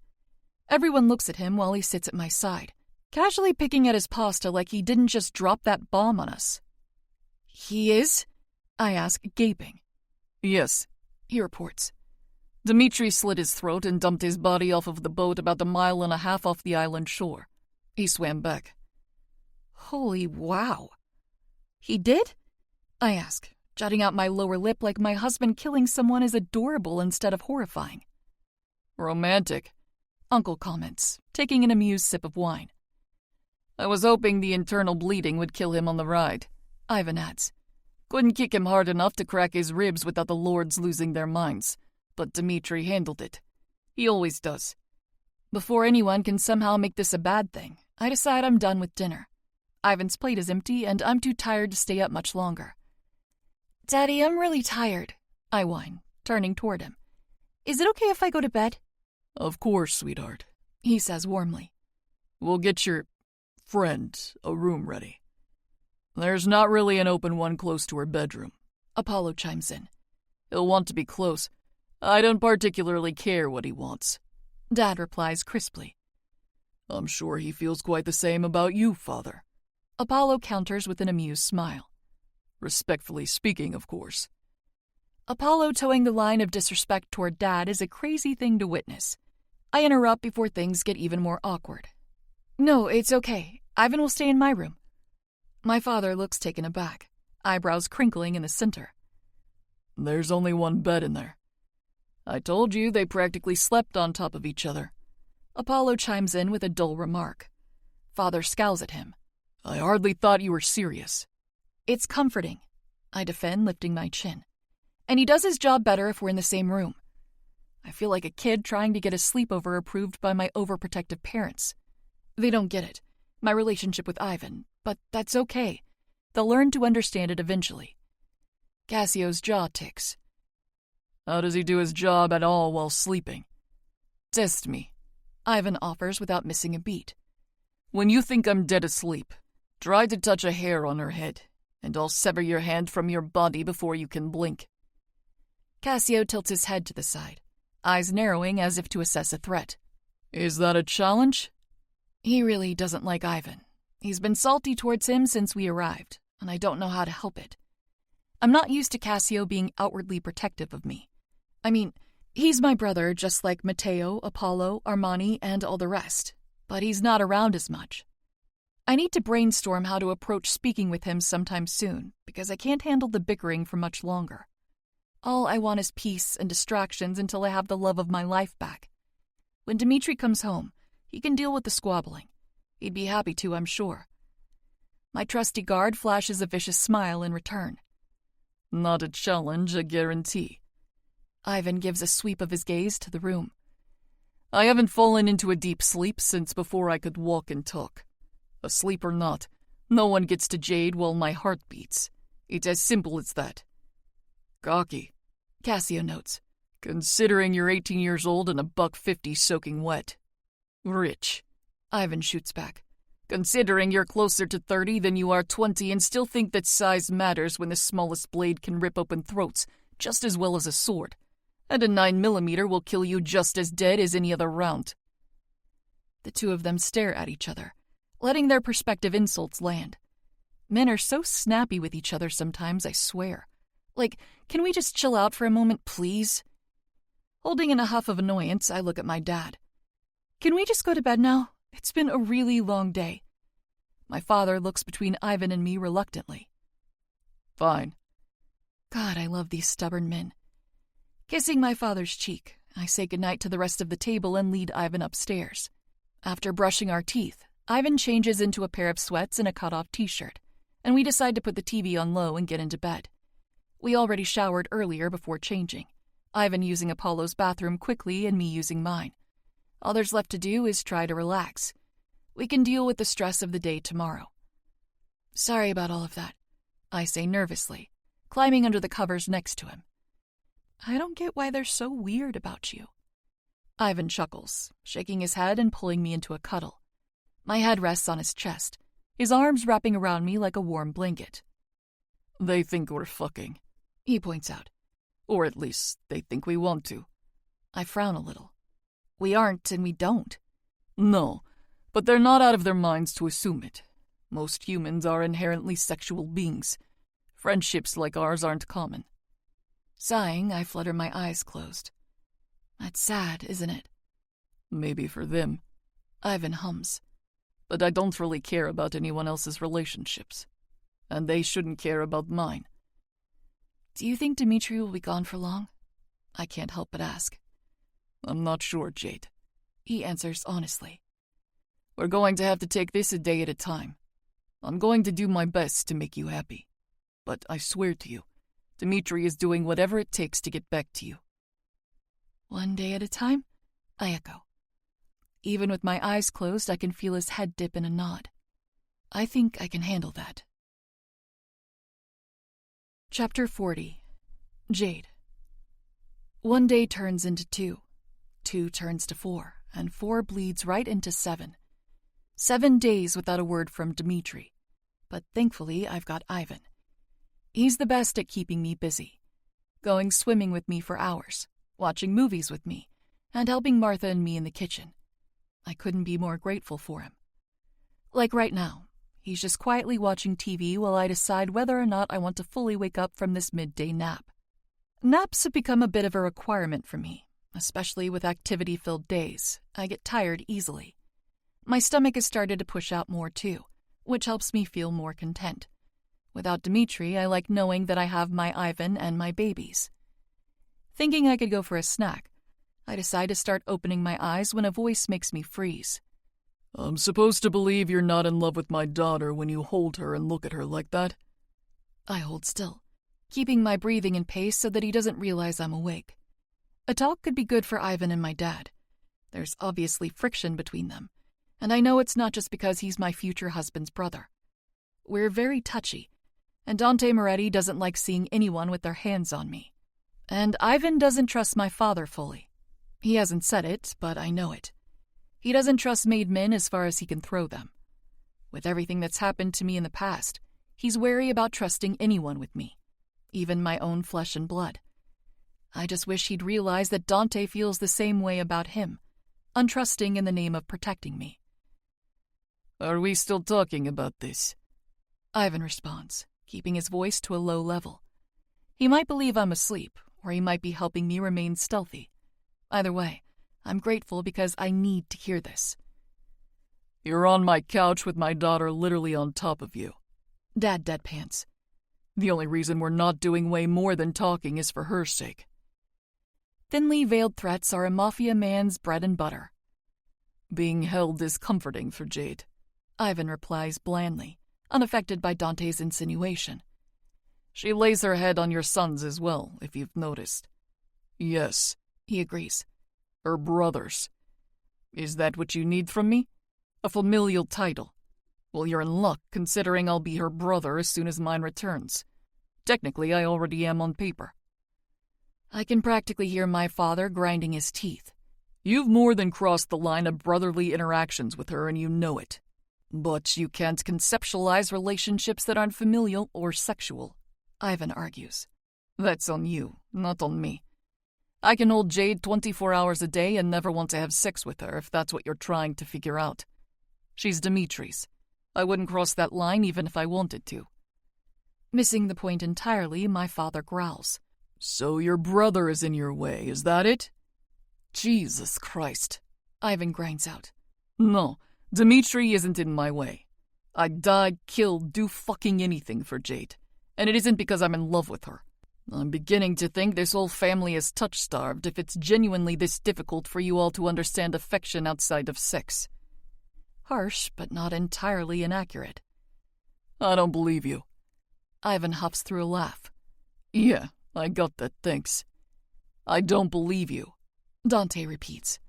Because anyone who recognizes how perfect my daughter is, who doesn't want her for himself, is a liar. Or... Holding back a gasp, I understand what he's put together. Oh, my dad says simply. Ivan stiffens, and I almost end this ruse by waking up just to comfort and assure him.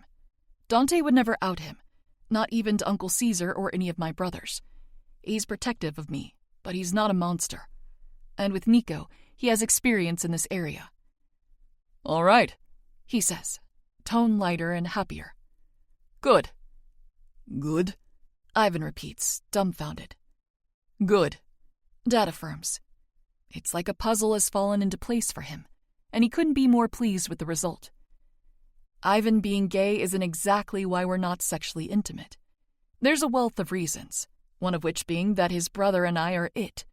We're made for each other, and we're hardly looking to open our relationship to another. But I do understand why this helps my dad understand us better.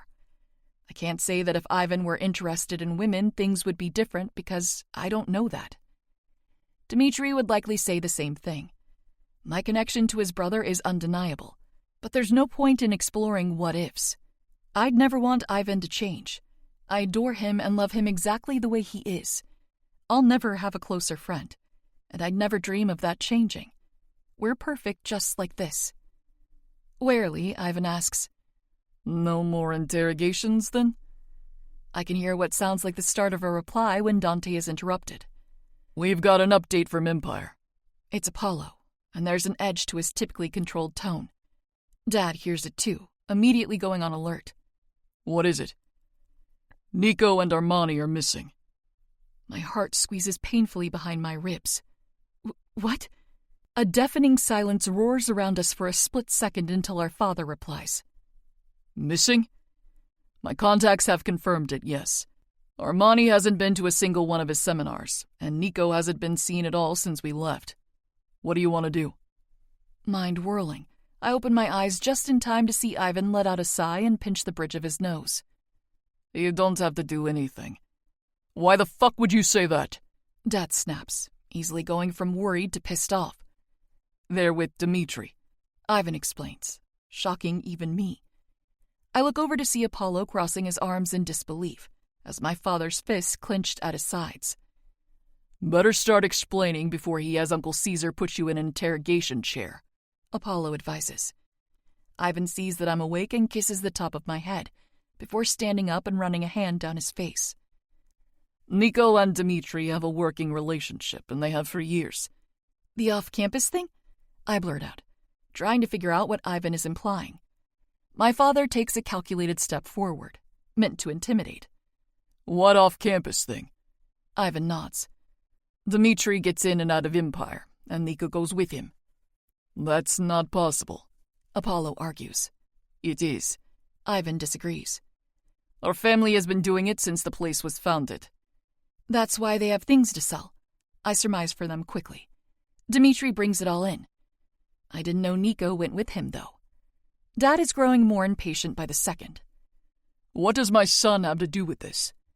As I'm sure you're aware, Nico has a bit of a craving for violence. Going with Dmitri, he gets to exercise it to the extreme level he can't on campus. He leaves to kill people, I realize. Oh, Nico. And Armani? Apollo asks. You're assuming he's with them. Ivan lets out a bitter laugh. Dmitri left to take care of a threat against him, therefore potentially against Jade. And you think it's plausible that Armani didn't force himself into that mission? Can we confirm this? My father asks, looking to Apollo. Capo, there's someone at the gate claiming to be here for Jade and Ivan. A guard interrupts, swiftly coming into the room with us. Who is it? Dad barks out. Says his name is Anatoly Petrov? Anatoly! I cheer, jumping to my feet. I'm about to run out to the gate myself when Ivan catches me around the waist. What? I complain, wiggling in his hold. He probably knows something. If it's really him, Ivan says cautiously, keeping me in his arms. Use that big, beautiful brain to remember that there are people who want you dead, eager girl. Anatoly is our friend, I tell my dad. He's protected me before, and I trust him. If it's him, let him in. Dmitri probably sent him. There's a moment of hesitation before Dante execute an order as capo. Bring him in, cautiously. Without hurting him, I add, threateningly eyeing the guard. He nods in confirmation and disappears back out of the house. Directing his question to Ivan, my father asks, You trust this guy? His answer is immediate and confident. He's young, but he's one of our best. He's incapacitated several people for simply making comments about Jade, without her even being there. He isn't a threat to her or your family. Aw, I didn't know that, I gush, smiling to myself. What a sweetie. Oh, goody, she likes this one too. Apollo sighs sarcastically. You know, your grouchiness doesn't always need to make an appearance, I tease. It's allowed to have a night off. But then how would you know I'm not an imposter? If Matteo were here, he'd offer to try and pull off his face, but he'd be interrupted by the gentle until he's violent giant, being escorted into the sitting room. Coralivia, I hear his deep voice greet. The Russian edge to his voice is so adorable. It reminds me of when I first met Dmitri, and he hadn't shaken off most of his accent yet. It's good to see you safe. Right back at you, I returned, smiling. It is, Anatoly. I totally could have run out there. What are you doing here? Ivan asks. The question isn't rude or demanding, but rather curious. Dmitri ordered me to come help protect Jade. Anatoly explains. He sent me here with information for the Moretti capo as well. About my sons? Dad asks hurriedly. I can tell he's holding himself back from physically shaking the answer out of my friend, and I'm really thankful for it. The amount of control he exercises in the name of keeping me happy is truly beautiful. Da. Anatoly answers, using the Russian confirmation like a reflex. Dmitri has left Empire with them since Nico and Armani refused to leave his side. They have a lead, and if they're right, they won't be away for more than a week, 2 at most. A week? I nearly squill with happiness. A week is like no time at all. Here I've been stressing about missing my man for months, and he's making light work of his mission. God, I'm so happy I could scream. Remo and Matteo made a deal to take over Armani's classes while continuing theirs so they wouldn't be fined for it, and they wouldn't be docked a semester as punishment. They'll come home as soon as the semester is over. Huh, Apollo voices, more baffled than I've ever seen him. Responsible and strategic of them. You sure they came up with that? Be nice, I chastise, narrowing my eyes at him. No, he replies. Changing the topic, I smile at our new guest, patting his arm. Anatoly, you big softy, you beat people up for me? I didn't know that. I swear a flush creeps up his neck. It is no big deal. He broke bones, Ivan adds, chuckling. No need to be modest, Anatoly. Now's the time to impress her family while you have the chance. Rearing back surprised, I gape at the big guy. What did they say that made you break bones? Cautiously, he looks around the room and shakes his head, blonde hair swaying. I will not repeat it, Koroliva. I'm more curious how he escaped repercussions for breaking multiple bones on campus. Apollo inquires, tilting his head. The Lord typically considers attempted murder to be an applicable charge in similar cases. Anatoly's eyes flick between me and Apollo and back to Ivan, like he doesn't know what he's allowed to say. Vaguely, Ivan says, He is very good at his job. I'm not sure how anyone could miss a guy as big as Anatoly beating the shit out of another person. But who am I to question it? I just think it's sweet. Wait.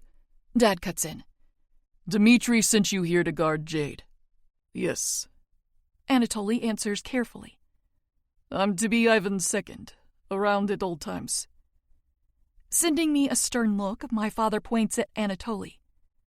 He's not sleeping in your bedroom, and I swear to fucking Christ, I will lose my shit if I find you snuggling up to him on the couch like you did with this one.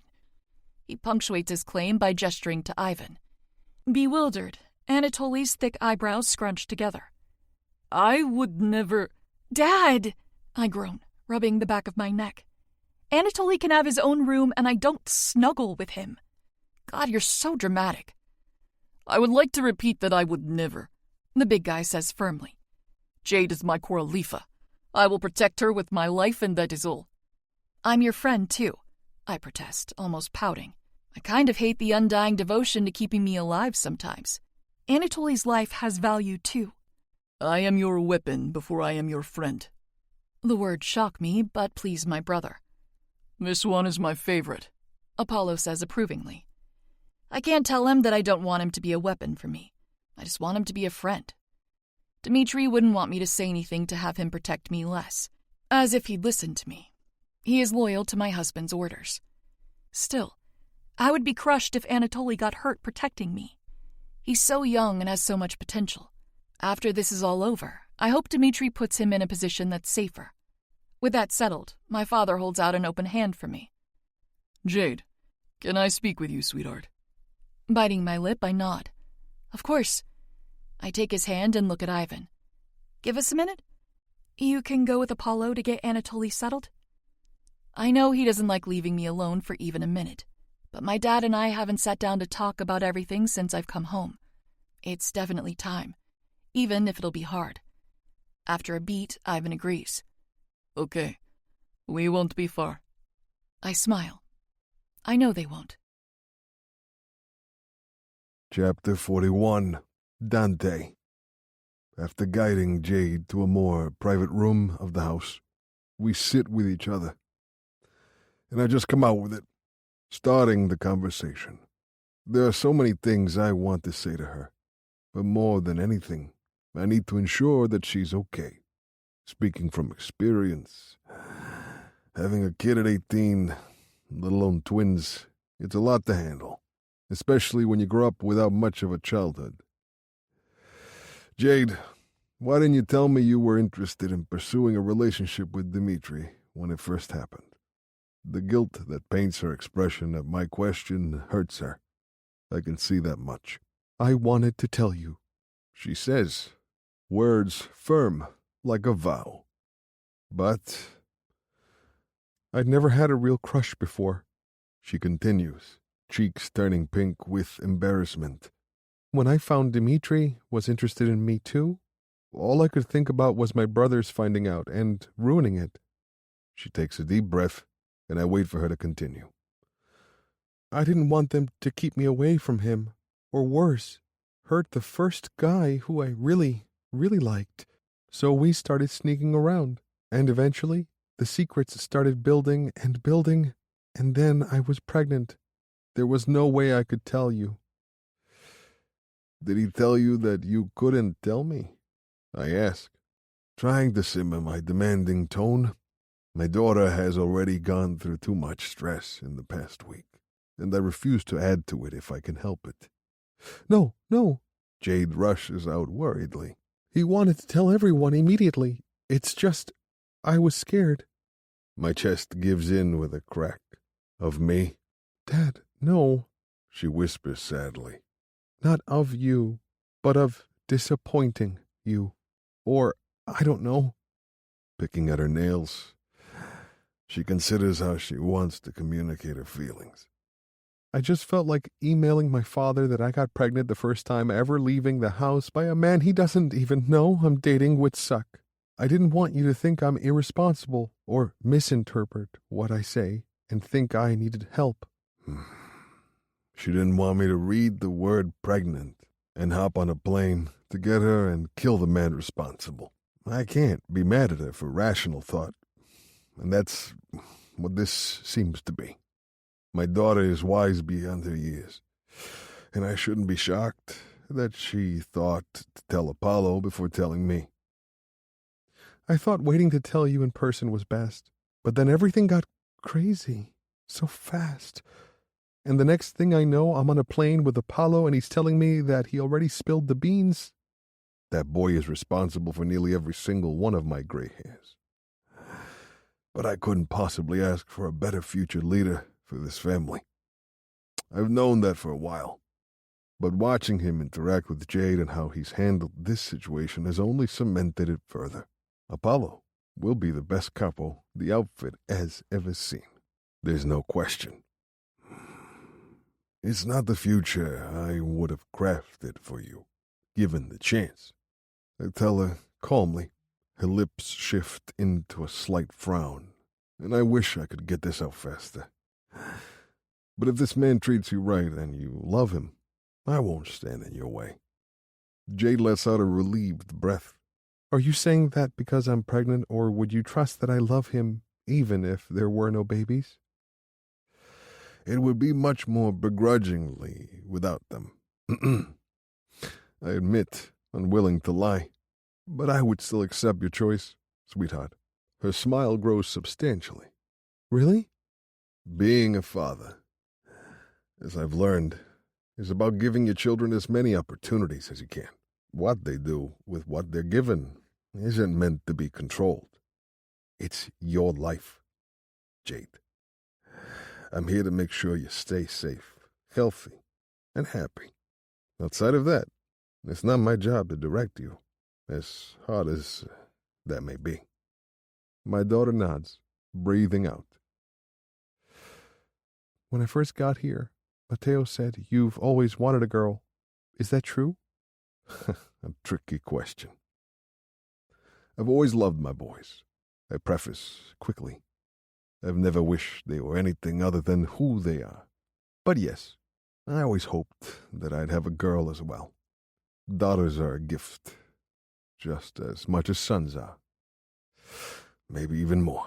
The lower lip pushes out, eyes softening as she takes in the information. I always wanted a dad, she admits. I used to ask about you. Sweetheart. I don't know what to say, because how can you make up for almost 18 years of absence? If I knew about her, I'd have come for her. No questions asked. Remember when we talked about my nose? She asks, a guilty look creeping up on her face. A horrible feeling spreads in my stomach, like I know what she's going to say before she says it. I can just feel it's going to hurt. I nod, attempting to remain calm. I'm sorry I lied, she whispers, voice haunted and hollow. I wasn't really 5. I was 3, and... You didn't fall. I finish for her, knowing it must be true, despite how badly I want it not to be. That was the first time I really cried for you, she whispers.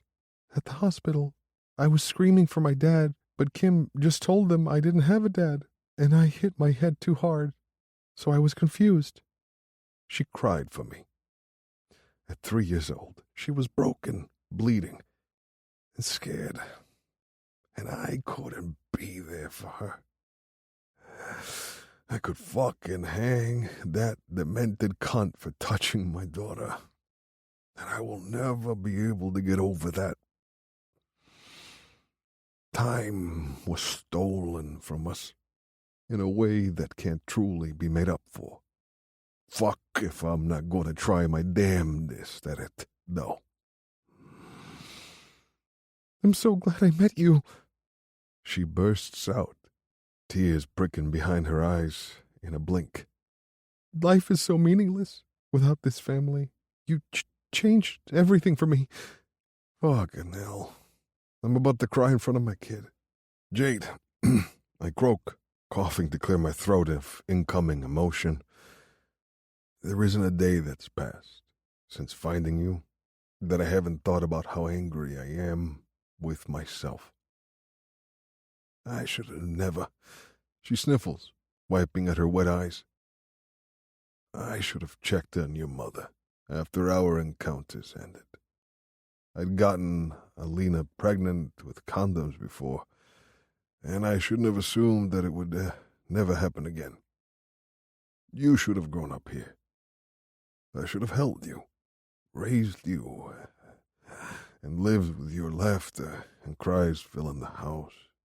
I should have. Stop, she speaks up. It's okay, Dad. I'm here now. Water rolls down my cheek, and I shake my head. It's not okay, Jade. What you went through in that house, it gives me a stomachache just to think about it. I could have prevented it. I was irresponsible. And you paid the price. It wasn't your fault, she insists. I could never blame you. I'll blame me enough for the both of us. Regardless of blame, I'll spend the rest of my life making up for missing so much of yours. This is a promise I will never break. Not even death will take away my ability to keep my daughter happy. If I leave this earth before making up for lost time, my sons will fill in for me. You've already made up for it, she whispers, composing herself. I used to think that maybe I would be able to escape that town and make a better life for myself. I imagined working at a diner for shit pay and getting a roommate to share a tiny apartment with, or somehow managing a scholarship to college. Not making me feel better with those options, sweetheart. But that's what I imagined for myself before you blew every dream out of the water in a matter of days. Overnight, I had a family, money, comfort, and the ability to live in a way that I thought only movie stars experienced.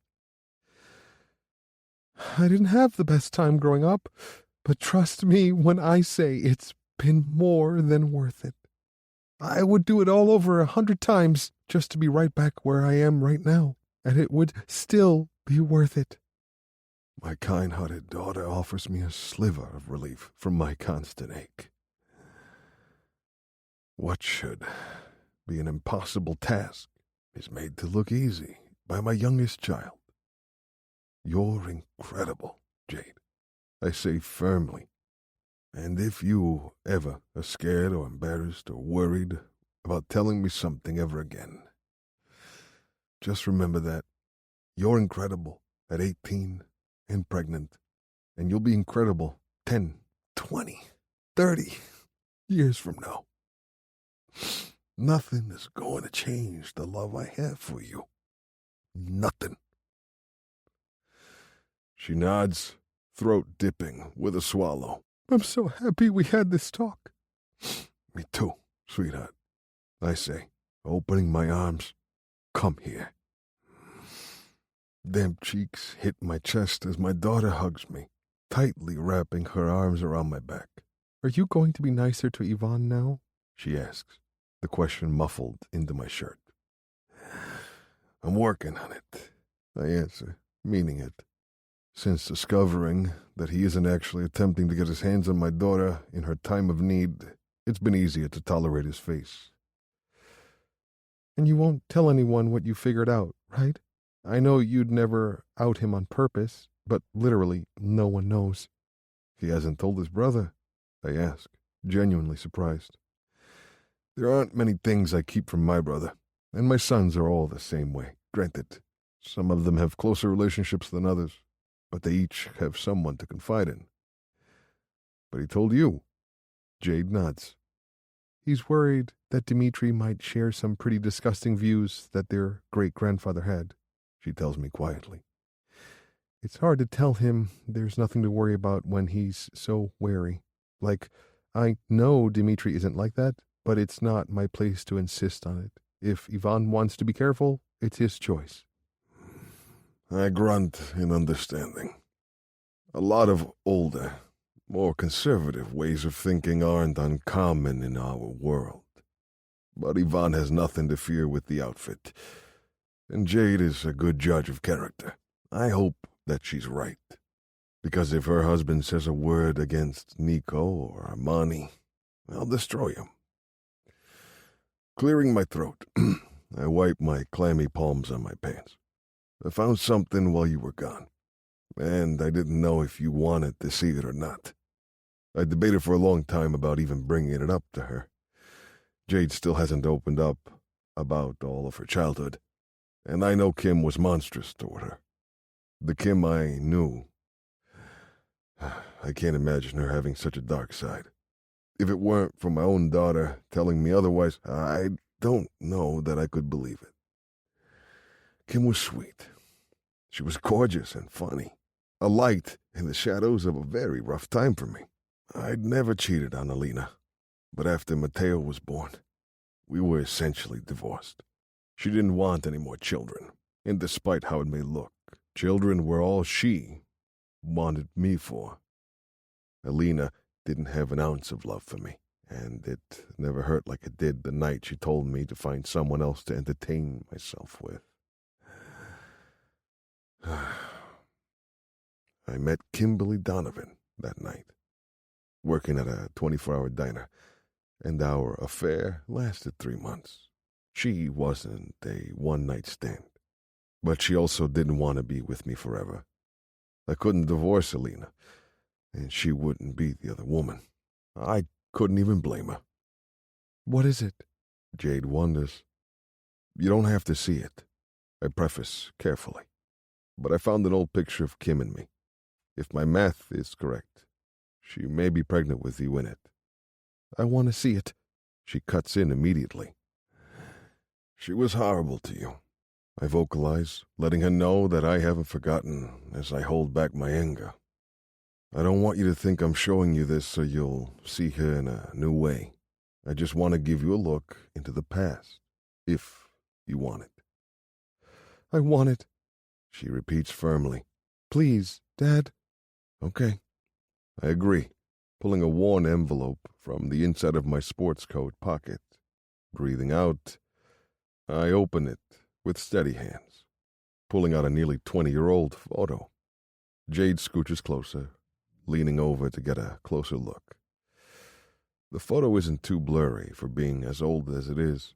It's just Kim and I at the diner, standing together under a neon sign. She's smiling with her hair in a ponytail while I'm looking off to the side, having been distracted by Caesar. My daughter scrunches her nose, squinting her eyes to get a good look. This is where she used to work. That's not Kim, she declares, cutting me off. My head rears back in shock at her confidence. Yes, it is. It was a long time ago. I'm sure she looks different. No, Jade repeats, shaking her head. Whoever this is sort of looks like her, I guess. But Kim has a small gap between her front teeth, and she has pin-straight hair. Kim has never had a gap in her teeth. They were naturally straight. I'd never seen her hair straight, either. It's always been borderline curly, like Jade's. This is Kimberly Donovan, I reiterate. You can see her name tag says Kim.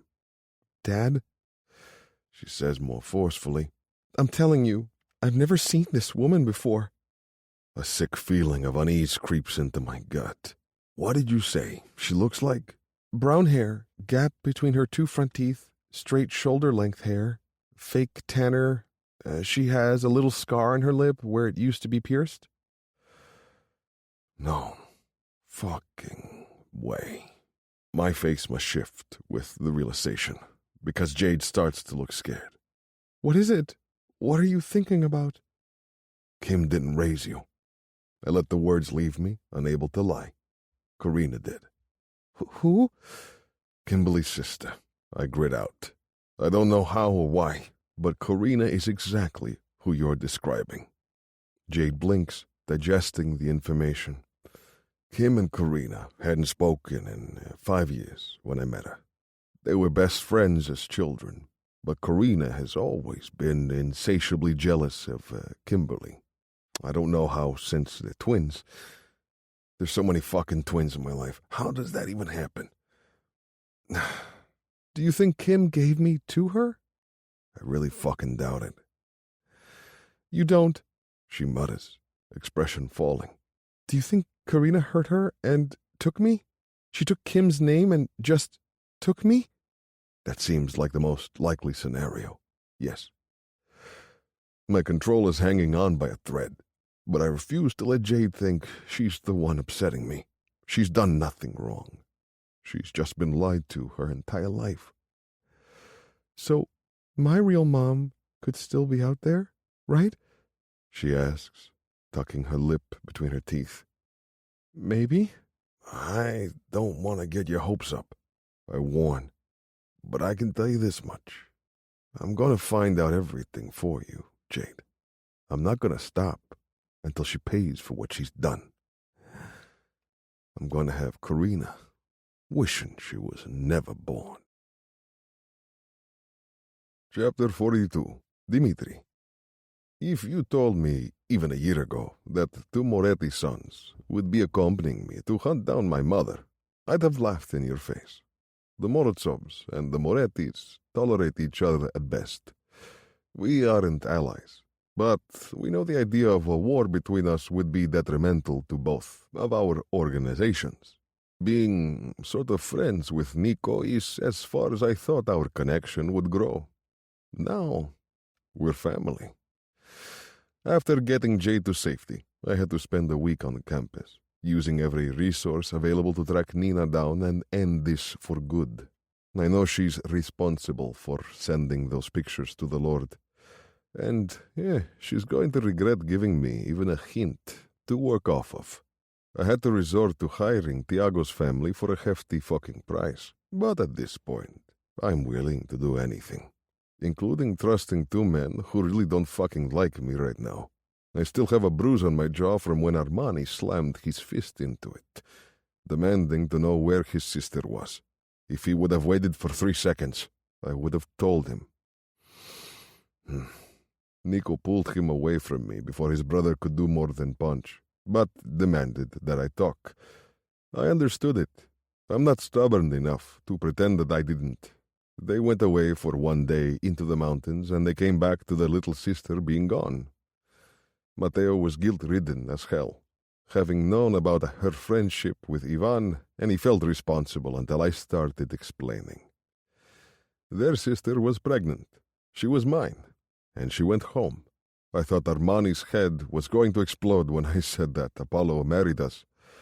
I confessed that Jade wanted to tell them so badly, but she could never find the right words or the right time. She adores her brothers, but handling their overbearingness isn't easy for her to navigate yet. Jade grew up with no one caring about her, and having so many people caring so deeply for her and her safety is still new for her. As the dust of our secrets being spilled settled, I explained that I was going to leave after locating my mother. I told them that I know she is capable of being a threat to not only me, but everyone who matters to me. The mood instantly shifted there. Armani and Nico glued themselves to me, refusing to let me do this alone. Armani still doesn't particularly like me, that much is clear, but Nico has trusted me for years now. Well, as much as Nico Moretti even trusts anyone. With their help and the help of the Oliveira spies, we abandoned Empire Academy 8 days after Jade and Ivan fled with Apollo. 8 fucking excruciating days not being able to contact my whole goddamn heart. The only thing keeping me going is knowing that Ivan has her. I trust him with her life. I know he'd never let me down. He'll keep Jade, our babies, and himself alive. Ivan and I have a pact. He can't die unless I'm there. And if I'm there, there's no way in hell he's dying. Ivan isn't a Morozov's second son to me. He's my fucking brother. The 3 of us tracked Nina down in a remote town outside of Pittsburgh. Finding her in Moretti territory gives me the sick feeling that even though we find her alone, she's made some friends.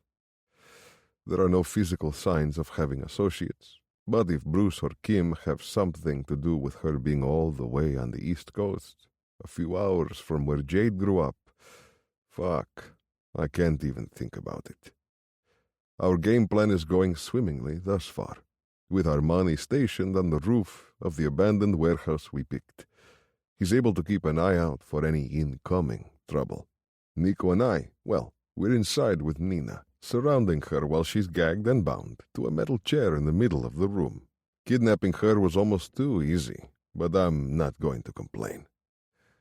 She's waking up, Nico points out, seeing her eyes begin to crack open. We hit her hard with a sedative an hour ago, making sure to leave us plenty of time to move her.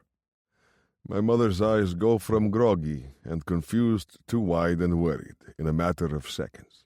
Her fear like a small prize to me. It feels good to see her scared, even if it's no recompense for how scared she made Jade, let alone how she hurt Anya. Nina!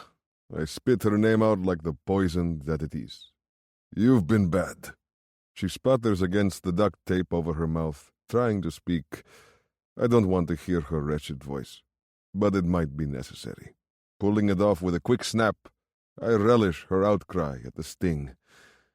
Did you think that I wouldn't come for you? I demand, leaning over and getting in her face.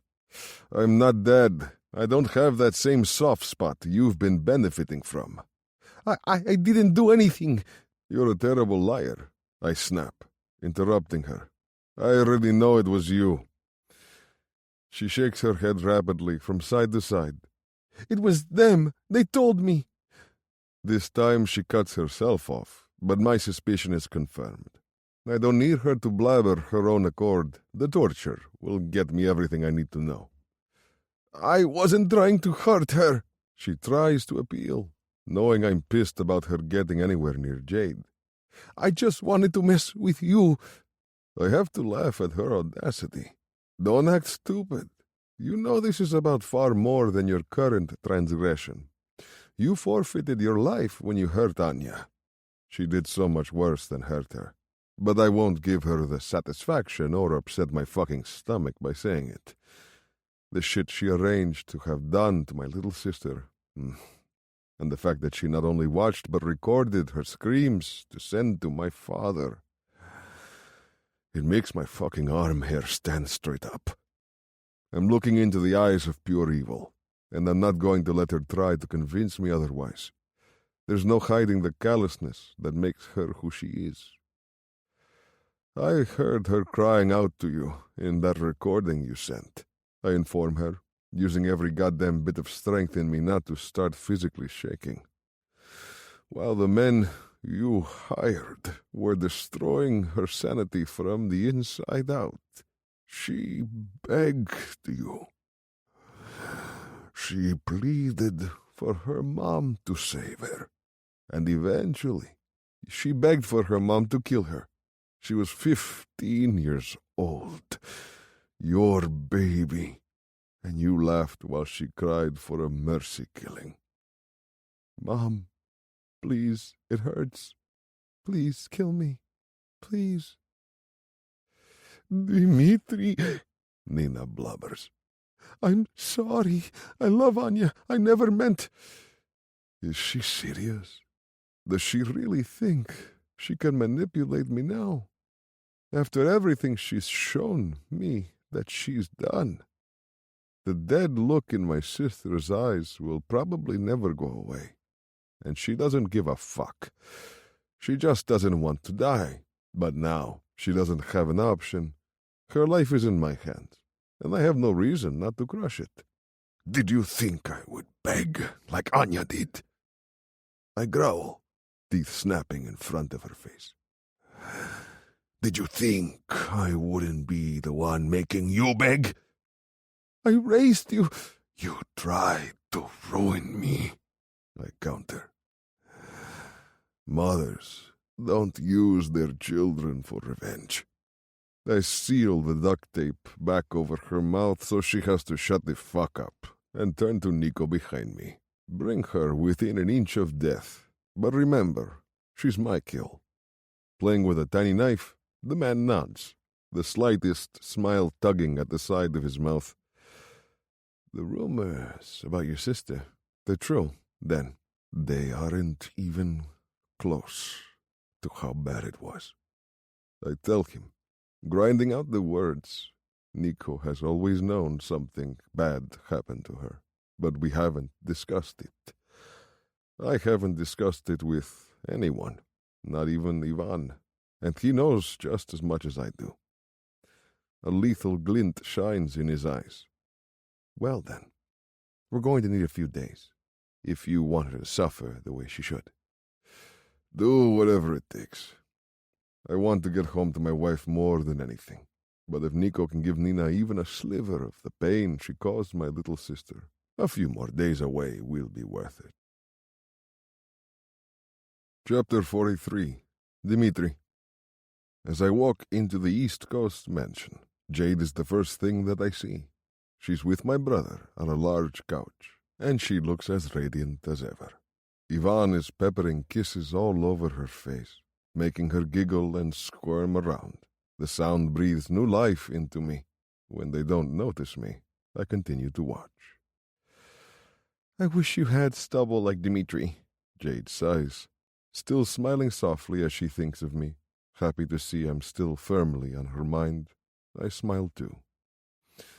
I couldn't grow stubble if I tried. Ivan jokes, poking the tip of her nose.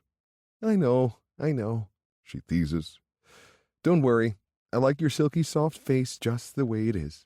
You actually do skincare with me, unlike Matteo. Ivan snorts. I miss Dmitri too, Jade. He'll come home soon. Yeah, she agrees sadly. Soon. Sooner than expected, Krasotka, I say, announcing myself and stepping into the living area. Jade shoots up from the couch, mouth wide open, as she stares at me. Holy shit, am I dreaming again? If you are, so am I. Ivan answers, equally surprised to see me. Jade doesn't need any more convincing that this is real. My girl runs at me as fast as she can, and I catch her when she falls into me, protecting her stomach. Her body radiates warmth as she climbs up me, wrapping her legs tightly around my waist. You're here? She squeals, lips brushing against the side of my throat. We breathe each other in, her sweet scent cascading around me. Fuck, I missed you. I groan, inhaling with my nose buried in her hair. The slightest lingering of Ivan's scent remains in her smell, but it doesn't bother me one bit. The relief I feel knowing that he's kept her close enough for his smell to rub off on her is indescribable. I trust no one with her like I trust my brother. He's kept her happy and safe. I know it. Before even getting a debriefing, I can feel it in her hug.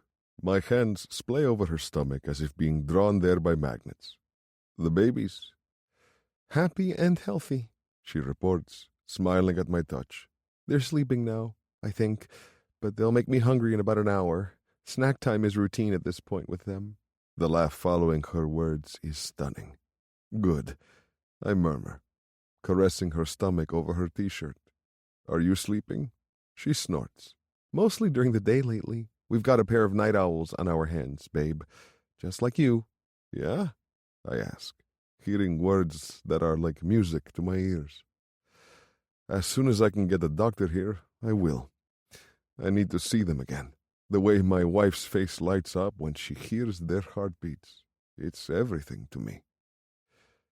Yeah, they're too little to kick, but I feel them moving all the time. Good, I comment happily, as my eyes flick over her shoulder at Ivan. Jade pokes me in the ribs and nods back at him, silently giving me permission to leave her. I move to greet him, closing the distance between Ivan and me. I feel like it's been ages when it's only been 2 weeks. My love and respect for him has never been greater. She smells like you, I say, watching his eyes widen with a hint of fear. Dmitri, we don't. It's not like that. He's worried, obviously. The two of them have only gotten closer, and he doesn't want me to think lines have been crossed. Ivan is too pure for words, of course.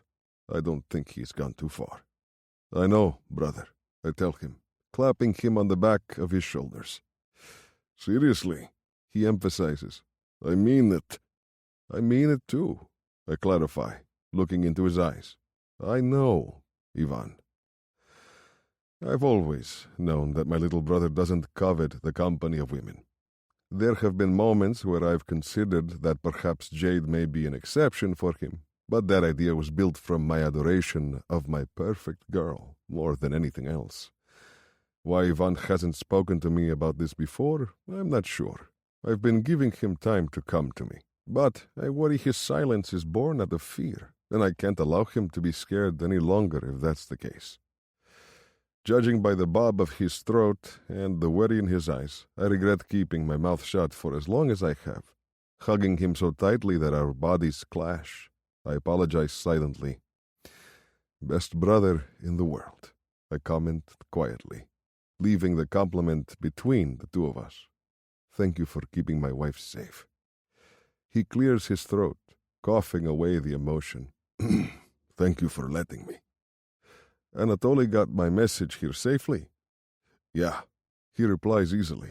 He's been here since. I can hardly get him to take a break. I chuckle. Sounds like someone else I know. Ivan huffs, not a fan of being called out. Yeah, well, I'm your brother. I wouldn't work this hard for you with what you pay Anatoly. God, I've missed my little brother. He's making more now. A lot more. I suspected as much. He responds, You wouldn't have anyone making less than a pretty penny guarding Jade, especially while living in the same house as her. Absolutely. No one I don't intrinsically trust is getting near my woman. Nico! I hear Jade call out. Armani! She adds, screeching with excitement. You're home! When I turn to watch her, she's already tackling the two of them into a shared hug, forcing them as close as she can get them, smacking kisses on both of her cheeks. She eventually lets them go to stand on her own. Whoa! Armani grunts. You really are pregnant, huh? Jade blushes, touching her bump. Sure am. Sorry I didn't tell you guys sooner. Or, myself. It's twins, right? Nico asks, looking at her stomach like it's a foreign creature. It is. She lights up, telling him. They're 14 weeks now. She's so proud as she tells them this. My precious girl is going to be the best fucking mom. Raised by a horror show, I would fully understand if this was hard for her, but she seems to be flourishing. They both continued to stare at her, taking it all in. I informed them about my improvised but appreciated marriage to Jade and her pregnancy, but I didn't expect them to digest it until they saw it. It seems reality is setting in for the pair of them. Want a touch? She asks, nodding to her bump. They don't move a lot during the day, mostly when I'm trying to sleep, so you won't feel that. Good, because they will not feel my children move before I do. Tentatively, Armani nods and extends a hand. Nico hesitates before doing the same. I watch in awe as my wife introduces her brothers to our babies with the biggest shining smile. We don't have names yet, and we don't know the sexes, but... She trails off, poking the left side below her ribs. Baby A tends to hang out around here, and baby B is over here. She pokes the right side closer to her chest, then her hips. Armani's eyebrows draw closer together.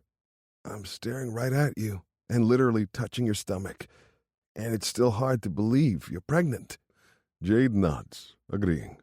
Trust me, you get used to it. I doubt it, Nico replies, taking his hand back. You're happy then?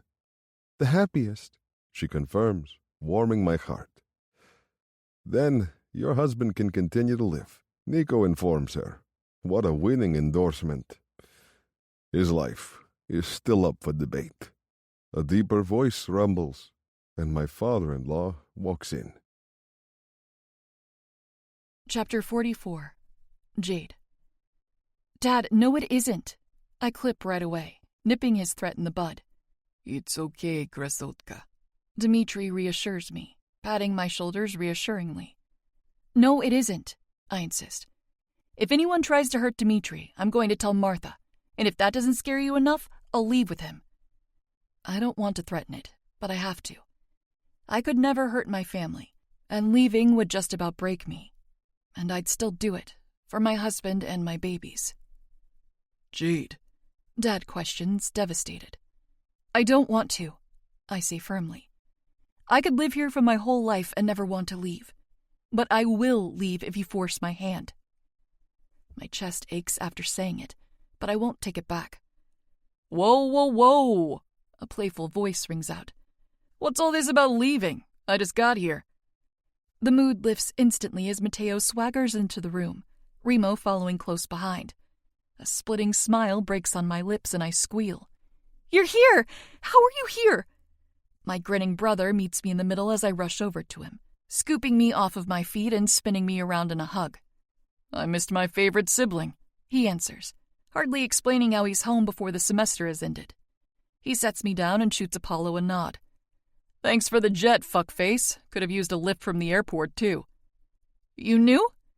Dad and I ask in unison. Apollo shrugs nonchalantly. He asked for a flight out. What about graduating? Dad asks Matteo, looking concerned. Don't worry, I'm a master negotiator now. We're good to go for next semester, all of us, if we want. I'm definitely not going back, not with two babies who need me. How'd you swing that? Armani asks, surprised as everyone else. Easy. Matteo shrugs. I got shot. Mayhem ensues. You got shot? Are you fucking kidding me? Dude, what? What the hell happened? Not all at once, damn. Matteo chuckles, holding his heart. I'm really feeling the love, though. That was nice. Start talking. Apollo barks. Yeesh. I see you haven't pulled that stick out of your ass yet. Matteo flips him off, but continues. Misfire mishap on the range hit me in the shoulder. It's just a flesh wound, really, and our doctor there already stitched me up. The poor kid who was holding the gun was scared shitless, like I was going to set him on fire or something. But it wasn't his fault. The gun was old and wonky. Used the injury and the stuff that went down with Jade to get us out early. Nico, Remo, and I can go next semester if we want without penalty. Armani can still work there if he wants to. And Jade is free to come back, but he doesn't expect it. You're okay, right?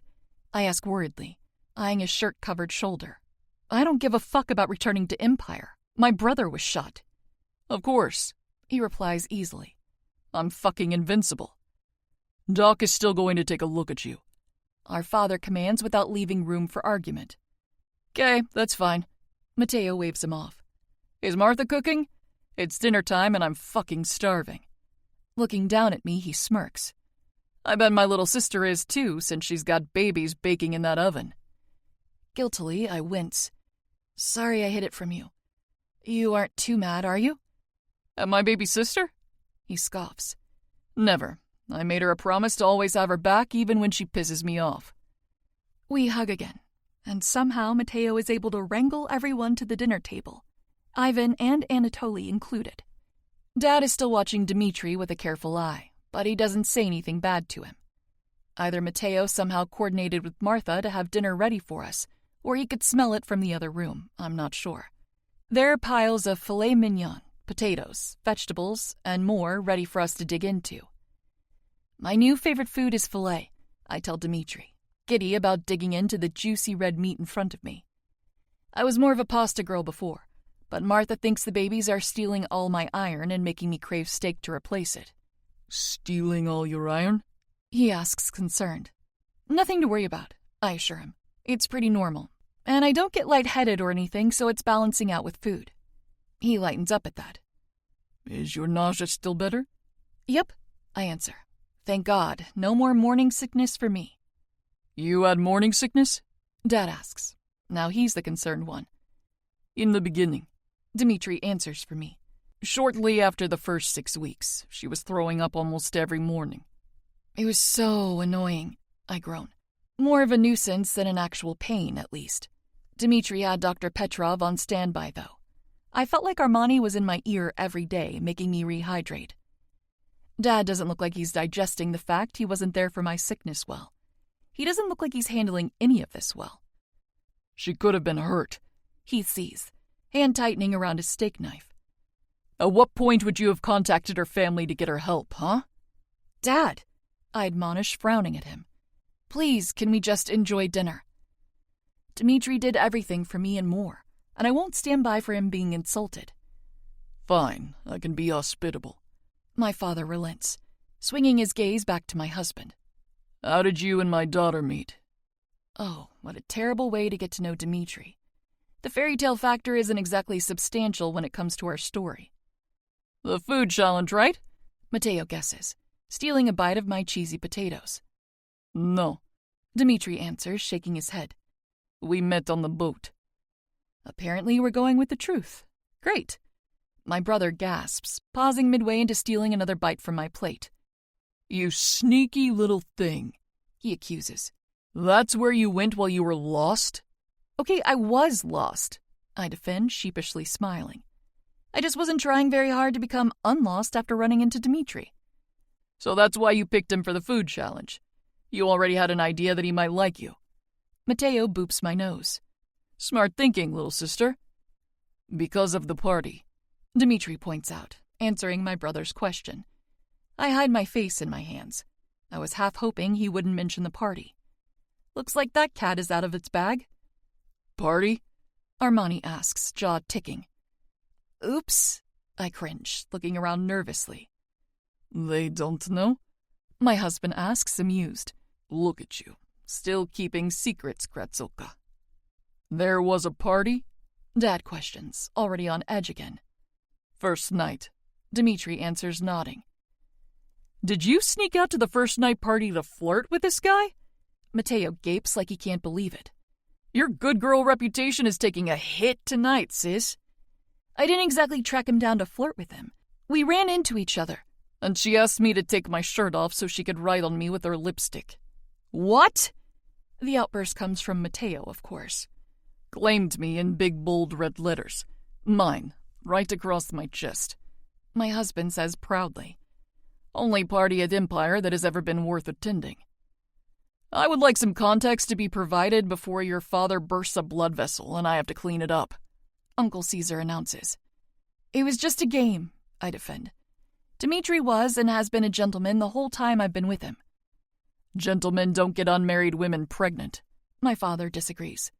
Well, I huff, not liking his tone.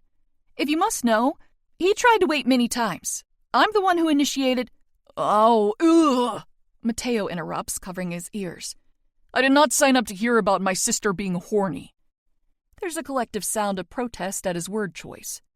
Don't say horny at the table. Apollo cuts in, scowling. This is going horribly, I groan, dragging a hand down my face. Can we stop treating me like a child sitting at the big kids' table? If Emilio said something about Melanie wanting to have sex with him, none of you would freak out. Yeah, because Melanie is hot and you're our sister, Matteo points out. Totally different. I sigh because it is, and it isn't. How about we just skip past this part? I suggest. There is actually something I would like to bring up. Dimitri cuts in, reaching for my hand. The marriage contract. While a stroke of genius has an error. Oh? Apollo asks, lips quirking up on one side. Can't afford it? Afford it? I ask, scrunching my nose. What's there to afford? Apollo looks insulted. You didn't think I would give you to him for free. Give me to him? I question, affronted by the notion. You sold me to Dimitri? It is customary, my husband verifies, calming a bit of my concern. I do not care about the money. Then the mistake is... Cassio asks, seemingly bored as he picks at his plate. He has hardly looked up from his food this whole dinner. As much as I enjoyed seeing it, you got Jade's name wrong. She would like to hyphenate. It'll need to be corrected from Morozov to Moretti Morozov. Oh, Dimitri.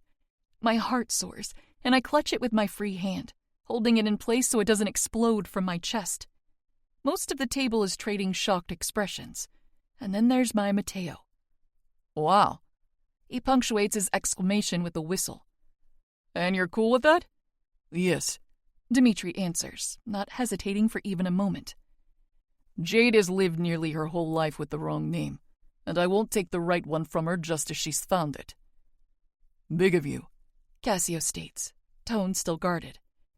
I don't need praise for giving my wife everything she wants, he replies crisply. Our children will share her family name as well as mine. There's nothing difficult about that for me. If my wife wishes to honor her many brothers and her father with this, she'll have it just as she wants. Two my wifes in one breath. Somebody fan me. I see it in my father's eyes the moment they soften toward Dimitri. This is where he decides that the man I love is worthy of me. Or at least, as worthy as Dante Moretti will ever admit. Dimitri places a kiss on the back of my hand, and I swoon. Luckiest girl in the world since running into this man, I swear. Dad stands up, and for a moment I worry he might be angry. But no, he comes to my side and drops his lips to the top of my hand, surrounding me with a hug. My sweet daughter, he utters, squeezing tighter. You make me so proud every day. The words wrap around my heart and claw their way inside, cementing deep. My dad is proud of me. 18 and pregnant, married without his permission, bringing Russian maidmen, strangers, into his house. And he's still proud of me. I love you so much, Dad, I croak, holding back as tears threaten to fall. He presses another kiss on my head. I love you more than life, Philia.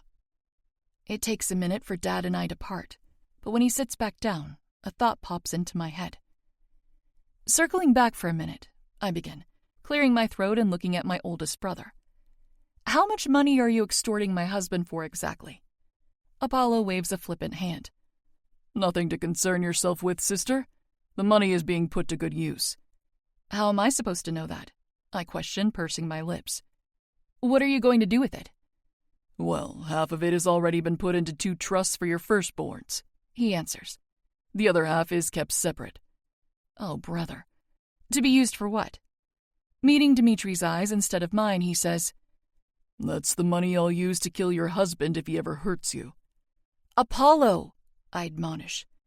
Whatever protest I'm about to start is drowned out by my husband laughing so hard that his chest shakes. To my utter bewilderment, the rest of the table joins him. Even Apollo cracks up with the smallest chuckle. This is a terrible joke, I grunt, folding my arms over my chest. The group of them only laugh harder. He's not joking, Matteo grunts, as if to explain how that could possibly make the situation funnier in some way. That's even worse. I narrow my eyes at him and move the rest of my plate from his reach. No more food for laughing about killing Dmitri. Mateo pouts, lips jutting out immediately. Aw, come on. It's funny, little sister. Even your husband thinks it's funny. I have a sister. Dmitri states simply. It's amusing that no matter how different we may be, we're the same when it comes to protecting our own. Looking back to Apollo, he continues. And rest assured, if for some reason I ever hurt Jade, you won't need to kill me. I'll order Ivan to do it, and he will. This is horrible dinner conversation. I huff loudly. Can we talk about cute little babies or rainbows or something? Speaking of babies, Cassio interjects, finally looking up from his plate. Where exactly are the two of you planning to raise these Moretti Morozov twins of yours? Oh shit, yeah, Mateo chimes in. Morozovs are West Coast, aren't they? Armani drops his fork. You're going to move? I bite my lip, looking up at Dmitri. I'm not sure. You haven't thought about it? Dad asks, looking worried. I've spoken to my father. Dmitri speaks up, still remaining calm. He's not worried, and so I try not to be either. He wants to retire within the next 6 years. Until then, I'm able to live here and fly back when needed. Jade and I still need to discuss what she wants, but I meant what I said about keeping her Moretti side alive. If she wants to remain in this house or minutes away, I'm willing to make that work. We can stay? I whisper, hardly believing it. Dmitri smiles. Within the next 6 years, I can go wherever you point me to, Kretsoka. Anything you want, it's yours. You're always welcome here, sweetheart. Dad adds. Ivan and Dmitri too? I ask, double-checking. He chuckles. For you? Of course. And Anatoly? Anyone you want. I'm moving to the 4th floor with Cassio, Nico announces, rolling his eyes. I did not sign up to hear twins screaming the house down in the middle of the night, thank you very much. Mateo snorts, tossing a bread roll at Nico's chest. You're already losing the favorite uncle race, and they aren't even born yet. How will I live with such a travesty? Nico drawls, yawning. Not sure I'd want to compete with 9 people for that title either. Changing the topic, Apollo speaks next. So that threat you went to take care of, I assume that's all sorted? Dmitri's smile vanishes, but he nods. Yes, it was my mother, and yes, she's dead. He says it so matter-of-factly that I can't tell if he's hurting. I squeeze his forearm anyway, letting him know that I'm here for him. She wasn't the one who was trying to target Jade, though. She just wanted me dead. There's an uncomfortable shift at the table, but at least it isn't an angry one. She's been dead to me for years, so I don't much care to discuss her any longer. There still lies the issue of Bruce and Kim. I'd like to help with that. Karina, I correct under my breath. What, baby? Dmitri says quietly. I'll explain later, I tell him, patting his hand. We'll take all the help we can get, Dad tells my husband, his pride far less important than getting me justice. We can discuss it tomorrow. I give him a grateful smile, and thankfully, the mood is able to lighten up again as we all continue to eat. I still don't know what happened to Dmitri's little sister, and I'm not going to pry. If I ever get to meet her, I don't want her to think her story was told for her. If Dmitri could kill his own mother to avenge her, I know it has to be something awful. As someone who can sympathize with that, I don't need details to know I wish her nothing but the best in her recovery, however long it takes. When dinner comes to a finish and the night comes to an end, no one questions it when Dmitri, Ivan, and I all go to my room to sleep. We have a lot to sort out, and Ivan will definitely have to get his own room soon. But for tonight, we just allow ourselves to relax. All of the horrors and hardships are muted, and we simply exist together. It's perfect. Chapter 45. Dante.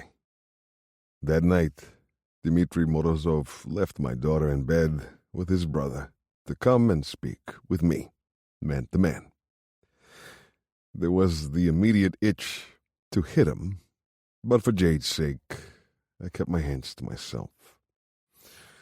When I offered him a drink, a glass of the same whiskey I was already sipping, he declined. I don't drink anymore, he informed me. The smell bothers Jade, so I stopped. I don't want her to smell it on my breath like she used to smell it on his. When I looked at my drink with a disgusted face, he shook his head. Don't give it up for her. She likes that you don't walk on eggshells around her.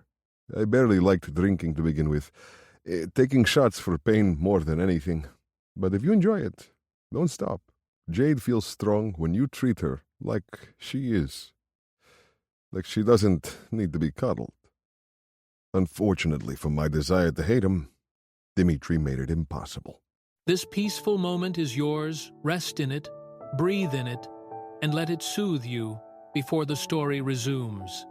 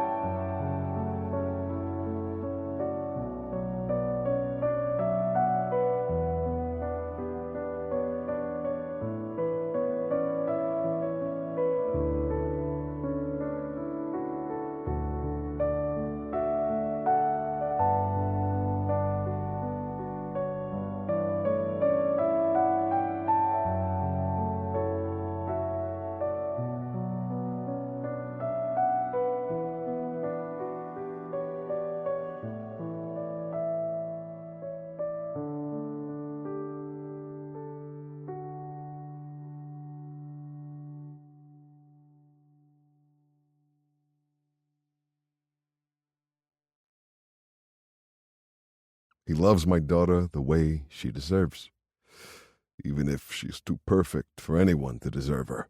We talked for hours, discussing his mother and Jade's. After getting in contact with his father, we plotted with several allies, putting everyone on notice.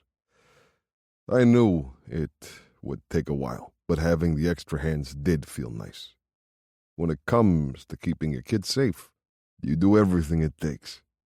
As the days and eventually weeks started to pass, my dwindling disdain for Dimitri practically disappeared altogether.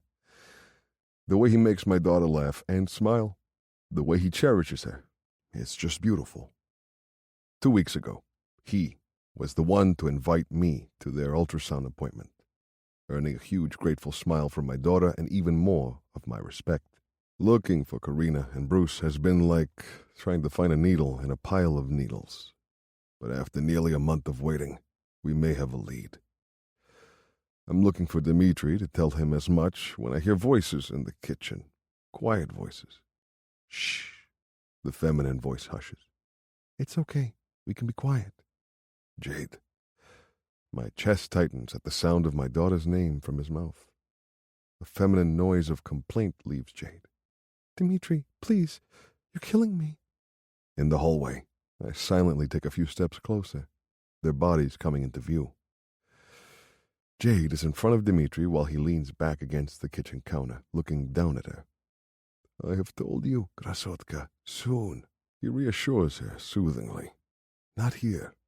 Pouting, she lightly stomps her foot in frustration. Yes, here. My daughter argues. It's my home, too. No one is expecting us not to. It's not about expectations. It is about respect, he says softly. Dmitri, I couldn't give a fuck about respect. She spits, and I flinch as her hands reach for his belt. I'm pregnant, and I need this. Can't I have it? I'm either going to walk away or announce myself.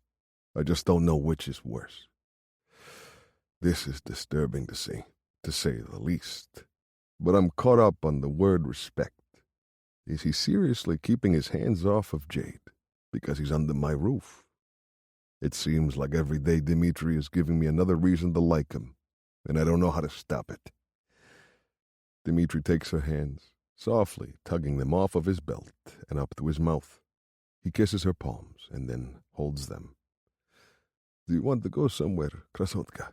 We can go out, and I can take care of you at a hotel. No.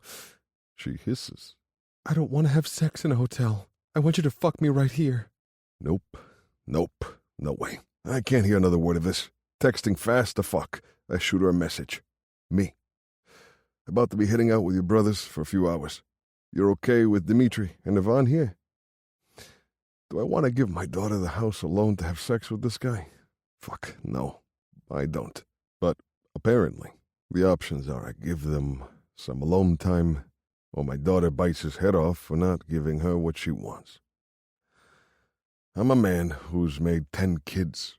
I am uniquely aware of how pregnancy hormones can affect women.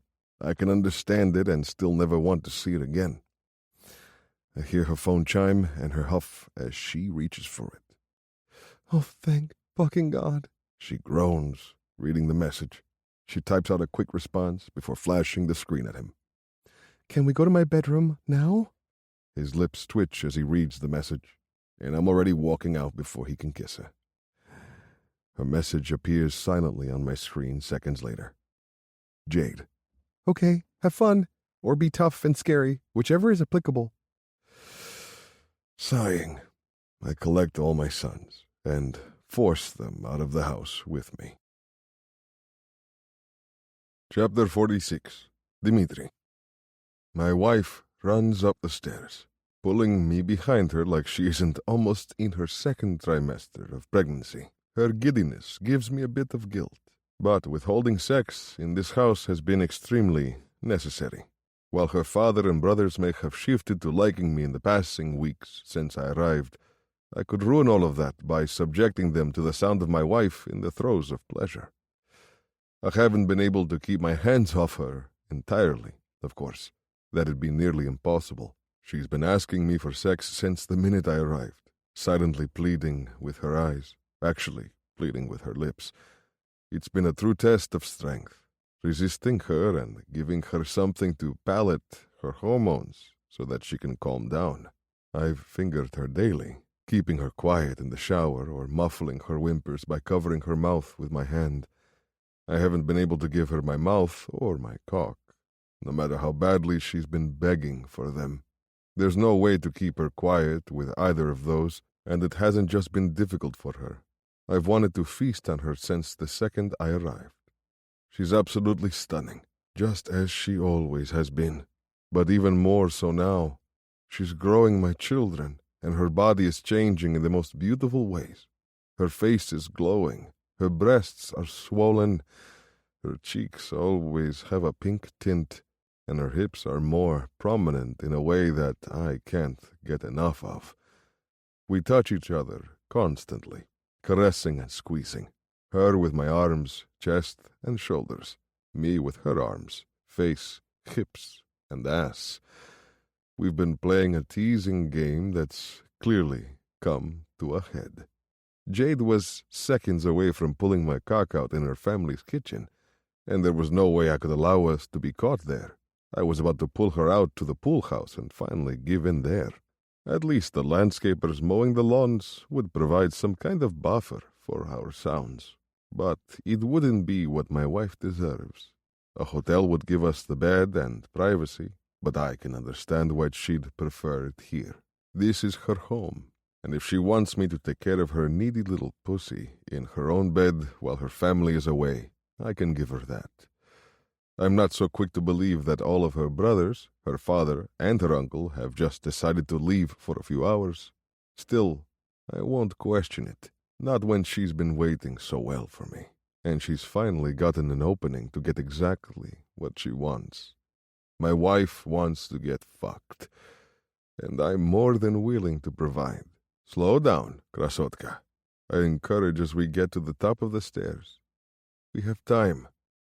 No way, she shoots back, rushing me to her bedroom door. I'm not wasting a second. I want everything, and for everything, we need time. My wife shoves me into her familiar room, slamming the door behind us and locking it just to be safe. A locked door wouldn't have been enough assurance for me before, but her own father texting her that they were all leaving, it's enough. Why are your pants still on? She pouts, looking at my bottom half with disappointment. Jade? Oh no, she interrupts, shaking her head and narrowing her eyes. Don't Jade me. You read the message. It's go time, mister. I have to stifle a laugh. Go time. Baby, I correct, cupping the sides of her face. Slow down, my greedy girl. You know I'll take care of you. Take a deep breath for me, my love. Shakily, she inhales and blows out a breath. Another, Krasotka, I instruct. Show me you're ready for me. Like she's told, Jade sucks in a deep breath, blowing it out more controlled than the last. That's a good little wife, I praise, watching her shiver before sealing my lips down on hers. She moans on contact, trembling hands fisting my shirt for stability. I shift one hand to her lower back, using the leverage to tug her against me, forcing her to gasp. Do you know what I'm going to do to you, baby? Fuck me? She whispers her guess breathlessly, eyes flooded with lust. I shake my head and she whines. First, I'm going to devour your sweet, dripping pussy, I inform her, walking her backward to the bed. I'm going to get my fill, licking you until you come all over my face. And then, my darling wife, I'm going to fuck you until you're crying that you can't take any more. Any objections? No, she rushes out, almost snapping the word. My little wife is so hungry for it. I can't keep her waiting much longer. Without warning, I pull the ends of her dress into my hands and tug, shedding it and tossing it aside. Her chest is bare, nipples already stiffened into peaks for me. She's been skipping a bra a lot lately, claiming to be too sensitive for the tight fabric around her tits. I haven't complained, of course. Peel those panties off for me, Krasotka, I command, cupping her breasts with each of my hands. They're soft but heavy and just as mouth-watering as the rest of her. My head dips down, back bending to bring my mouth to her chest. Jade wiggles out of her bottoms while I close my lips around her perky, pink nipple. Her ribs expand with a gasp, mouth dropping open in a wide O. I groan as she moans. Needing to taste them both, I switch to the other breast, sucking the tip into my mouth. My tongue twirls around it while my thumb massages the other, and Jade squirms until her panties hit the ground at our feet. Still teasing her nipples, my arms wrap around the back of her legs, lifting her off of the floor and falling with her into the bed. Her back hits flush against the mattress. Dark hair spilling around her chest and arms, being between her legs, has the heat of her center pressed against the bulge in my pants, causing me to groan. Your clothes. She protests, trying to shove my shirt off of my shoulders. You want to see me? I ask, sitting back on my heels to tug off my belt. Uh-huh. She whimpers. My gorgeous, greedy wife, I say, looking at her splayed out beneath me. Her knees are spread, not shy about exposing the wet cunt she has between her thighs. I pull my shirt off with little effort, tossing it off of the bed, along with my belt. If I take my cock out now, she won't be able to get her mind off of it, so I don't. I wasn't lying about missing her taste, and I can't have her on my dick until I've got her cum soaked all over my tongue. Distracting her so that she can't think about my pants, I drop heated kisses all the way down her leg, teasing extra hard when I get to her inner thigh. The smell of her arousal is like a fucking drug that I can't resist. Without warning, I drag my tongue through her soft folds, flatting and flicking it over her pussy. Her hips bow off the bed, and she cries out from only one lick. You see why you had to wait for this, baby? You're such a responsive girl. I could never do this to you with your family in the house. To drive my point home even further, I press a deep kiss right on her clit and tease her center with my index finger. Ah! She cries, pushing herself harder into my mouth. More. She chants, desperate to come, but we've only just begun. Slipping a thick finger into her tight hole, I grin as she pants for it. My tongue twirls around her sensitive flesh, teasing and tormenting the little spot that drives her wild. I finger her faster, slipping a second finger inside and pumping in and out. My fingers curl and drag along the soft, spongy walls, lighting up even more nerves as I work. Jade's whimpers and moans become louder, and she shoves a hand into my hair, gripping hard to keep me here, like I'd ever leave my favorite place willingly. Dimitri, she gasps, starting to hump back against my tongue. So close. Her pussy clamps down on my fingers like a vice, trying to squeeze me so hard that I can't remove them. Her skin gets hotter and hotter with every swipe of my tongue. I know, Rasotka, I murmur, barely lifting my lips off of her to speak. I know you're close, baby. I can fucking taste it. Oh my God! She cries, her free hand slapping against the bed and pulling her blanket into a shaking fist. Fuck, I love you so much, she babbles, her orgasm seconds away. You take such good care of my puss. Oh! I suck her clit, causing her to scream and throw her head back, humping against me through every wave of pleasure. Her walls pulse around my fingers, cum flooding them as she loses all control. Working her through every last second of her climax is one of my favorite parts, along with the way she begs and pleads without uttering a word, rolling her hips and breathing so frantically that her ribs shake.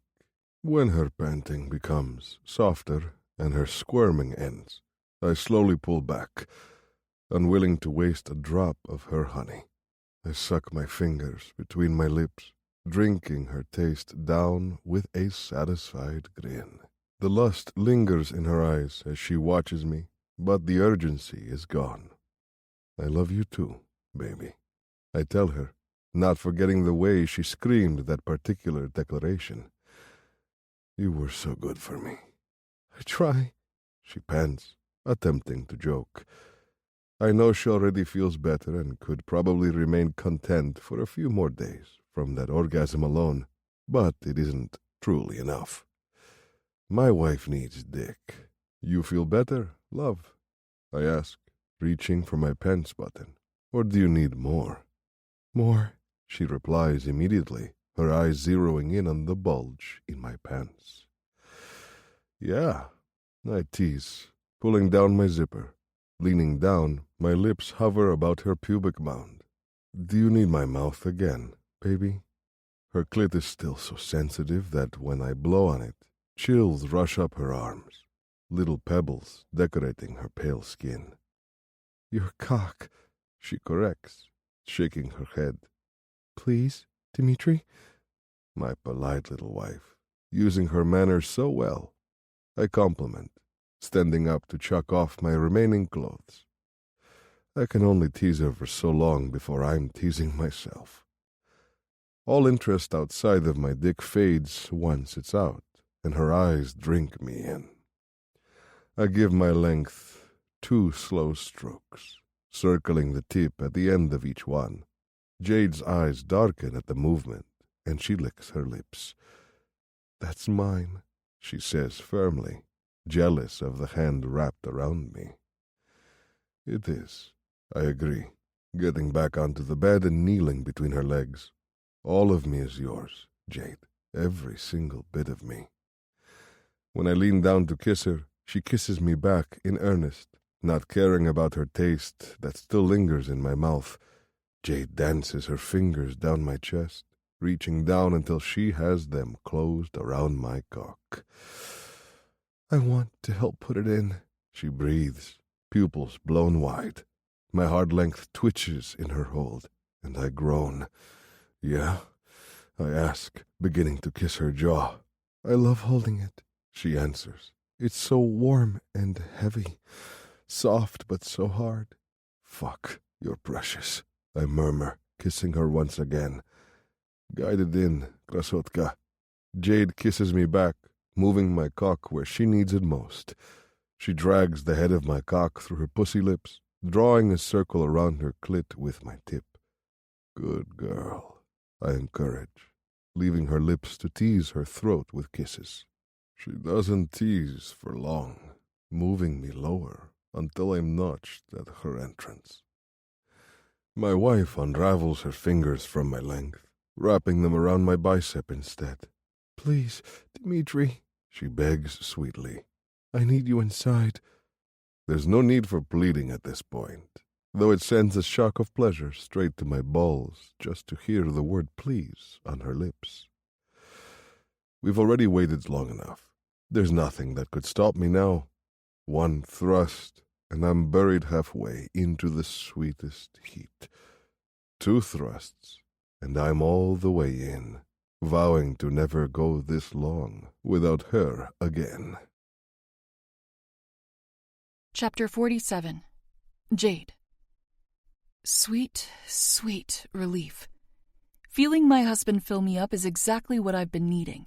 Every craving for him that's been building and building for days on end is finally extinguishing. Fire cracks through my veins with every slow thrust he gives, making himself comfortable inside of me. He warms us up, taking it easy to stretch me out around him. Even with the slow pace, I'm already drunk on him. So good, I moan, breathing out a long sigh. Yeah? He drawls, hungry eyes devouring me from above. Is that aching little pussy finally getting her fill, baby? Fuck, I agree, nodding. Dmitri takes his time, pushing in and pulling back with long, measured strokes. My walls protest each time he leaves, trying to hold him in with hard clinches. He loves it, moving back even slower just to feel the tug. Look at you, he says, lifting one of my legs by the thigh and bringing it further to the side, spreading me open even wider for a better view. So fucking pretty. The praise is like a direct tap on my clit, a rush of heat swelling all throughout my body. My cheeks must be blood red while I let out a muled moan. You like that, wife? He asks, rolling his hips forward with more force than before.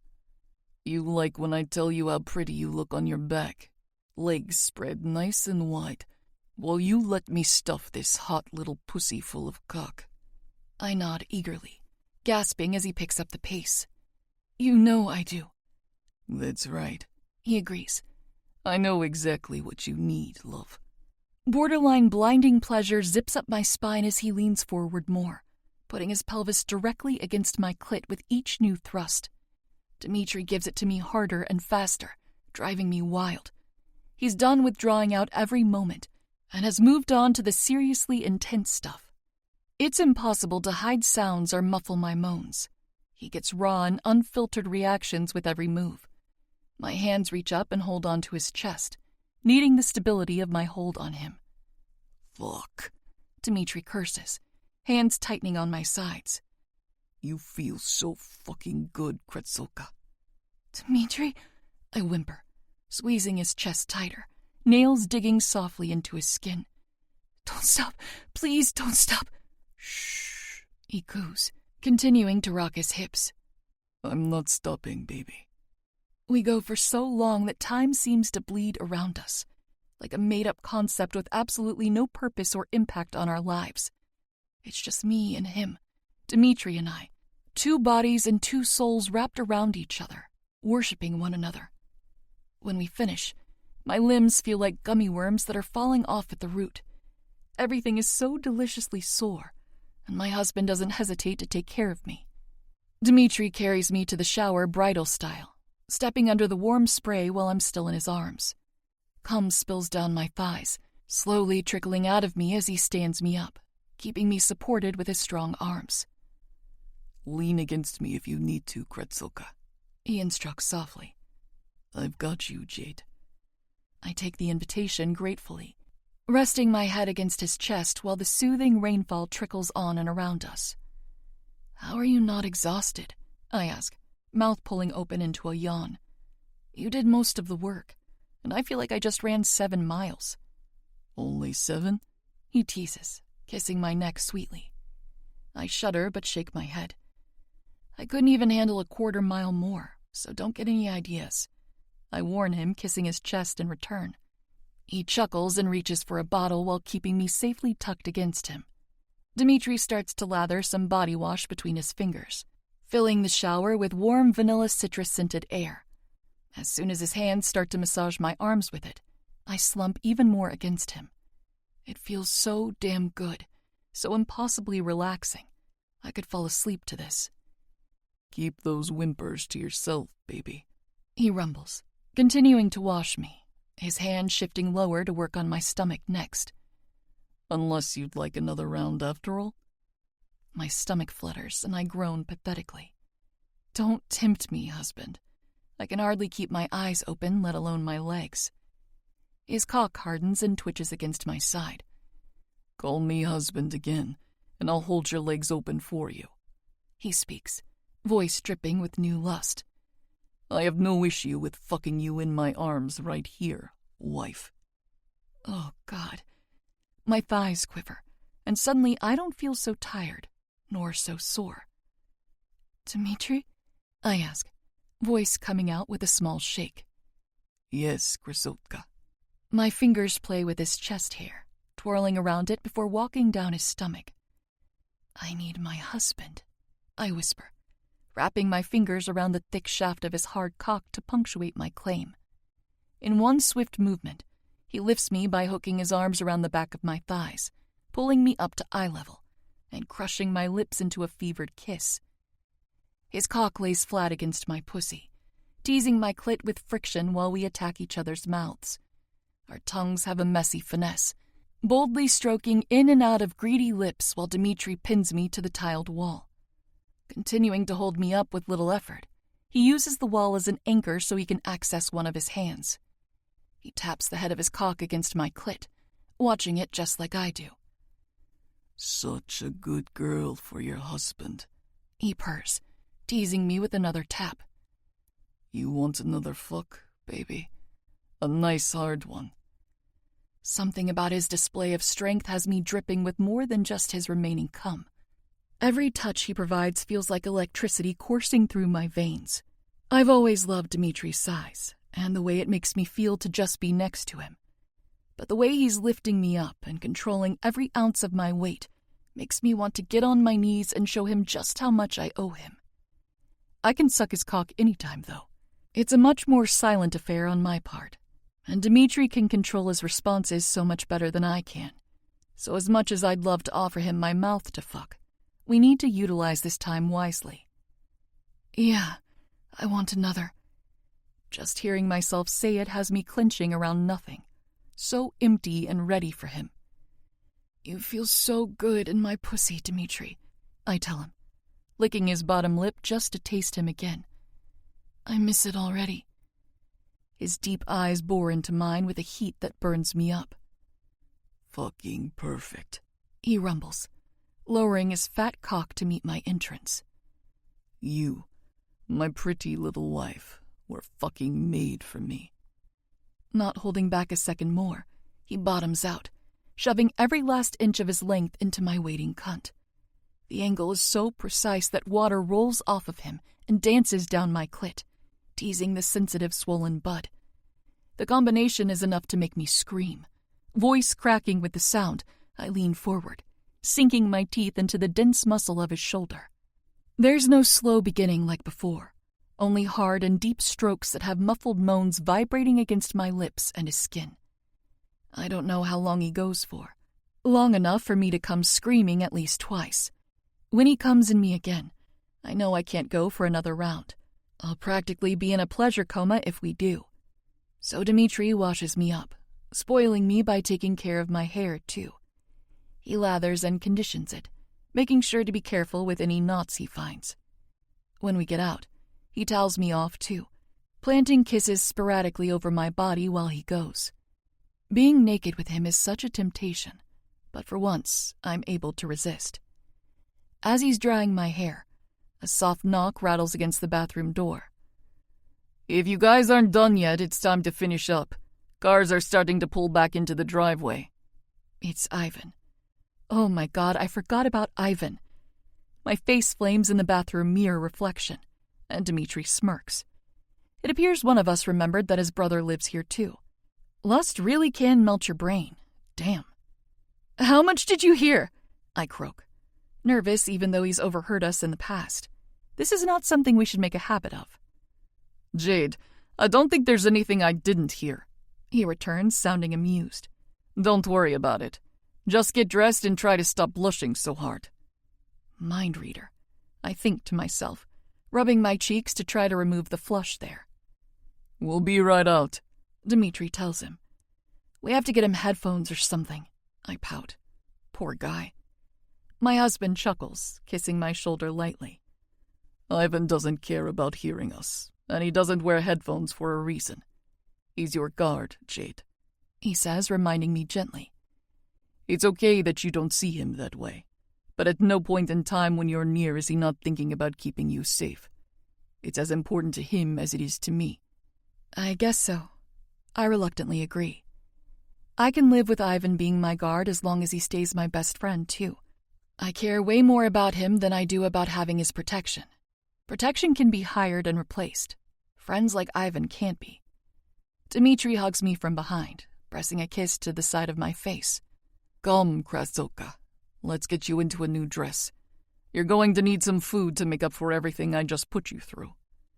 A good-ass steak sandwich might bring actual tears to my eyes right now, so I giddily follow him out of the bathroom and into my closet. By the time we're both dressed, I can hear the familiar sounds of ruckus that follow my brothers begin to fill the house. Dmitri starts to make me a snack while Ivan and I sit at the small breakfast nook together. I haven't seen everyone yet, but of course, Matteo finds us first. Well, you're in a way better mood, Matteo notes, and I blush. Don't ask about it, Ivan warns, earning him a little kick from me under the table. He doesn't flinch, of course. Matteo looks between us. Why not ask? What did you do? Nothing, I chime too quickly. Narrowing his eyes, Matteo flicks Ivan on the shoulder. What did she do? You don't want to know, he tells him, hiding a smile.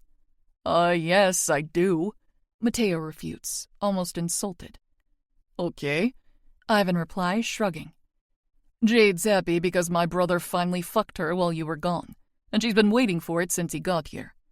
Ivan! I squeak. Oh, gross. My brother scrunches up his nose. You didn't have to hear it. Ivan tacks on. Even more gross. Mateo protests. You suck, man. Dmitri kisses the side of my temple, giving me and Ivan both a plate of strawberries drizzled with chocolate. I smile at him gratefully, continuing to listen to our brother's squabble. You see, Ivan continues, nodding to an uncomfortable Mateo. He's learning not to be nosy one bit of TMI at a time. Huffing, Mateo takes the seat next to Ivan while glaring at him. If you're trying to train me, treats would be appreciated. Eyes rolling, Ivan drops one of his chocolate strawberries into my brother's open palm. There, happy? Mateo snatches up the offering and tosses it into his mouth. Much better. I'd call you a good boy for eating your treat, but talking with your mouth full isn't very well-mannered of you. My mouth definitely isn't full, and you can still call me a good boy. Okay, wow. Since when did these two playfully banter? Dmitri and I share a look, but he's less interested in them and more interested in kissing me. When our lips part, I sigh happily. This is everything I need. Chapter 48. Dmitri. Armani and Apollo Moretti have decided to interrogate me. I'm honestly surprised it's taken them this long to pull something like this. Offering me a drink under the pretense of separating me from my wife to pry is a smart move, even if it's quite predictable. At least their booze selection is impressive. If I'm going to have a glass, I want it to be a good one. I'll just double brush my teeth before climbing into bed later. Jade wanted to go to sleep early tonight, still worn out from the stellar fuckfest we engaged in today. But as much of a workout as it was, I couldn't go to bed at 7 if I tried. Ivan is with her, though, working on his laptop while she sleeps, unless she's convinced him to hold her. Either way, she's safe, and I'm just a few floors away. I'm also not tied to a chair and being poked and prodded with weapons for information, but I'm being grilled about my history and my intentions nonetheless. I thought I made myself clear before, but I don't mind continuing to prove myself. Jade deserves people who care about her well-being, enough to sit me down and investigate me. I'll continue to answer their questions without complaint. Nico is here as well, but I've already gained his approval.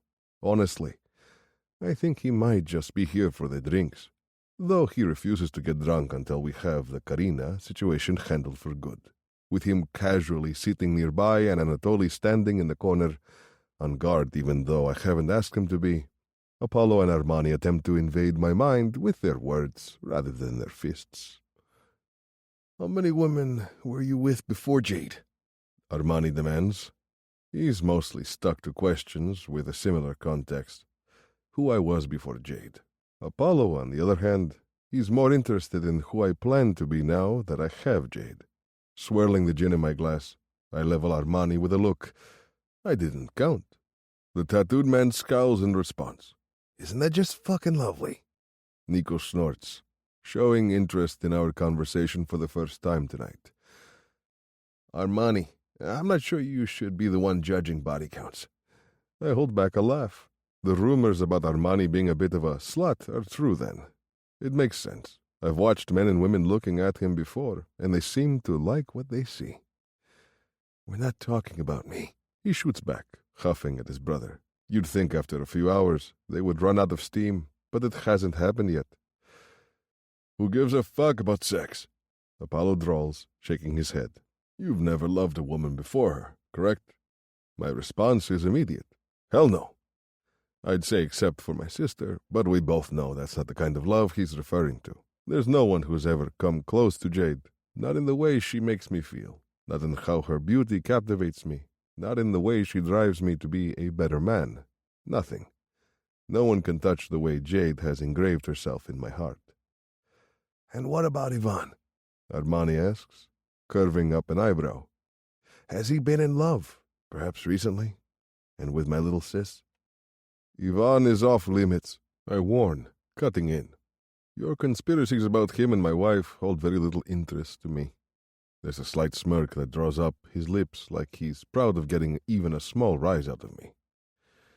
And what about that one? He questions. nodding toward Anatoly.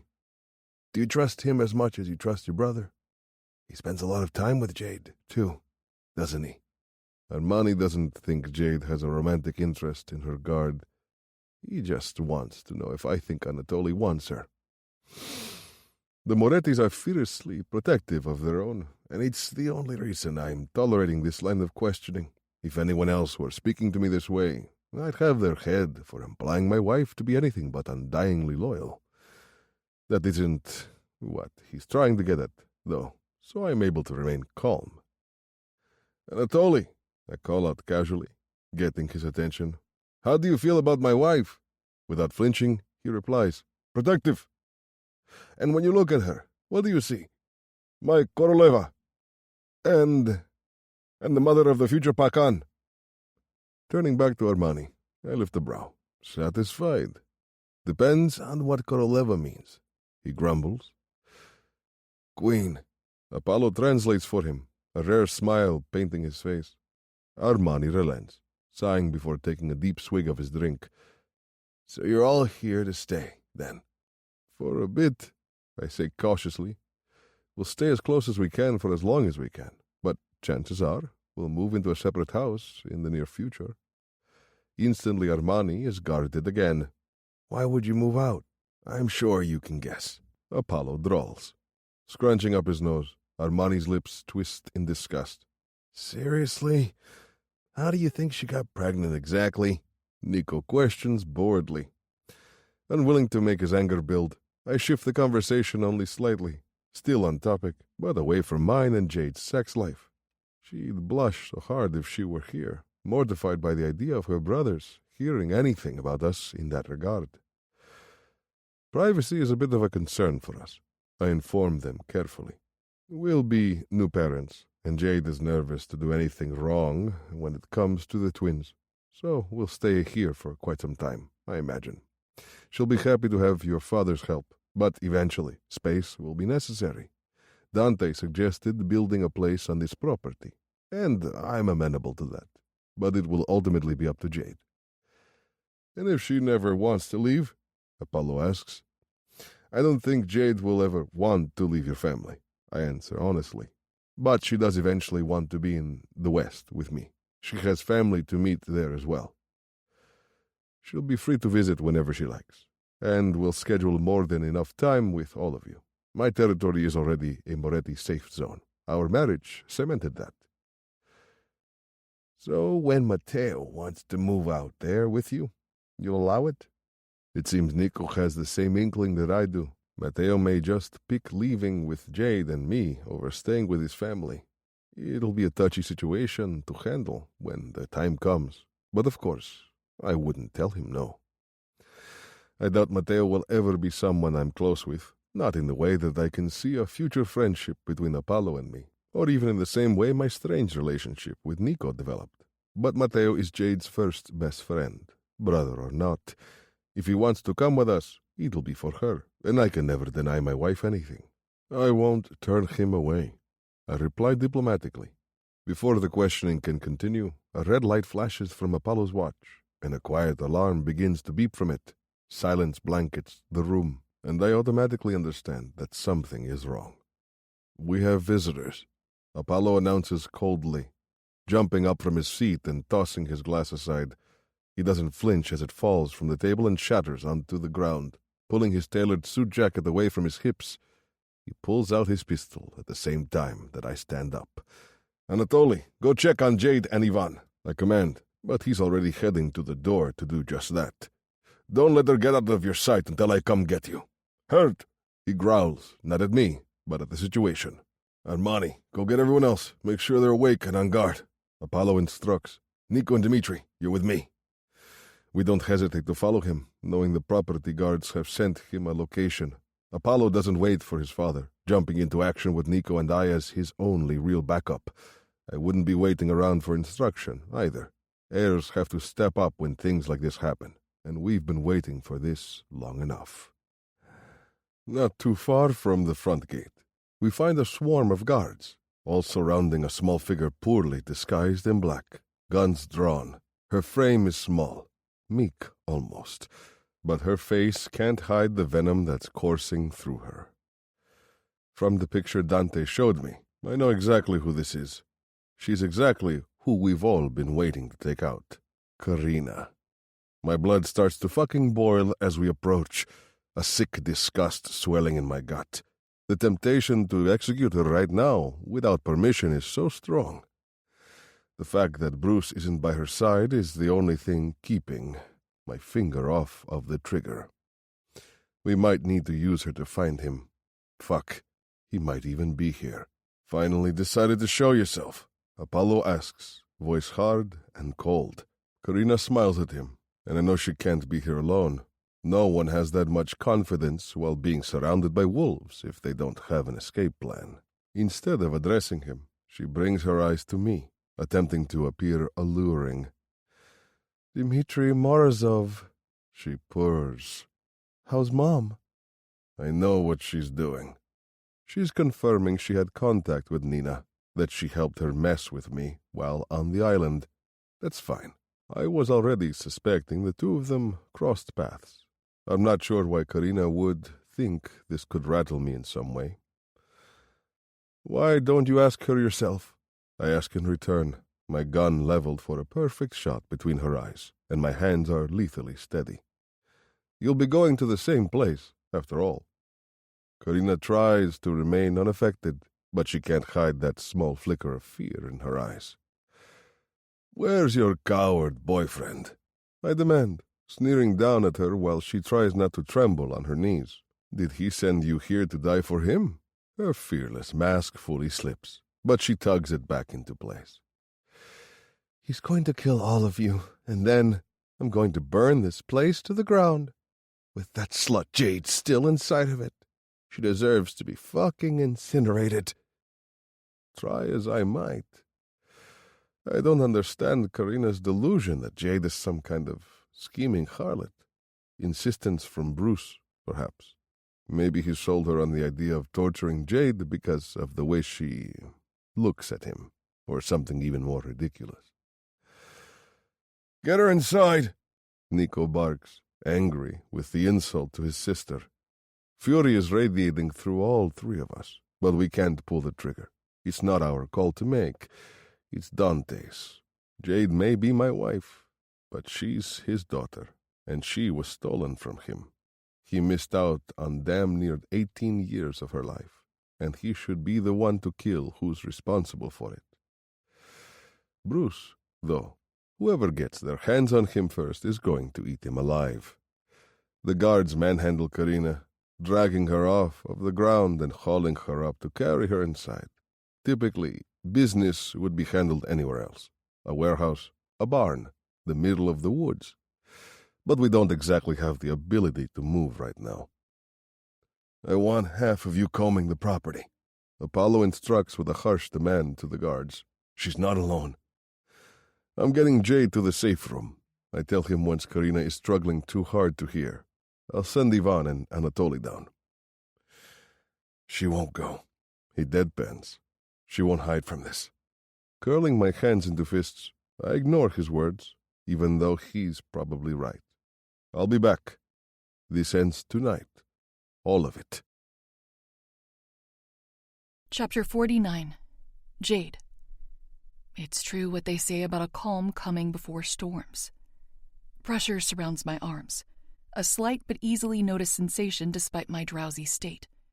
I'm bathing in darkness, too far from a waking reality to recognize what's happening, until his voice floats into my ear, a gentle but firm sound. Jade. Dimitri's concerned voice wakes me from a deep sleep.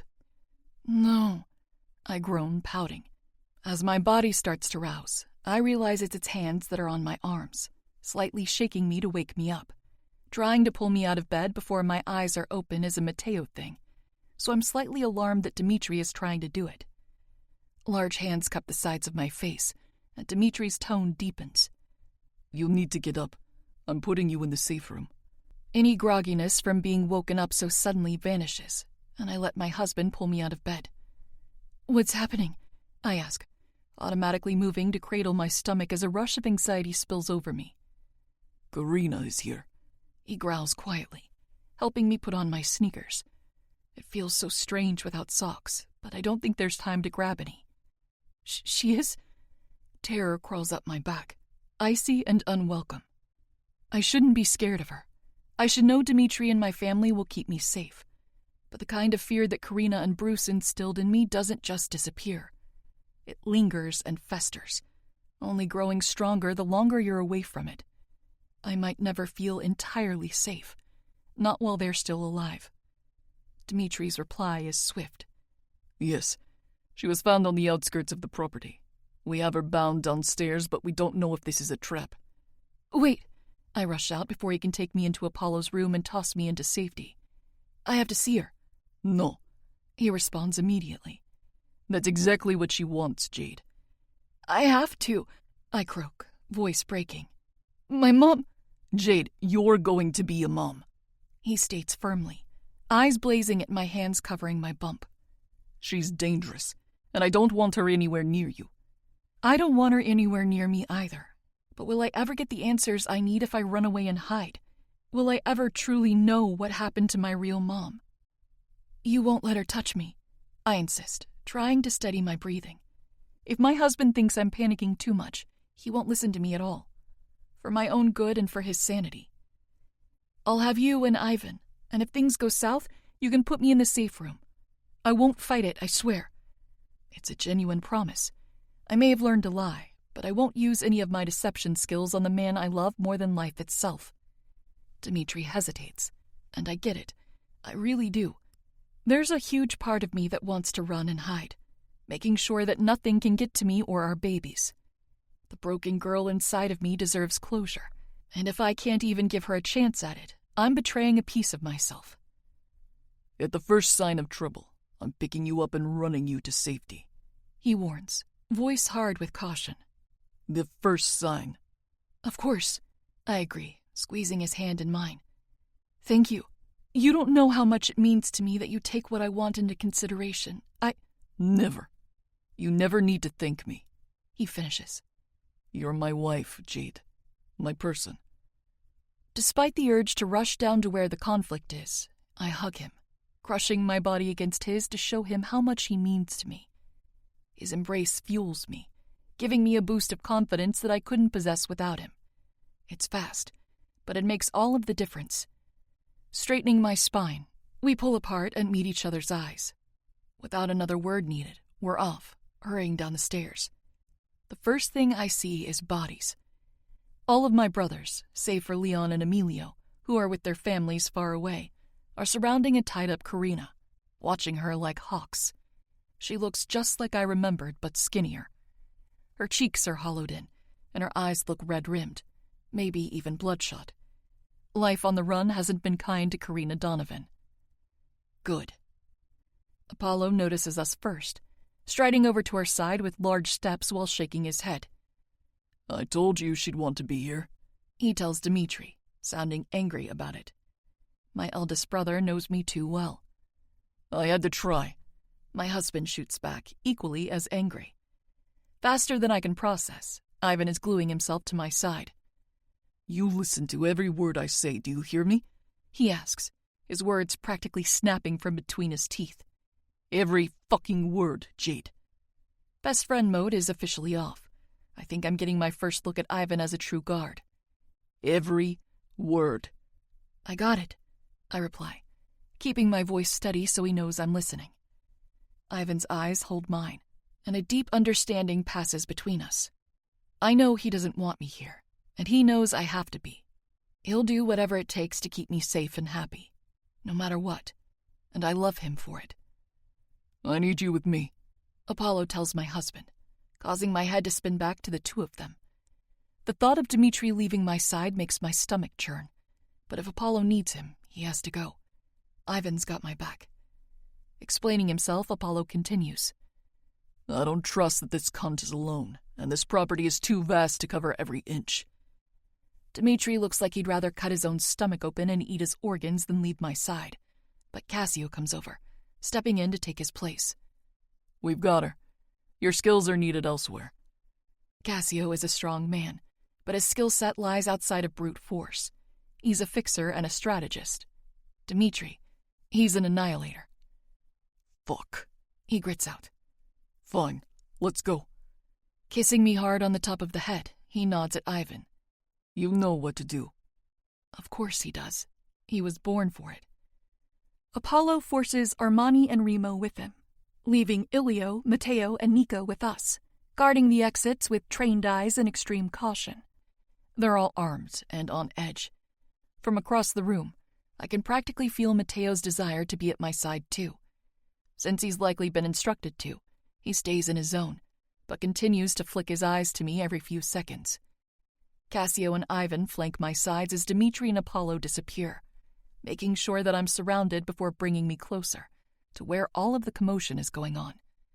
Uncle Caesar is nearby, watching my father's back as he approaches our prisoner. Only she's not looking back at him.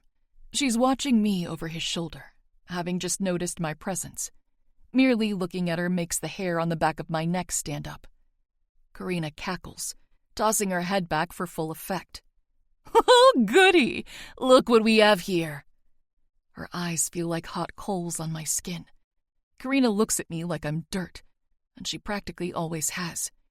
Refusing to let her see me flinch, I keep my face neutral. The whore is pregnant at 18, she sneers. What a shock! Shut the fuck up, Dad demands, his tone the only warning he's willing to give. My daughter is none of your concern. My father flicks open a large knife threateningly. The blade is razor sharp, silver flashing under the lights. It's thick and daunting in his capable hands. Where is Kim, Karina? His voice has a cold calm that sounds more lethal than any yelling I've ever heard. He's perfectly in control right now, using the upper hand to let her know that she's beneath him. This is his home, and she's an uninvited guest. She bubbles with another high-pitched, demented laugh. You figured out that I'm not your precious Kimberly, have you? The way she says her own sister's name sends prickles of discomfort up the back of my neck. What Dad said before is true. Karina hates Kim. How do you hate your own twin? Any delusions I created that Kim gave me to Karina have entirely evaporated. Theirs is not a sibling relationship built with any sort of trust, admiration, or love. I doubt they'd share pleasantries over tea, let alone a child. So the question remains, where is my mom? Was it the name that gave it away? I mean, I literally named her after the color green. Kimberly fucking hated the color green. She named me Jade just to spite Kim even further? No, you think she hated green. Dad snaps, cutting her off. It's just a fucking color. She couldn't care less about picking one to dislike. I have no idea if he's telling the truth, but I'm going to choose to believe it. I can't live the rest of my life thinking my mom would hate my name. You barely even knew her, Karina spits. If you actually knew her, you'd have never stuck your cock in her, you stupid fuck. Unsettling imagery I refuse to think about, but Dad isn't fazed. You got away for as long as your luck would allow, my father warns. You won't escape this. The time for coming clean is now. Talk before you lose the ability to. Her haunting eyes flare and her amusement dies. And then what? She asks bitterly. What will you do when I can't speak and give you what you want? You've already lost, Dante. An unfamiliar concept for you, I'm sure.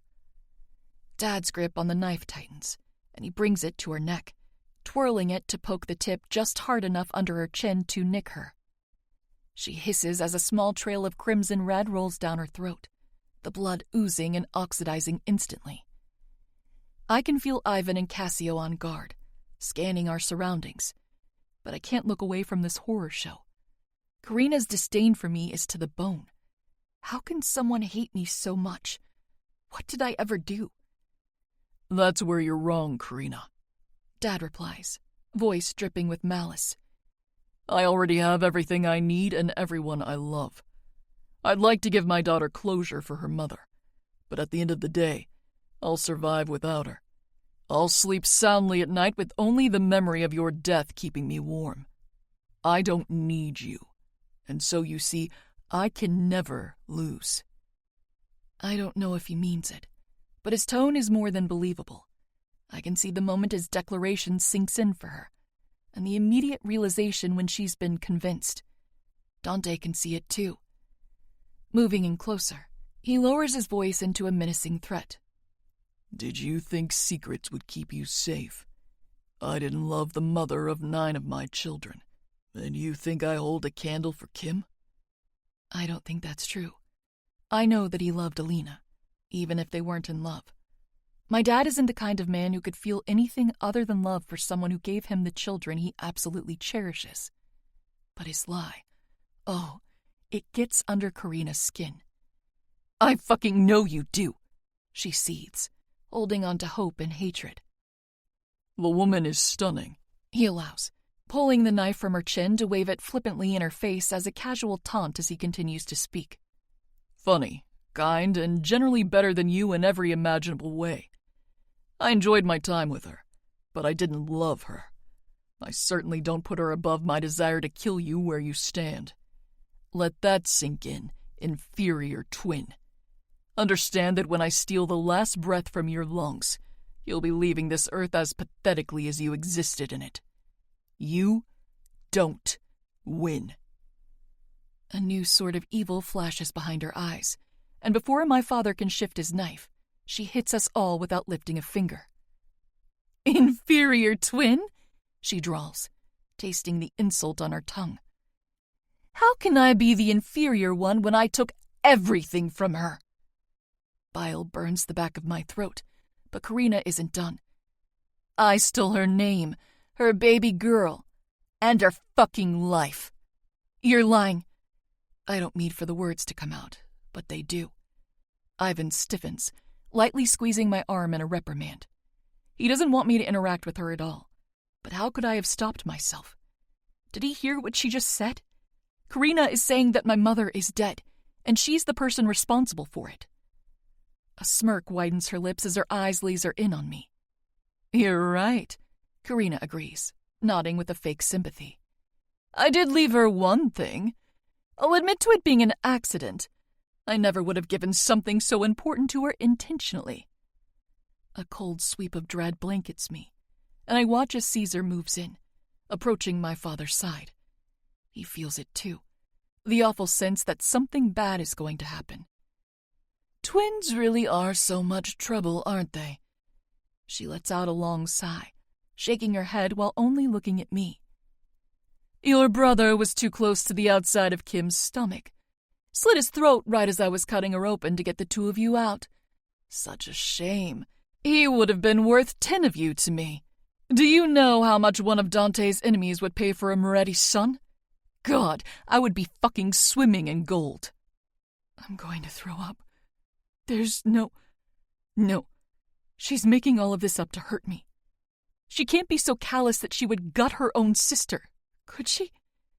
Sweat makes my hands clam up as her words replay on a poisonous loop in my head. Your brother was too close to the outside of Kim's stomach. If she isn't lying, she's sicker than I could have ever imagined. She blames him for his own death, not the fact that she performed a forced and unlicensed cesarean section on Kim, but the fact that he wasn't positioned properly for her. Dante's previously stern and cold demeanor has cracked, and I know he believes her. I wish he wouldn't, because the thought of it is too much to bear. If it's true, oh, God.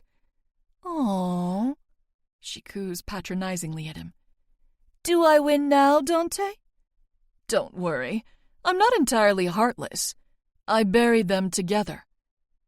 Cold sweat breaks out, and nausea consumes my stomach. It's true. I had another brother. I had a twin. I had a twin brother, and Karina killed him. Dmitri prepared me for the idea that my mother may be dead. But a twin?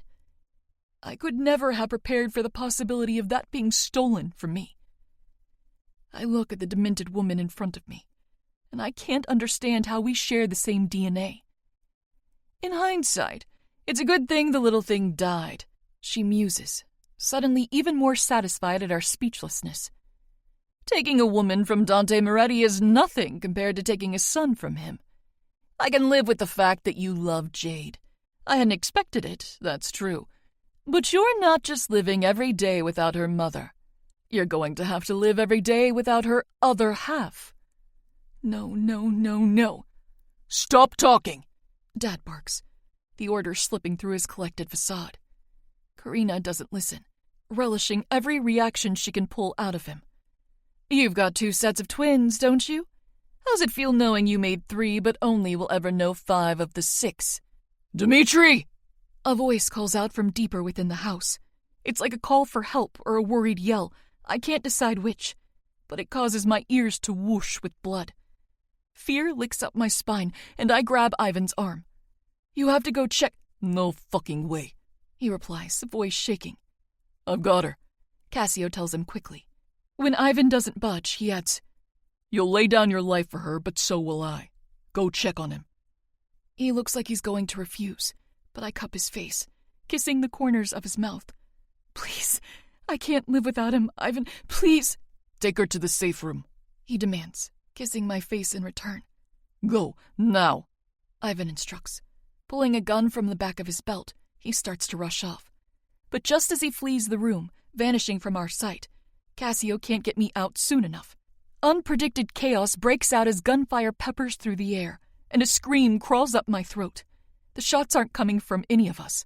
They're coming at us. My hands cover the front of my stomach, and I curl in on myself, feeling hot zips of bullets far too close to me. I watch in horror as Cassio dives through the line of fire to push me.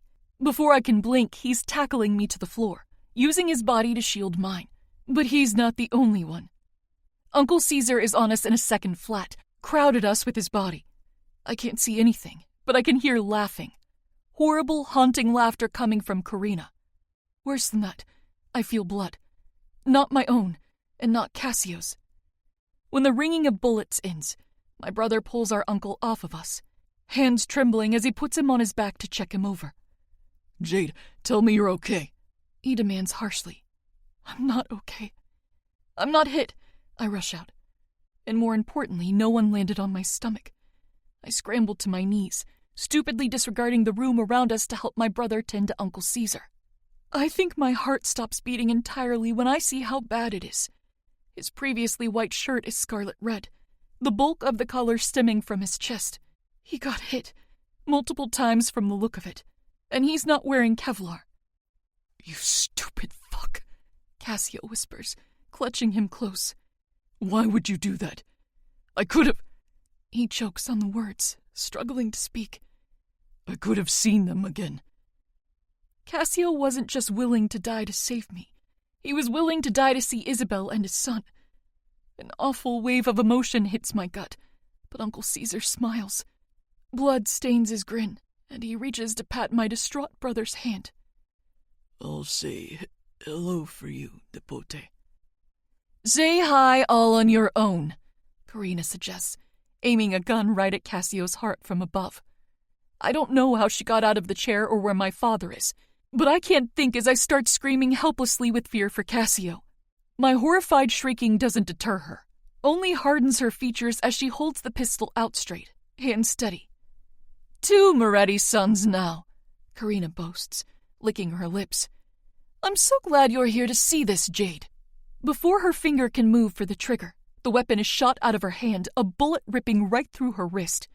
Her scream curdles as the gun flies out of her grasp, and her pain is distracting enough to overthrow her previous advantage.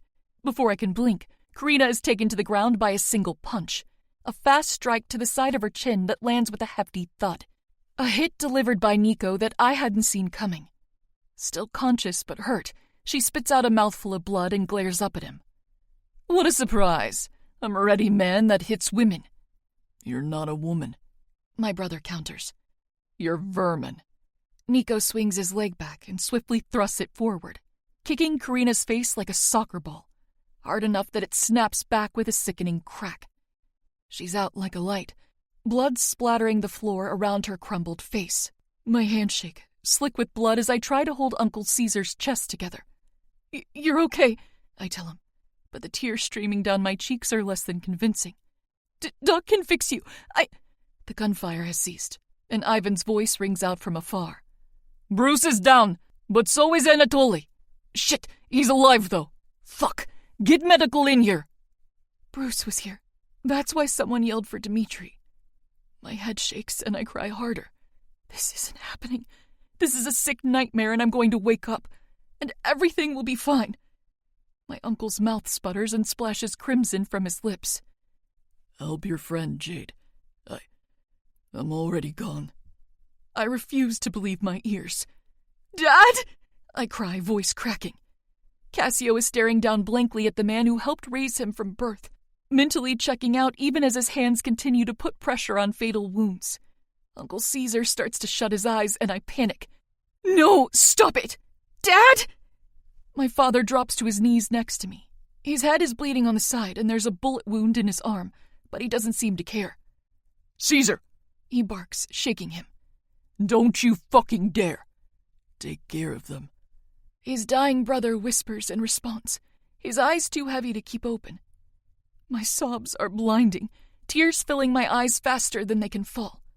I haven't had enough time with him yet. It can't be over. Please, God, please, it can't be over. Don't, my father demands, water dripping down his cheeks. Lasted longer than I thought. Horrible words that every man in this room understands. Being in the Mafia, it's an accomplishment to live into your 40s. I just never thought that with all the protection and power we possess at the outfit, that any of this could happen to us. Strong arms enclose around me from behind, and without even looking back, I know it's Dimitri. Please tell me you're not hurt, I beg, sealing my eyes shut in case the worst has happened. I'm okay, baby. He murmurs against my ear. Come on, give your father some space to mourn. Mourn? What a horrible word. I turn into his hold, throwing my arms around him and allowing him to pull me off of the bloody floor. How did this happen? My uncle, I cry, holding on to him for strength. It's not fair. I know, baby, I know. He soothes, stroking my hair. I can hear my dad pleading with his brother to keep breathing, but I'm afraid it's too late for that. There was so much blood. He's dead, isn't he? I croak, barely whispering loud enough for him to hear. He's gone, Kretsoka. He confirms. I'm sorry, but he's gone. I nod into his neck, smearing my tears into his skin. This has been the worst day of my life. Worse than all of Bruce's torture. Worse than learning who I thought was my mother would never love me. Worse than all of it. I lost my uncle, the hope of my mother's life, and the twin I'll never know. Lips wobbling, I plead for some good news. My brothers are okay. Nico, Ilio, and Matteo took out most of the ambush shooters in this room. He begins, filling me in on everything I couldn't possibly keep up with. Ilio has a busted lip, and his ribs might be bruised, but he's fine. Matteo probably has a concussion, but he's okay too. All of them are going to be just fine. It should make me feel better, but the relief is fleeting. I hate today, I tell him, sobbing further. I know, my love. Dimitri rocks me, comforting me for as long as he can before handing me off to Ivan. There's a massive mess to clean up, and there's no way in hell he'll have me be a part of that. Shh, Ivan coaxes, holding me close. Let's get you cleaned up and go wait to hear how Anatoly is, okay? He's going to make it out of this, and he'll want to know you're all right. He killed Bruce? I ask, trying to control my heart rate and shake off the deep-seated sadness cloaking my heart. I have to keep my baby safe, even if that means drying my eyes when I never want to stop crying. He did, Sestra, he replies softly. Anatoly had his gun shot out of his hand, and he was still able to beat him to death. He's got a few more wounds and a big-ass cut down his arm, but he put Bruce down for good. He killed my demon, I mumble, feeling guilty. He could have died too. But he didn't, Ivan counters. They had backup and a very calculated plan to get to you, but we still stopped them. It's okay, Jade. It's all over now. The demons are gone, and all your monsters are going to keep you safe. My favorite monsters. My family. They'll be taking care of Karina, I'm sure, stealing every bit of life remaining inside of her until she no longer exists. I don't know how long Nico will be able to drag out what he does to her. Given the fact that she's responsible for our uncle's death, I assume he'll give her everything he's got and more. Especially if he heard the news of our brother. Dante Moretti is meant to have 11 children, and he's going home with 10. Not only that, he's going to have to bury a brother of his own. I don't know how I can ever make him feel better again. Chapter 50. Jade. We have the funeral a week later. It's intimate, with only our closest friends and family in attendance. The flowers are in bloom in the garden, tiny white petals spilling around everyone's feet. It was Apollo's idea to have the funeral at home, knowing Uncle Caesar wouldn't want it any other way. My eldest brother has done a lot of the heavy lifting, taking a big weight off of our dad. Apollo is great at controlling his emotions, better than anyone else I know. But even he isn't immune to the all-consuming grief our family feels. I've seen his facade cracking more than once, and still, he keeps moving forward. Emilio and Melanie are here with both of their children. It was a horrible way to meet my sister-in-law for the first time, but I know I'm not alone when I say having her and her babies here has brought some light to this dark time. Valerio and Mila are absolutely precious and so well behaved, bringing smiles with them wherever they go. Similarly, Leon and Cleo's son Bastian is being a little ray of sunshine, sitting in my father's lap for the ceremony. I can tell that he's helping, because even if it's hard for my father to smile, he can't help it when his grandson giggles. Since the semester is over now, Colton is here too, for Armani. The two of them sit stoically in the back row, wearing their tuxes while passing a flask between each other. Cassio is sitting with them, but he refuses the alcohol each time they offer. None of us has started to truly cope yet, but I'm better off than most, having both Dmitri and Ivan keeping me afloat. Dmitri never fails to remind me that Uncle Caesar would hate to see me sad, and that he'll be happier in heaven if he can see that I'm doing okay down here without him. I never gave much thought to what I believe in when it comes to religion or spirituality or whatever.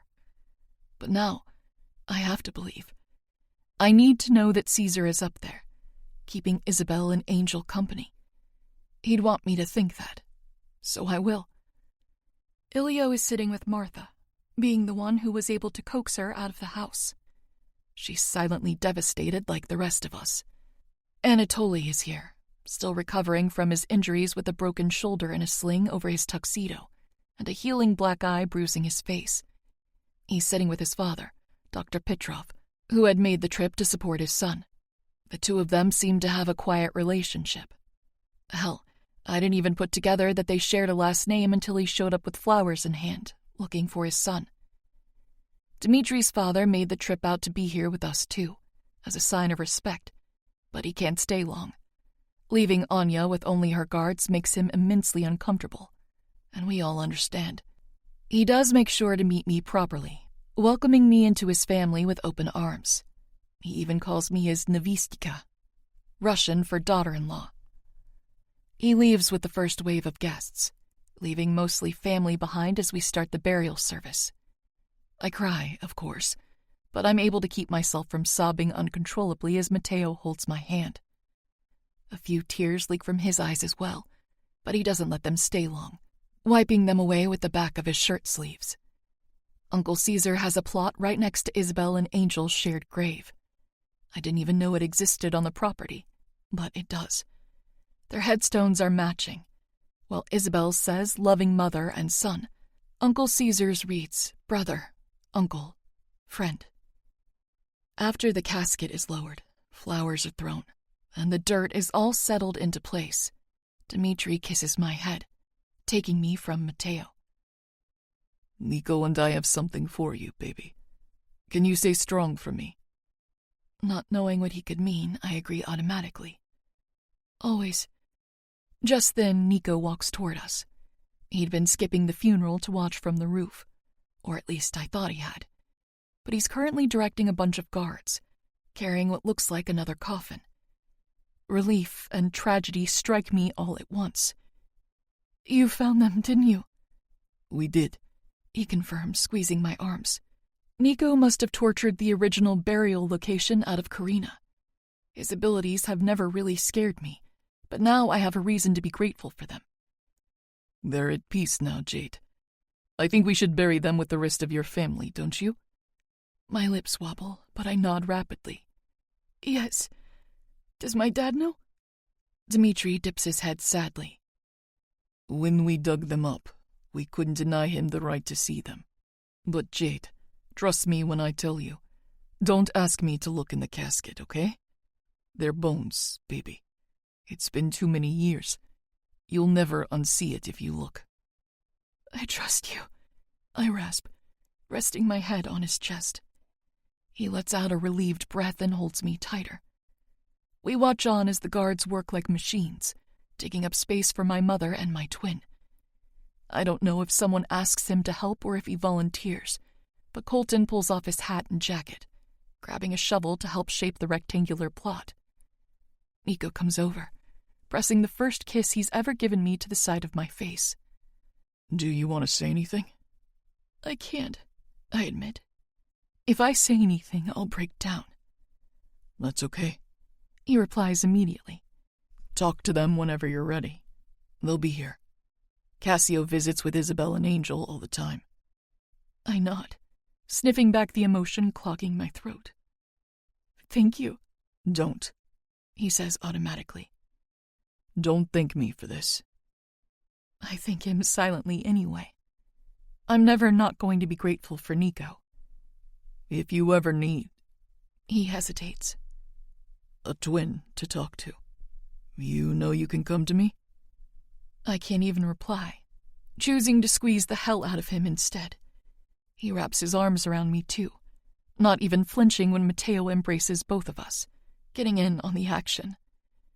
Once the casket is good and buried, I watch as a custom headstone is lowered into place. A shaky gasp leaves my lips when I notice they gave him a name. The beautiful marble stone reads Kimberly and Sage Moretti, mother, son, and brother. "Did Dad pick that?" I ask, voice shaking. "He did," Nico confirms. He named him after a shade of green, too. Not an Italian name like the rest of my brothers have, but something that matches mine. Either he truly meant that Kimberly didn't hate the color, or he's going to great lengths to help me love my name in spite of the turmoil surrounding it. I have to go see, and I do, pushing past the crowd of family to find him with Mila in his arms, watching numbly as the dust begins to settle. She's wearing the sweetest little baby dress, white instead of black. "I love you so much," I murmur, tucking myself into his side. "I love you too, sweetheart," he returns, his voice breaking.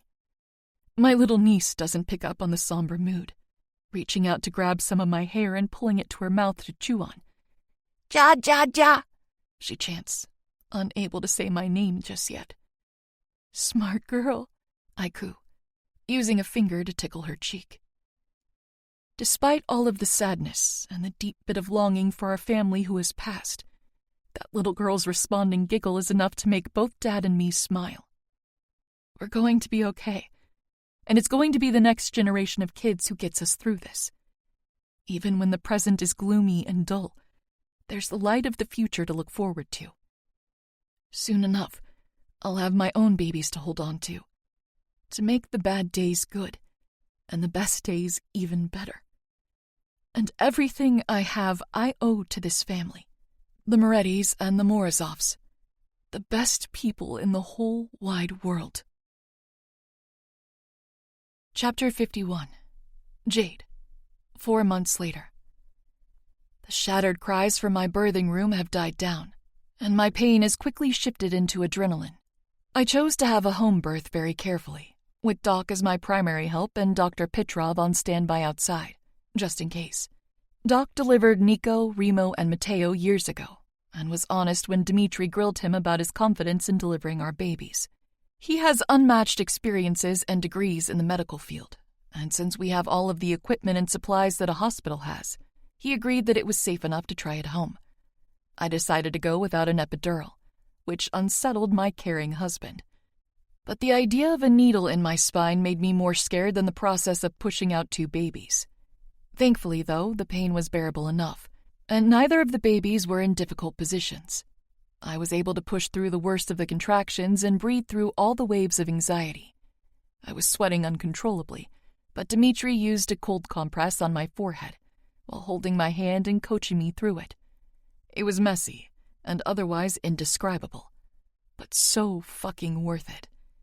We have 2 beautiful, healthy babies now, a boy and a girl, just like me and Sage. The sexes were a surprise, Dimitri and I deciding to wait, but choosing 2 names for each option just in case. I'm still shaking from the overflow of adrenaline and endorphins, but the afterbirth is finally over with. Doc says that my vitals look good and that I have just the right amount of bleeding. So yay, I'm not going to hemorrhage. Dimitri is holding our little girl, while our baby boy rests on my chest, taking his turn with skin to skin. They both have little bundles of dark hair on their head, and I can't even begin to explain the way my heart feels so full. They're so perfect, I whisper. You did so fucking good, Krasotka. Dimitri tells me for probably the 50th time.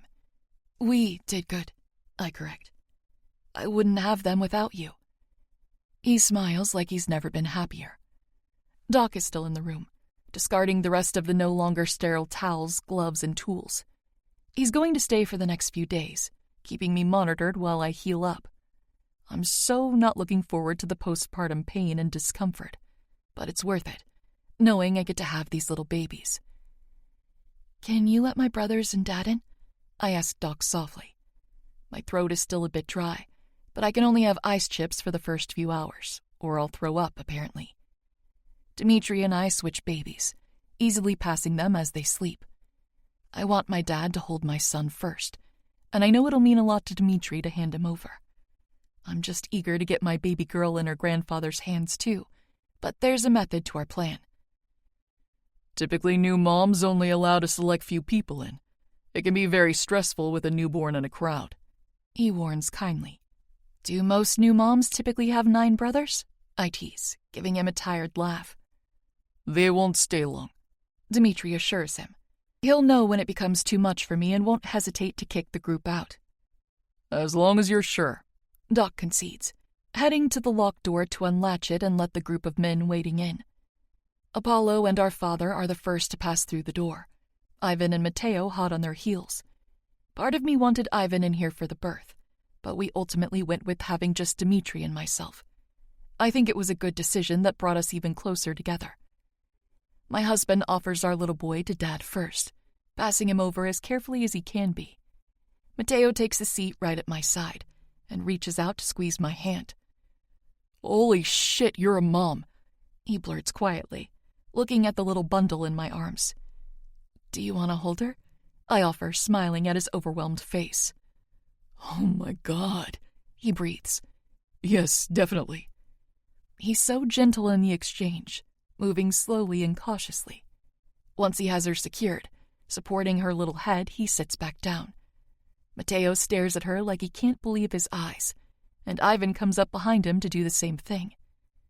She has so much hair, my brother says in awe. Her brother does too, Ivan tells him, having gotten a quick look at him. Each of my brothers says hello to me in their own way before they float around the room, looking at my children, waiting for a turn to hold them. Except for Cassio. He kisses me on the head and sits far away from where everyone is standing. I know he's uncomfortable. He's probably been terrified since I went into labor. I'm just happy he was able to bring himself to come see me. It means more than I can express.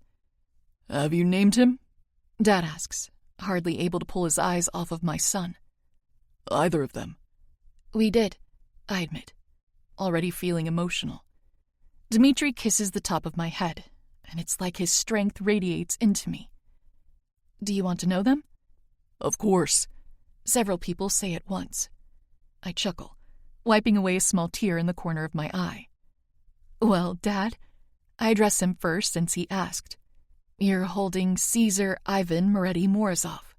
He's 7 pounds, 8 ounces. Caesar? He asks, sucking in a breath. After the best uncle in the whole world, I choke out, controlling my breathing to keep in the tears. And Ivan, after my best friend in the whole world. Jade, Ivan murmurs. Hit with the same emotion as me, he comes to my bedside, kissing the side of my head. It's an honor, he whispers privately. Don't tell me this little one's name is Matteo, or I'll drown in my own tears. My brother jokes, lightening up the room. We all share a laugh, and I look at my daughter in his arms. You're holding Isabella Ainla Moretti Morozov, and she's a tiny 6 pounds, 11 ounces, I tell him, announcing her name to the room before turning to find Cassio. For Isabel, the sister I never got to meet, and Ainla for your angel boy in heaven. His hands are shaking, but he squeezes them together, trying to hold his emotions back. He swallows, looking across the room at the pink bundle in Matteo's arms. Can I hold her? Fuck yeah, you can. Matteo answers for me, handing Isabella off to Ivan, who carefully walks her over to Cassio. We all watch as he peers down at my daughter, free-flowing tears dragging down his cheeks. He holds her like she's the most fragile thing in the universe, never taking his eyes off of her. Ivan stays next to him, watching over her like he's already begun guarding her from whatever life may bring. Drawing my eye, my dad hands my baby boy off to Apollo. My oldest brother comes to my bedside, looking between my son and me. He looks like a Caesar, he comments approvingly. Good choice, little sister. Thank you, I sniffle. Isn't he so tiny? He'll grow, he assures me. Not too fast. No, he agrees. Not too fast. After a while, a small cry from Isabella signals the time to clear out most of the room. Ivan and Dmitri stay while I attempt to breastfeed for the first time. Ivan keeps his eyes evaded but hangs around for moral support. As strange as I thought this would be, it comes naturally. We have formula and a breast pump on standby just in case things start to go wrong. But for now, I just lay back and watch in amazement as I feed my babies. Feeling okay, Kretsulka? Dmitri asks, softly touching my face. Never felt better, I answer, giving him a dazed smile. His smile is so lovely. Me either, baby. Epilogue. Jade. 2 months later. I thought my husband was mouth-watering before, but nothing compares to how he looks holding our 2 babies. It's unfair, really. I can't keep my hands off of the man even more now that I've been cleared for sex, but I am not ready for another pregnancy. While I watch from the door, Dmitri murmurs to our 2-month-olds in Russian as they sleep soundly on his bare chest. He rocks them gently in his chair, turning his head to give equal attention to our daughter and our son. These 3 mean everything to me. Apollo catches me staring and makes a dramatically disgusted face. Don't lust after your husband in my presence. I'd like to keep my lunch in my stomach, thank you. Matteo chuckles at our brother's grossed-out look. I think it's sweet. I can't help it, I sigh dreamily. Doesn't he just make your ovaries melt? Oh, yeah, Matteo chimes easily. My non-existent ovaries are in a puddle. Thank you for understanding. I laugh, loving his easygoing attitude. A lot has happened since their birth, including the giant ring on my finger. Dmitri proposed to me at our first family dinner where I could sit on an actual chair. While we've been married on paper for months, he told me he's going to give me a proper wedding, all the bells and whistles included. Of course, I said yes, but made him promise to give me at least a year so that our twins can participate. I mean, what's better than 2 adorable toddlers all dressed up and walking with their mama down the aisle? Dmitri put immense thought into my engagement ring, too. It's a sage green emerald, princess cut with tiny white diamonds along the band. Now I can carry my brother with me everywhere I go. I'll never forget him. The color of my ring a permanent reminder. Don't lie, though, Mateo continues more seriously. Your kids are giving me baby fever. They're too perfect, Jade. You killed it, little sis. Apollo groans. Lord help us all. Mateo lifts his middle finger, scowling at our brother. I don't know, I hum, smiling at the thought of Mateo becoming a dad. Those would be some pretty incredible babies. The house would never stop laughing. Thank you, he emphasizes. I chuckle. Just being honest. I can't imagine what Mateo's party-throwing skills would have in store for his children. Unfortunately, he hasn't been able to show them off to me personally yet, but I'll make it a point to let him have free reign over my 20th birthday. Losing Caesar so close to my 19th this year didn't exactly put everyone in the partying spirit. It's okay, though. We're healing, and we have plenty of time. Your guests are pulling up, Apollo reports dully, looking out the window. A rush of excitement hits me, but Mateo still beats me downstairs. I'm more cautious with running as I'm still losing some baby weight and adjusting to the difference in my body. I don't mind it, though. I get to hang out with my first girlfriend today. Mateo and Cole look like they're in some kind of standoff when I round the corner, and I find Anna standing behind her stepbrother patiently. Hi, I call out excitedly. You made it! Mateo seems to relax when he finds Apollo trailing behind me. Anything to make Cole the outnumbered one, I suppose. Whatever. I don't care about the antics today. Today I try my second attempt at making a friend, and broody boys will not ruin my mood. My gorgeous husband is looking after our babies, and I can relax knowing it. Was the drive okay? Do you need anything? Cole allows her to step around him and greet me. It was fine, she answers easily. It's not a very long trip. New York City is about 2 hours from where we live. Well, good, I chirp. We can have drinks in the garden, or I can give you a tour, or drinks in the garden sound nice. She cuts me off before I can ramble on for too long. Cool, I grin. That was my first choice, too. I'm about to direct her to follow me when Apollo speaks. Killian decided not to come? The question is for Cole, not Anna. He's nearby, Cole answers cryptically. Trusting, Apollo notes. Out of character for the future monarch. Is he feeling okay? Your false concern needs some work, Cole deadpans. I tempted. Apollo shrugs. I can't believe you gave birth to twins 2 months ago, Anna says, shifting the mood seamlessly. You look incredible. I almost attack her with a hug. She's just so nice. Thank you, I respond happily. We ignore the guys following to watch us from afar as I take her into the gardens, where Martha has set out 3 kinds of tea and 2 different pastries with fresh fruit options. I can't fault her for going overboard. She's just as excited as me, knowing how much having a real friend means to me. Anna and I have been texting for weeks, trying to plan this. We each pour ourselves a drink, and I bite my lip, not sure where to begin. Something on your mind, Jade? Anna asks, stirring her tea. It feels a bit like we're having a supervised play date, I admit nervously, looking over my shoulder to the window of men watching us. I mean, my father actually organized this with your family. I'm married with 2 kids, and my dad is scheduling out the best dates for me to hang out with you. She chuckles. First time meeting up with a society friend, then. First time meeting up with any friend, I correct. I have Ivan, but he's also my brother now. All of my friends are either my brothers, paid to protect me, or my husband. Sounds about right, Anna muses, smiling. This place is cute, she tells me, scanning the backyard. Are you and Dmitri planning to stay on the East Coast? I nod, taking a sip of my strawberry tea with coconut milk. The fresh, summery, sugary taste is perfectly balanced.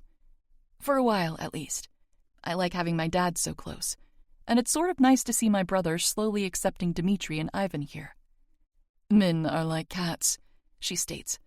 Stubborn and slow to accept things they don't like, but loyal and loving to the ones they care for. I like that, I chuckle. When she smiles, I do too. You live with Cole and Killian, right? I ask, trying to learn more about her. I Googled how to make friends before she showed up. Don't judge me. I can use all the help I can get. And it was heavily suggested to be conscious of a balanced conversation. I have to show her that I'm interested in her life, too. In New York half of the year and London the other, yes, she agrees. My mother stays in London with Braun, but Cole and Killian don't like me being out of their sight. Relatable with a capital R, girl. Do you guys get along? She sort of sighs. Depends on the day, really. Sometimes I don't know whether Cole is trying to be my brother or my husband. Yikes. That must be confusing. I take a sip of my drink again. Although, there's probably a way we could test it. Anna tilts her head at me, lifting a brow. That looks like an idea face. You look like Matteo when you're considering something mischievous. Mischievous? I gasp playfully. I was just going to suggest we go for a swim. Her white teeth peek out from behind her glossy lips, mouth widening into a grin. Just an innocent swim, I didn't bring a swimming costume. Oh, I'm sure I have one you can borrow, I reply, shrugging lightly. And if Cole happens to see you, I'll make sure to tell Armani he has great taste. He's picked out all of my clothes, after all. A girlish giggle leaves Anna, and she covers her mouth. You're trouble, Jade. We'll be great friends. I can feel it. I can feel it, too. Good things happen to me now. After all the fear, trauma, and pain, I get to be happy. So worth it. Dimitri. Despite it being well past his typical nap time, my son is wide awake and all giggles. He was dozing off for a while, and I almost believed he was out cold when he sprung back up, chipper than ever. How his twin sister is sleeping soundly on my chest while he continues to drool and babble right next to her is beyond me. Isabella is a little princess through and through, so I suppose it makes sense that she'd be able to sleep through the storm that is Caesar. My baby boy, on the other hand, is full of energy. Caesar is always ready to socialize and hang out. It's as exhausting as it is beautiful. Like now, if I attempt to lay Isabella down, Caesar will reach for her and likely cry, which would rouse her. Isabella is extremely sweet and hardly experiences outbursts, but she does cry when startled, and I fucking break every time her eyes swell with tears. Being a father is as miraculous as it is heartbreaking. I want to bundle them up and shield them from the big, bad world around us. Sometimes I want to protect them so badly that it hurts. And they couldn't be more safe. It's like I'm waiting for the other shoe to drop because being this happy never seemed like a possibility in the past. Jade did that for me, opening up my eyes to a whole new level of happiness. I love my wife so fucking much. Is he still not asleep? At the sound of the familiar voice, Caesar wobbles his head to the side to find one of his many uncles at the door. Wide awake, I confirm, chuckling softly. Do you mind distracting him so I can put Isabella down? Nico eyes my son, tilting his head at him. He hasn't quite adjusted to having babies around the house, but he's doing well enough. Caesar loves him, so clearly he's doing something right. Sure, he agrees, approaching us and holding out his hands. Caesar reaches for him greedily, squealing as Nico brings him to his chest. Thankfully, Isabella continues to snooze peacefully. Come on, little man, Nico says, cuddling him close. We'll go for a walk, and I'll pawn you off to Matteo. You seem wound up. He'll fix that. Thank you, I mouth, and he nods, carefully standing up. I sway my daughter in my arms before dropping a kiss on her head and moving her into her crib. Her nose scrunches up as I set her down, and her eyes tighten, but she eventually softens up again, remaining in her sleepy state. Grabbing the receiver end of the baby monitor, I glance down at her one last time before leaving the nursery room. Anatoly is at his post, sitting right outside of the door while holding a book he isn't truly engaged in. While we're all home, he doesn't need to be so strict with his guarding style, but that doesn't stop him. I've told him several times he's allowed to be on his phone or laptop when this many of us are around, but he won't hear it. He is constantly on edge, ready to dive into action at any given time. Even though I feel a bit bad that he can never seem to relax, I couldn't ask for a better mindset. It's the reason why he's been appointed my children's guard, after all. There are men who have worked for my family for decades, and I wouldn't trust a single one of them like I trust Anatoly. He'd die for my babies. Many men would kill for them, but putting their lives on the line, that's an entirely different level of commitment. It's familial, not transactional. I'm just going to check on Jade, I inform him, nodding to the door I just walked out of. Isabella is asleep, and Caesar is with Nico and Matteo. Anatoly dips his head in acknowledgement. I will stay. Good work, I'll reply with a nod. Anatoly is bad with thank yous, but typically receives praise well. He almost cringes when Jade expresses her gratitude toward him, so I typically avoid it. Turning on my heels, I make my way to the kitchen. Jade has been visiting with Anna Knight for a little over an hour now, and I already miss her. My chest aches for her when we're apart, but I knew I wanted to give her space today. Jade deserves the chance to make friends, and I'm damn well not going to stand in the way of that. I find Cole before anyone else. Oddly enough, he's standing by the bay window, watching the pool and garden area from inside. I'd have expected him to glue himself to his stepsister's side for all of today, but it seems he's exercising restraint. I don't mind the kid, I suppose, since unlike his older brother, he didn't put in an offer for my wife's hand. I don't hate the sight of him. Did anyone shoot anyone yet? I ask, approaching casually. Cole's eyes flick to me and he grunts.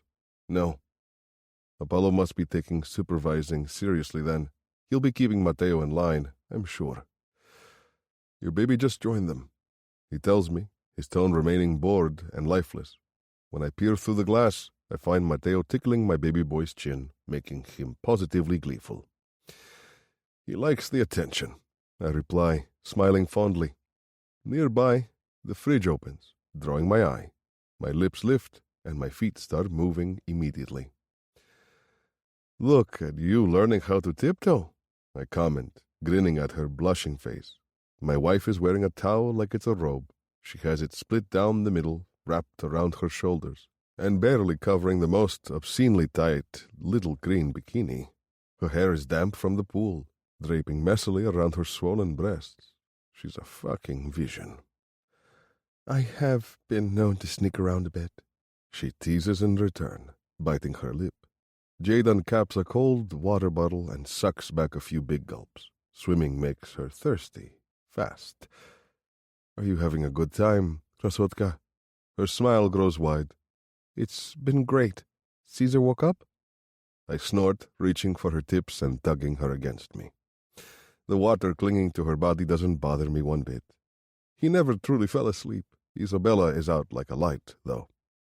My sweet girl, Jade coos.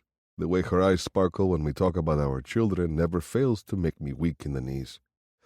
Hopefully, being in the sun for a bit will have Caesar tuckered out by bedtime. Fingers crossed, because I'd love to be able to fuck my wife tonight, quietly and in the shower, but inside her nonetheless. I can't get enough of this woman. I drop a kiss to her lips, teasingly pulling back before she can press for more. How do you convince Ivan to let you walk inside alone with Cole here? She rolls her pretty blues. He saw you, of course. Chuckling, I smile. Of course.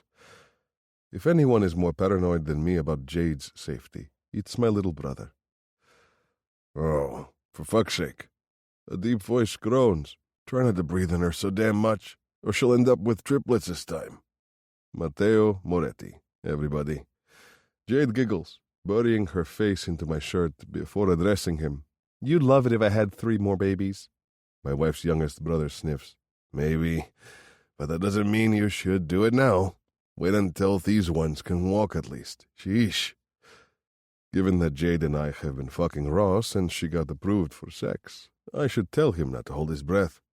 I pull out since she's not on birth control, and she doesn't want to be pregnant right now, but that's only going to work for so long. I offered to use condoms, painfully, but I did, and Jade glared at me so hard. She craves that true skin-on-skin experience, and won't be convinced otherwise. I'm certainly not going to complain about it. I love how she feels wrapped around me. I should go back out to Anna, Jade suggests, using my shoulders to push herself up and kiss me quickly. Need anything? Your ankle's on my shoulders. No, baby. Go have fun. I'd tell her easily. I'm not in a hurry. As much as I crave her, I know I'll have her forever. I can allow some of her time to go to others if it means keeping her as happy as she looks and feels right now. Being her husband and the father of her children, it's my greatest fucking achievement and my every true purpose. My life has surpassed my every want, dream, and expectation. All because of Jade Moretti crashing into me while lost on a boat. The best day of my whole fucking life that kick-started a string of increasingly better days. And that string is still going strong. This concludes Hidden Empire by K.L. Mann, narrated by Amy Hall and Gabriel de Leon. Copyright 2024 by K.L. Mann. This unabridged audiobook is published by arrangement with K.L. Mann and was produced in the year 2025 by Tantor Media, Incorporated, a division of Recorded Books, which holds the copyright thereto. Please visit tantor.com for more information on our growing library of unabridged audiobooks.